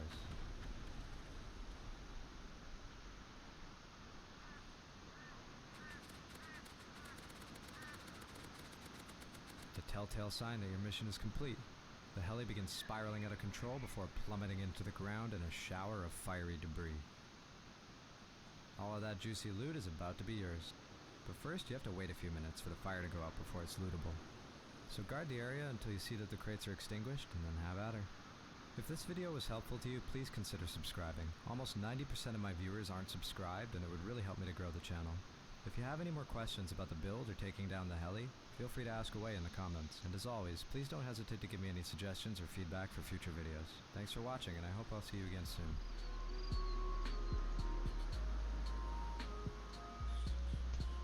The 2x1.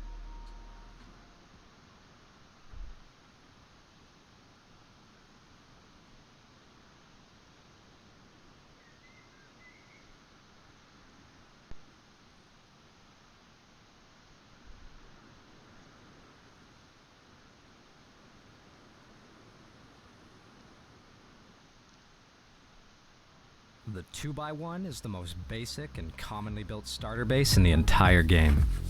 Whether you're a brand new player who's just starting out, or a seasoned PvP Chad who needs something quick and easy to slap down as they rack up guns.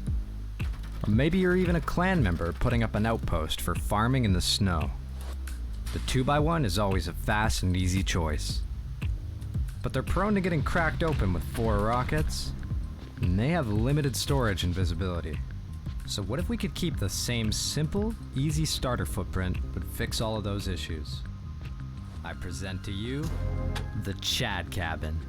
The Chad Cabin is a surprisingly durable, fully outfitted solo starter base that anyone can build and use. Site to just load in to a Rust wipe. Welcome to Rust. So you're a solo or a duo, and you've been... Layer is to split up your first and second floor.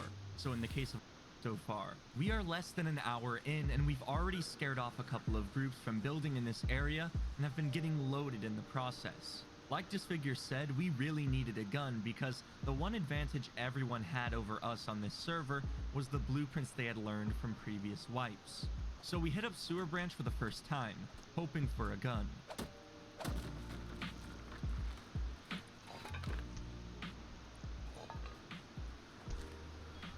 I'm in. Waiting for you. Hello, man. Hello. That's nice. We'll take that. Got blue.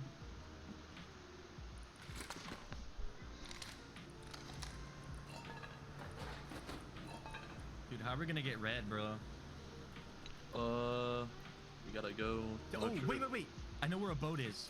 How about we take a boat to power? Power? Boat to power, yeah, dude. Yeah, I didn't even see power. Yeah, let's do that. It's in the middle of nowhere. There's no way that someone's gonna be there. Yeah, there's a boat on the shore. Just take that down to power and we're chilling. Starting a comp box top right, which is actually looking pretty sexy already. Yes, sir.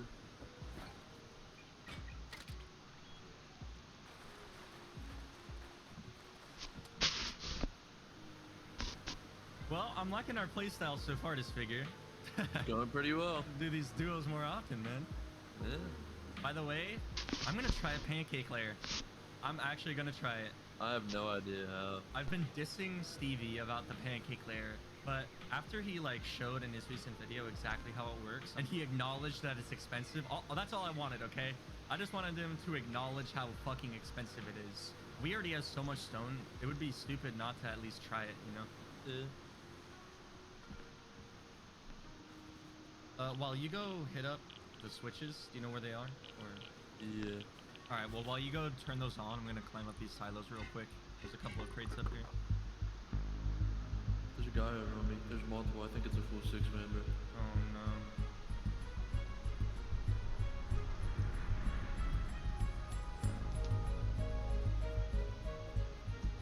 my god, they're cute.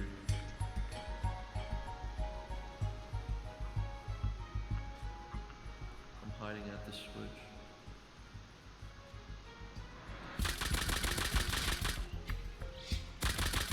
One's dead. I'm coming to help. Dude, I'm so low. Headshot another. Another dead. He's moving. He's not fully charged. Hit him. Nice. I'm gonna key. Pushing him. Gun. Hit him again. Nice. Hit him again. Sweet. All dead. Maybe it wasn't 6, but there was a lot of them. Let's go do the switch fast, dude, and get the fuck out of here.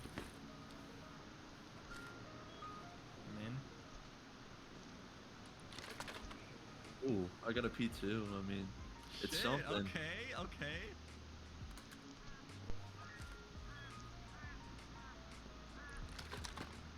I got red. Alright, I'm coming. Let's go depot, research P2, and do oil. That was our biggest run of the wipe so far. Now that we had all 3 key cards, we could run oil rig. This figure also found a P2 at power plants. The plan was to research that so we could craft some and take it to oil rig. But first I wanted to expand the base. Like I mentioned earlier, this area was going to end up being a lot better than we first anticipated. What made it that much better was the ridiculous amount of nodes. We had so much stone and I wanted to use it sooner rather than later. Oh my god, this gun sucks. Good shit, dude. Oh. God, this gun is terrible. Oh my god, dude, look at this kid's body. They are farming. No way. They're both full on comps, dude. Do you have the MP5? Yeah. I mean, if we go recycle, we can make it tier 3 and learn this MP5. Yeah, that's true. We have so much comps that we can go recycle and research whatever we need. And just like that, we had a Tommy and an MP5. This start just kept getting better and better. But in Rust, luck runs out.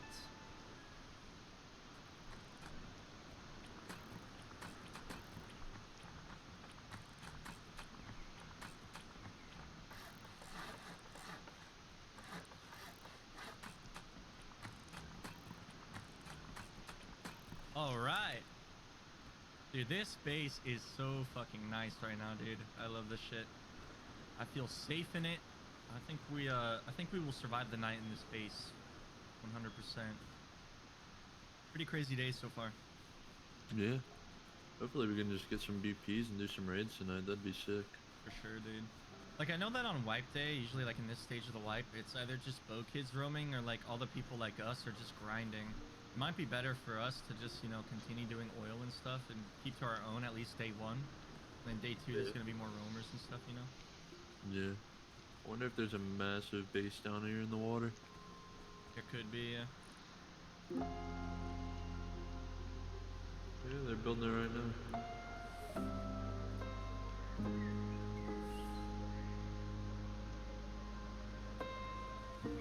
We could try and kill him and boost, get his loot. One's running towards me. He sees me. I'm gonna let him run to me. He's running back to the base now.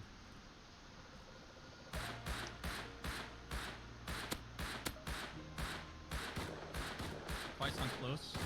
Hit him again. I hit him. I'm out of ammo.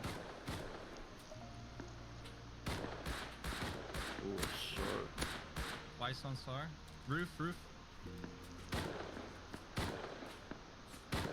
If we could just get a SAR off of him, dude, that'd be huge. Finish on the back by SAR. One of them for sure. Hopefully we can kill him. He's hit once. He's running, I hear him. Oh, 2 more to the right. A bunch. Low. One's pushing me. Twice, I think he's down. I'm down there in the rock. I'm dead. It's a 6-man. 600 of them, dude. Holy shit. Bro, holy.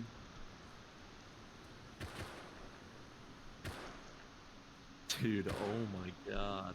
We got sandwiched between two different teams, putting any thoughts that we were ahead of the game to rest. Unfortunately, the team we just died to don't contribute much else to this story, so we won't focus on them at all. What I do want you to remember, though, is the team you've already sort of met. We're calling them the Frostbite Group. The reason for that is simply because they're living on a shallow, icy beach in the snow. I don't have any names to share, but all you need to do right now anyways is to just remember that they exist here. They play an important role later in this story. Anyways, after losing the Thompson and the M9, we realized we put ourselves in a tight situation. If we researched our MP5s, we need to get a tier 3 to craft them. We probably had enough components to recycle to do this, but we needed to focus on tier 2 blueprints before using up all of our scrap. Then there's the custom SMG, but like you heard us say earlier, SMG just isn't worth it in our eyes. So we headed to the underwater labs to see if we could get our flawless run back on track. That guy's probably got a gun right there. Nah, he seems burlap. I think he's compo, dude. I hope he doesn't hit us. Oh, fuck! Oh my god! Oh, shit! I saw Dude. it!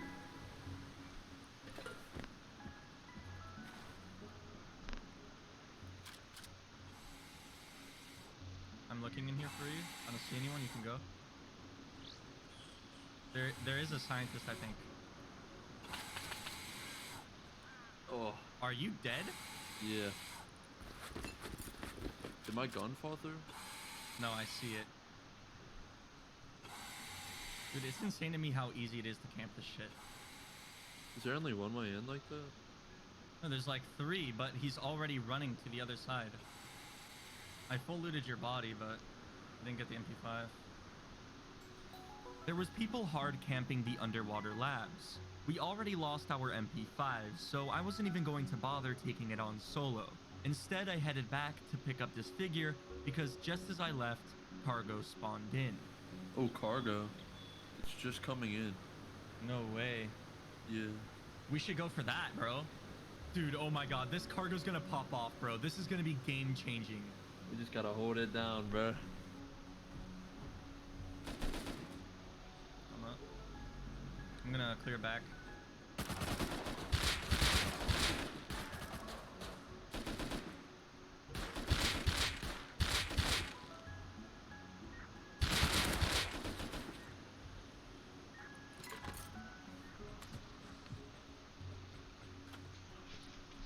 Boat, small boat, coming in from the backside north. Should we wait for them to get on for the guns? Just I mean, melt we them? could, but that's risky. I mean, we could, yeah. You have a custom. Wolf Heady, it looks like. There's 3 of them, one's Hazy. One's right here. Climbing this. What the? So let's talk about this real quick. I have never, ever done this in my life playing Rust, but somehow, as I hit left click, I might have accidentally scrolled my scroll wheel. I have literally never done this in 7,000 hours of Rust, so I want you to take this as a sign that the Rust gods didn't want us to win this cargo ship. So now that you know that, let's continue with this bad luck streak. What the? Dude, my gun just like dismounted! I'm down. He's climbing up, up, up, up. Dude, as soon as I started shooting him, it scrolled. One's dead. Nice. Other one's here. He's got a spaz. Dead. Oh, one more. I'm low. I'm dead. Wow. I'm so mad. I'm so fucking mad. I'm dead. I can't believe that just happened. 4. I can't believe that just happened, Disfigure. There wasn't 2 more. I would have killed the last one, but it just sucks that there's 2. How much is a rib? 300, right? Something like that, yeah. I'm gonna buy a rib. I think it's worth it.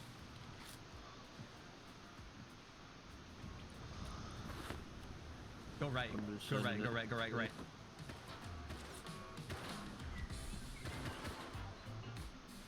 Come on. No, I missed. I'm in the water and the rib's gone, dude.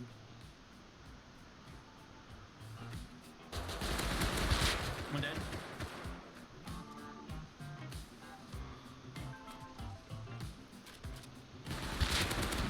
One dead. No, just down. So many. So that was pretty much the end of that. We decided to mind our own business from now on and just try and farm some wood. But while we were out there, we got jumped. Kids down the hill just came out. Should I run? Maybe. Yeah. I'm ditching. Killed MP5, but I'm dead. Aw. Yikes. I only downed him, so. Oh, I'm getting comp mode. They have MP5s down there. We could door camp them. Okay, I'm gonna run over there with the DB real quick. I'll come with. Sounds like they're out. I'm gonna make a P2, bro. Oh, they're getting jumped right now. Bruh, like, are you joking?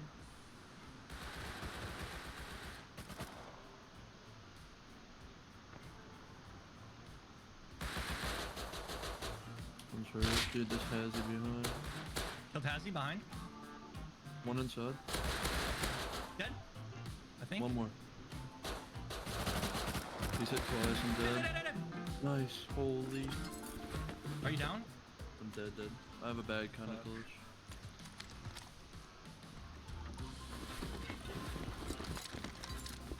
Dude, I had so much. I'm almost there. We're gonna be coming back. Fishing village, no. I'm just running. Here.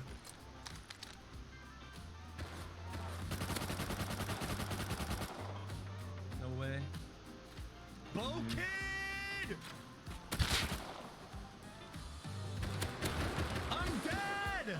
No guns. Holy. No guns are left back there, dude. Useless bow kid, dude. Useless bow kid. Useless bow kid! I just died with everything because of the bow kid. He's dead to an Ioka kid, dude. He gets a one tapper. I'm making 2 more P2s. I can't believe that was a loss because of the bow guy. Dude, we are getting so unlucky. And you wouldn't believe it when I turn around to shoot the bow kid.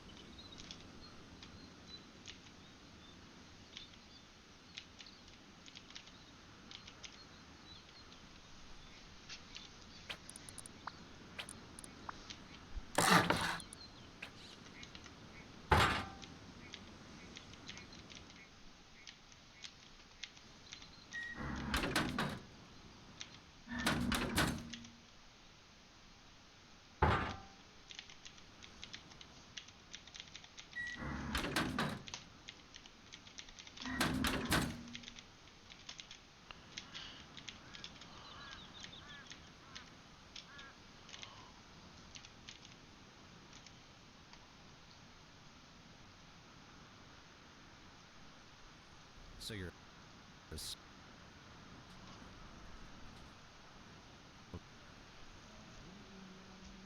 you know, this way an outwards facing single industrial door will when all this is done, you'll have the stability needed to place the roofs.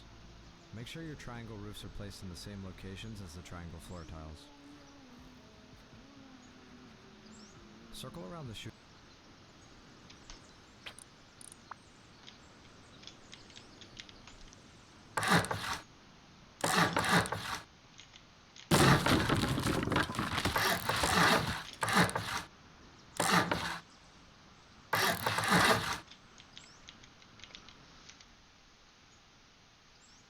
Shooting floor and make sure you're doing it counterclockwise. Then place these door frames on the closest socket to you at the gaps. This way an outwards facing single industrial door will properly shield you from outside fire. If you do it clockwise, it won't work. 2 double door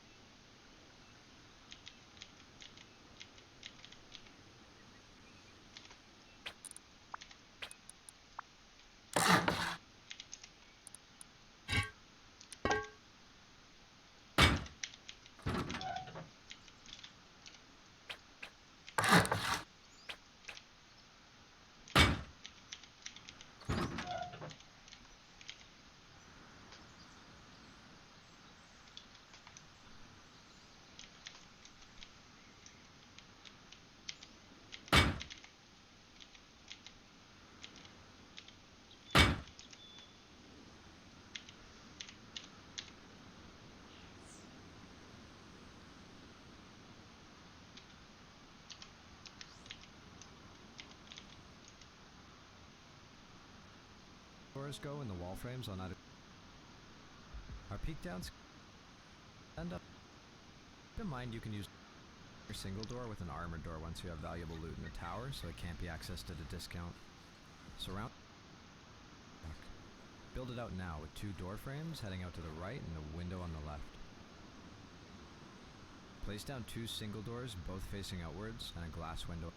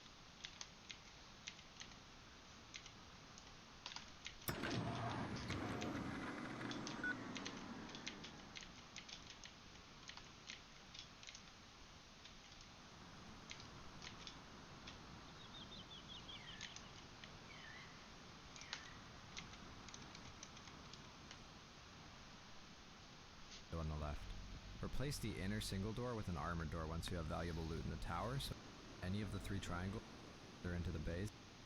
Finally, place down this twig half and deploy to squeeze in all for now to head up. Place 2 walls and 2 wall frames over in. This is done. You'll have the stability as the triangle rocket to you. If you do it, fill up and then encircle it in roof ramps as shown. The final roof ramp can be tricky, so position yourself on top of the first one to make it easier. Repeat on the other side if necessary. And lights in the gaps as shown, and that'll no longer be possible. Siren lights are remarkably durable, requiring a minimum of 2 rockets each to destroy.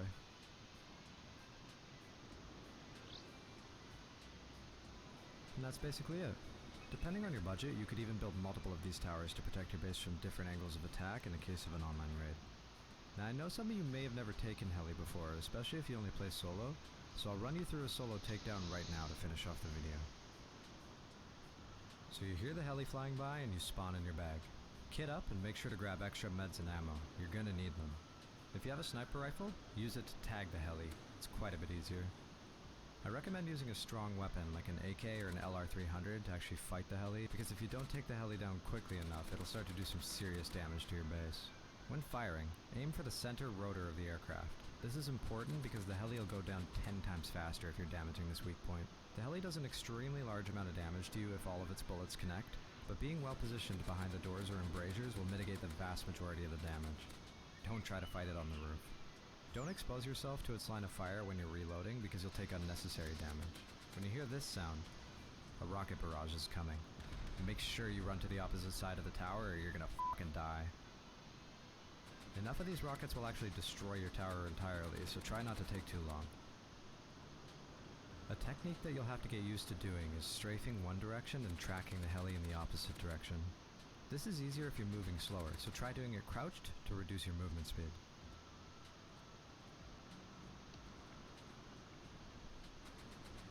Ignore that absolute spaghetti of a spray.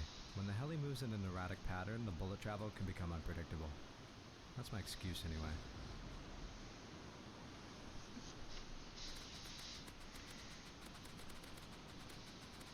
When you're close to taking the beast down, flames will begin to form around the rotor. Just keep on spraying and that M249 will be right around the corner.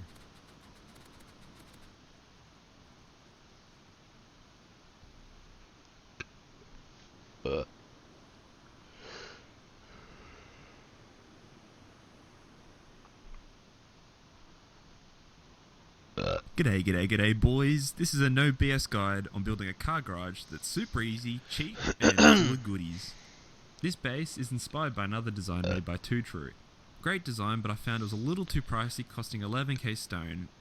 I've simplified the electrical setup, overall footprint, and merged the 2 separate airlocks he had to save you metal. This bad boy starts at a mere 5.4k stone and 1k wood to get it locked down, or if you want to airlock it, which is very recommended, 6.5k stone and 1.5k wood.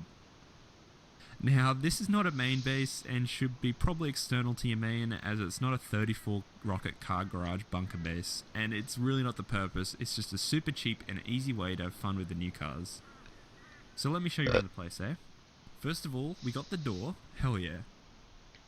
Inside the airlock, we've got a shotgun trap to stop those cheeky nakeds from hitching your ride, and lovely window views either side to spot door campers. Coming inside, we've got a vehicle lift, and in front, 3 sleeping bags to get cozy with your boys, a sealed off TC, and a generator to power the lift. In this case, a generator is better than having a whole electrical setup with solar panels because 1, it's cheaper, and because the lift will barely need power, and you can just turn off the generator when you need it. The repair bench is a bit of an essential as it makes it super easy to repair all your car parts. We've got shelving with 3 boxes, which is plenty for a few kits and parts. Besides the shelf is a locker, so you can get out in the battlefield hella quick. Then lastly, a tier 2, 2 awfully placed small boxes, and 1 furnace. Okay, let's build this bugger. To start off, build 3 square foundations in a row, then along the left hand side 5 triangles like so. Build 1 extra triangle foundation here, so it's sticking out a bit. That's where we're going to chuck the TC. Add a double door frame on the first square, and walls everywhere else. Everything will be upgraded to stone Except there's no need for these two triangles on the inside, as it will add no protection, and you could use those savings on the Macca's penny pinching range. But it doesn't matter if you do.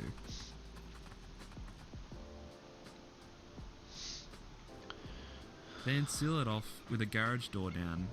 Slap a roof on this sexy beast. And place your TC in the corner, like so.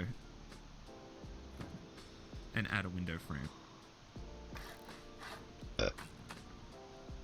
Which you can add the glass and window embrasures.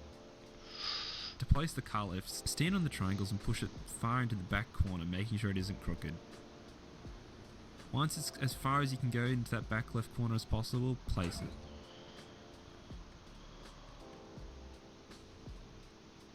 On the opposite side of the car lift, place the shelving, making sure it's nice and snug in that corner right next to the TC. Place the generator to the left hand side like so. We'll hook this up using the wiring tool. So on the generator, go to the power out connector and create a circuit all the way to the bottom of the car lift's power in.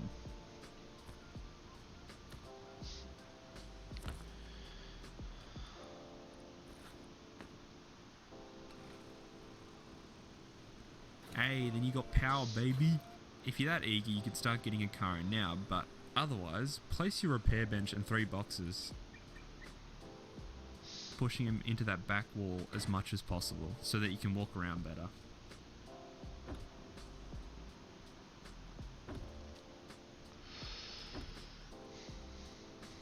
Place your locker to the close right of the shelving, a furnace next to it, and a workbench close as seen.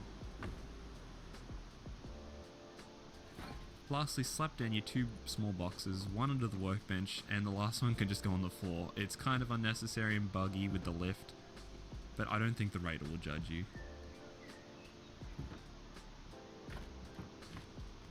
Bag your boys in by placing 3 bags in between the lift and the door, like so. Now onto the airlock. All you need to do is place a square foundation and a triangle, then 3 door frames all around it. Roof it up, upgrade to stone, then place your shop fronts to the left and right and the double door in the middle. It's better if you have the door open inwards as it helps guide the car. People think you need a garage door to fit in the car. That's only the case if your door is near the lift, as it slightly raises it, causing to get caught. Lastly, put down your shotgun trap, making sure it isn't covering, and add that ramp. That's it, boys. It's an odd glorified 2x2, nothing special, but it'll get the job done and help you have a blast with the new update.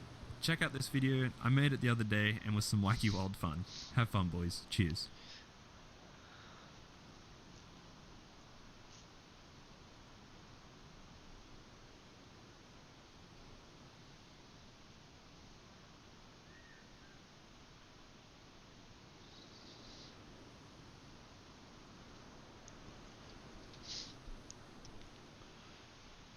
But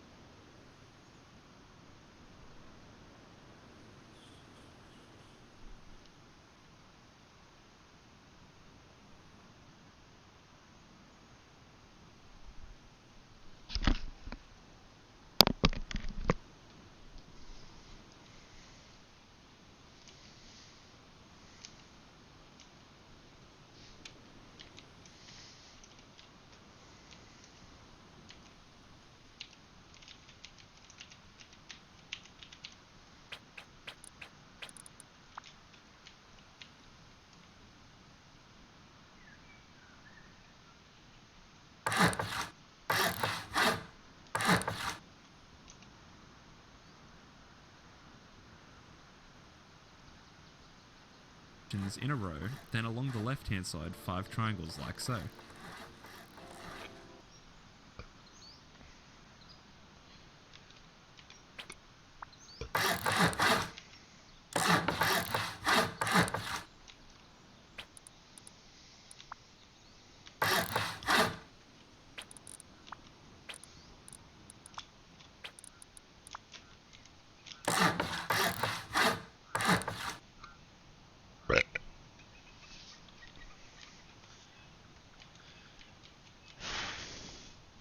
But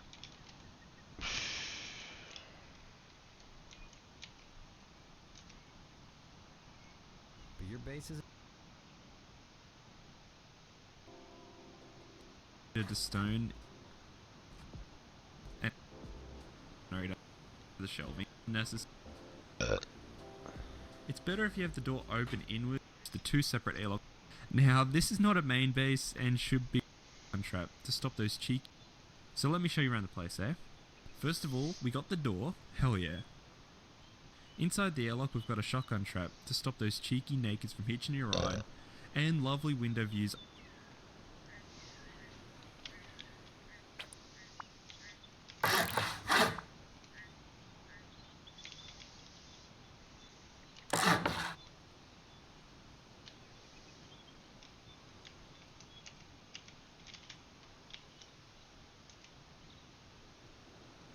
isn't equipped.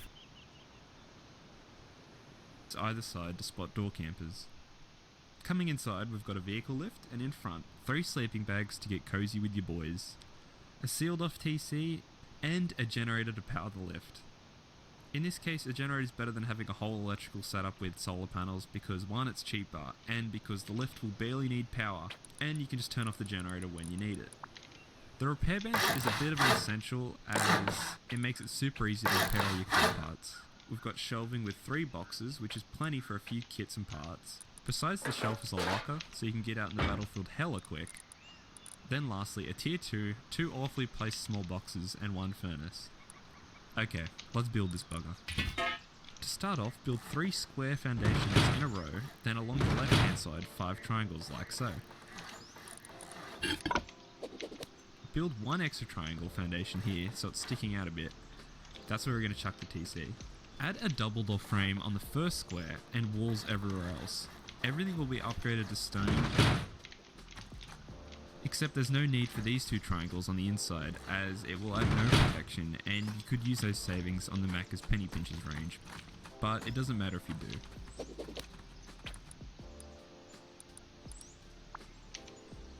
Then seal it off with a garage door down. Slap a roof on this sexy beast,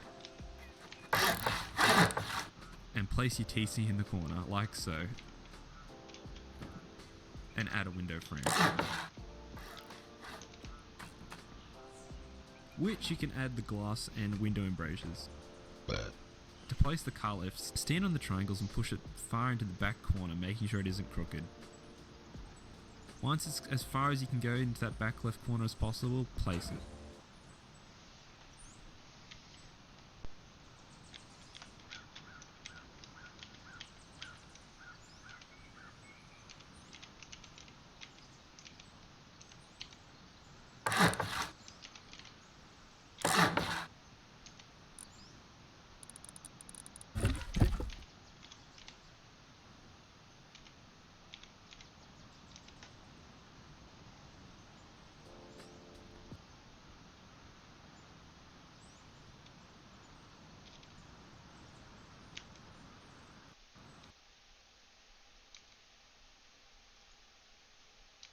And add a window frame,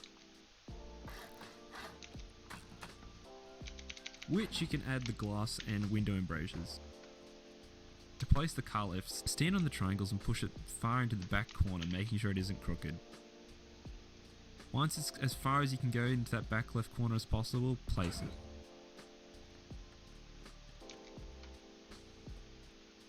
On the opposite side of the car lift, place the shelving, making sure it's nice and snug in that corner right next to the TC. Place the generator to the left hand side like so.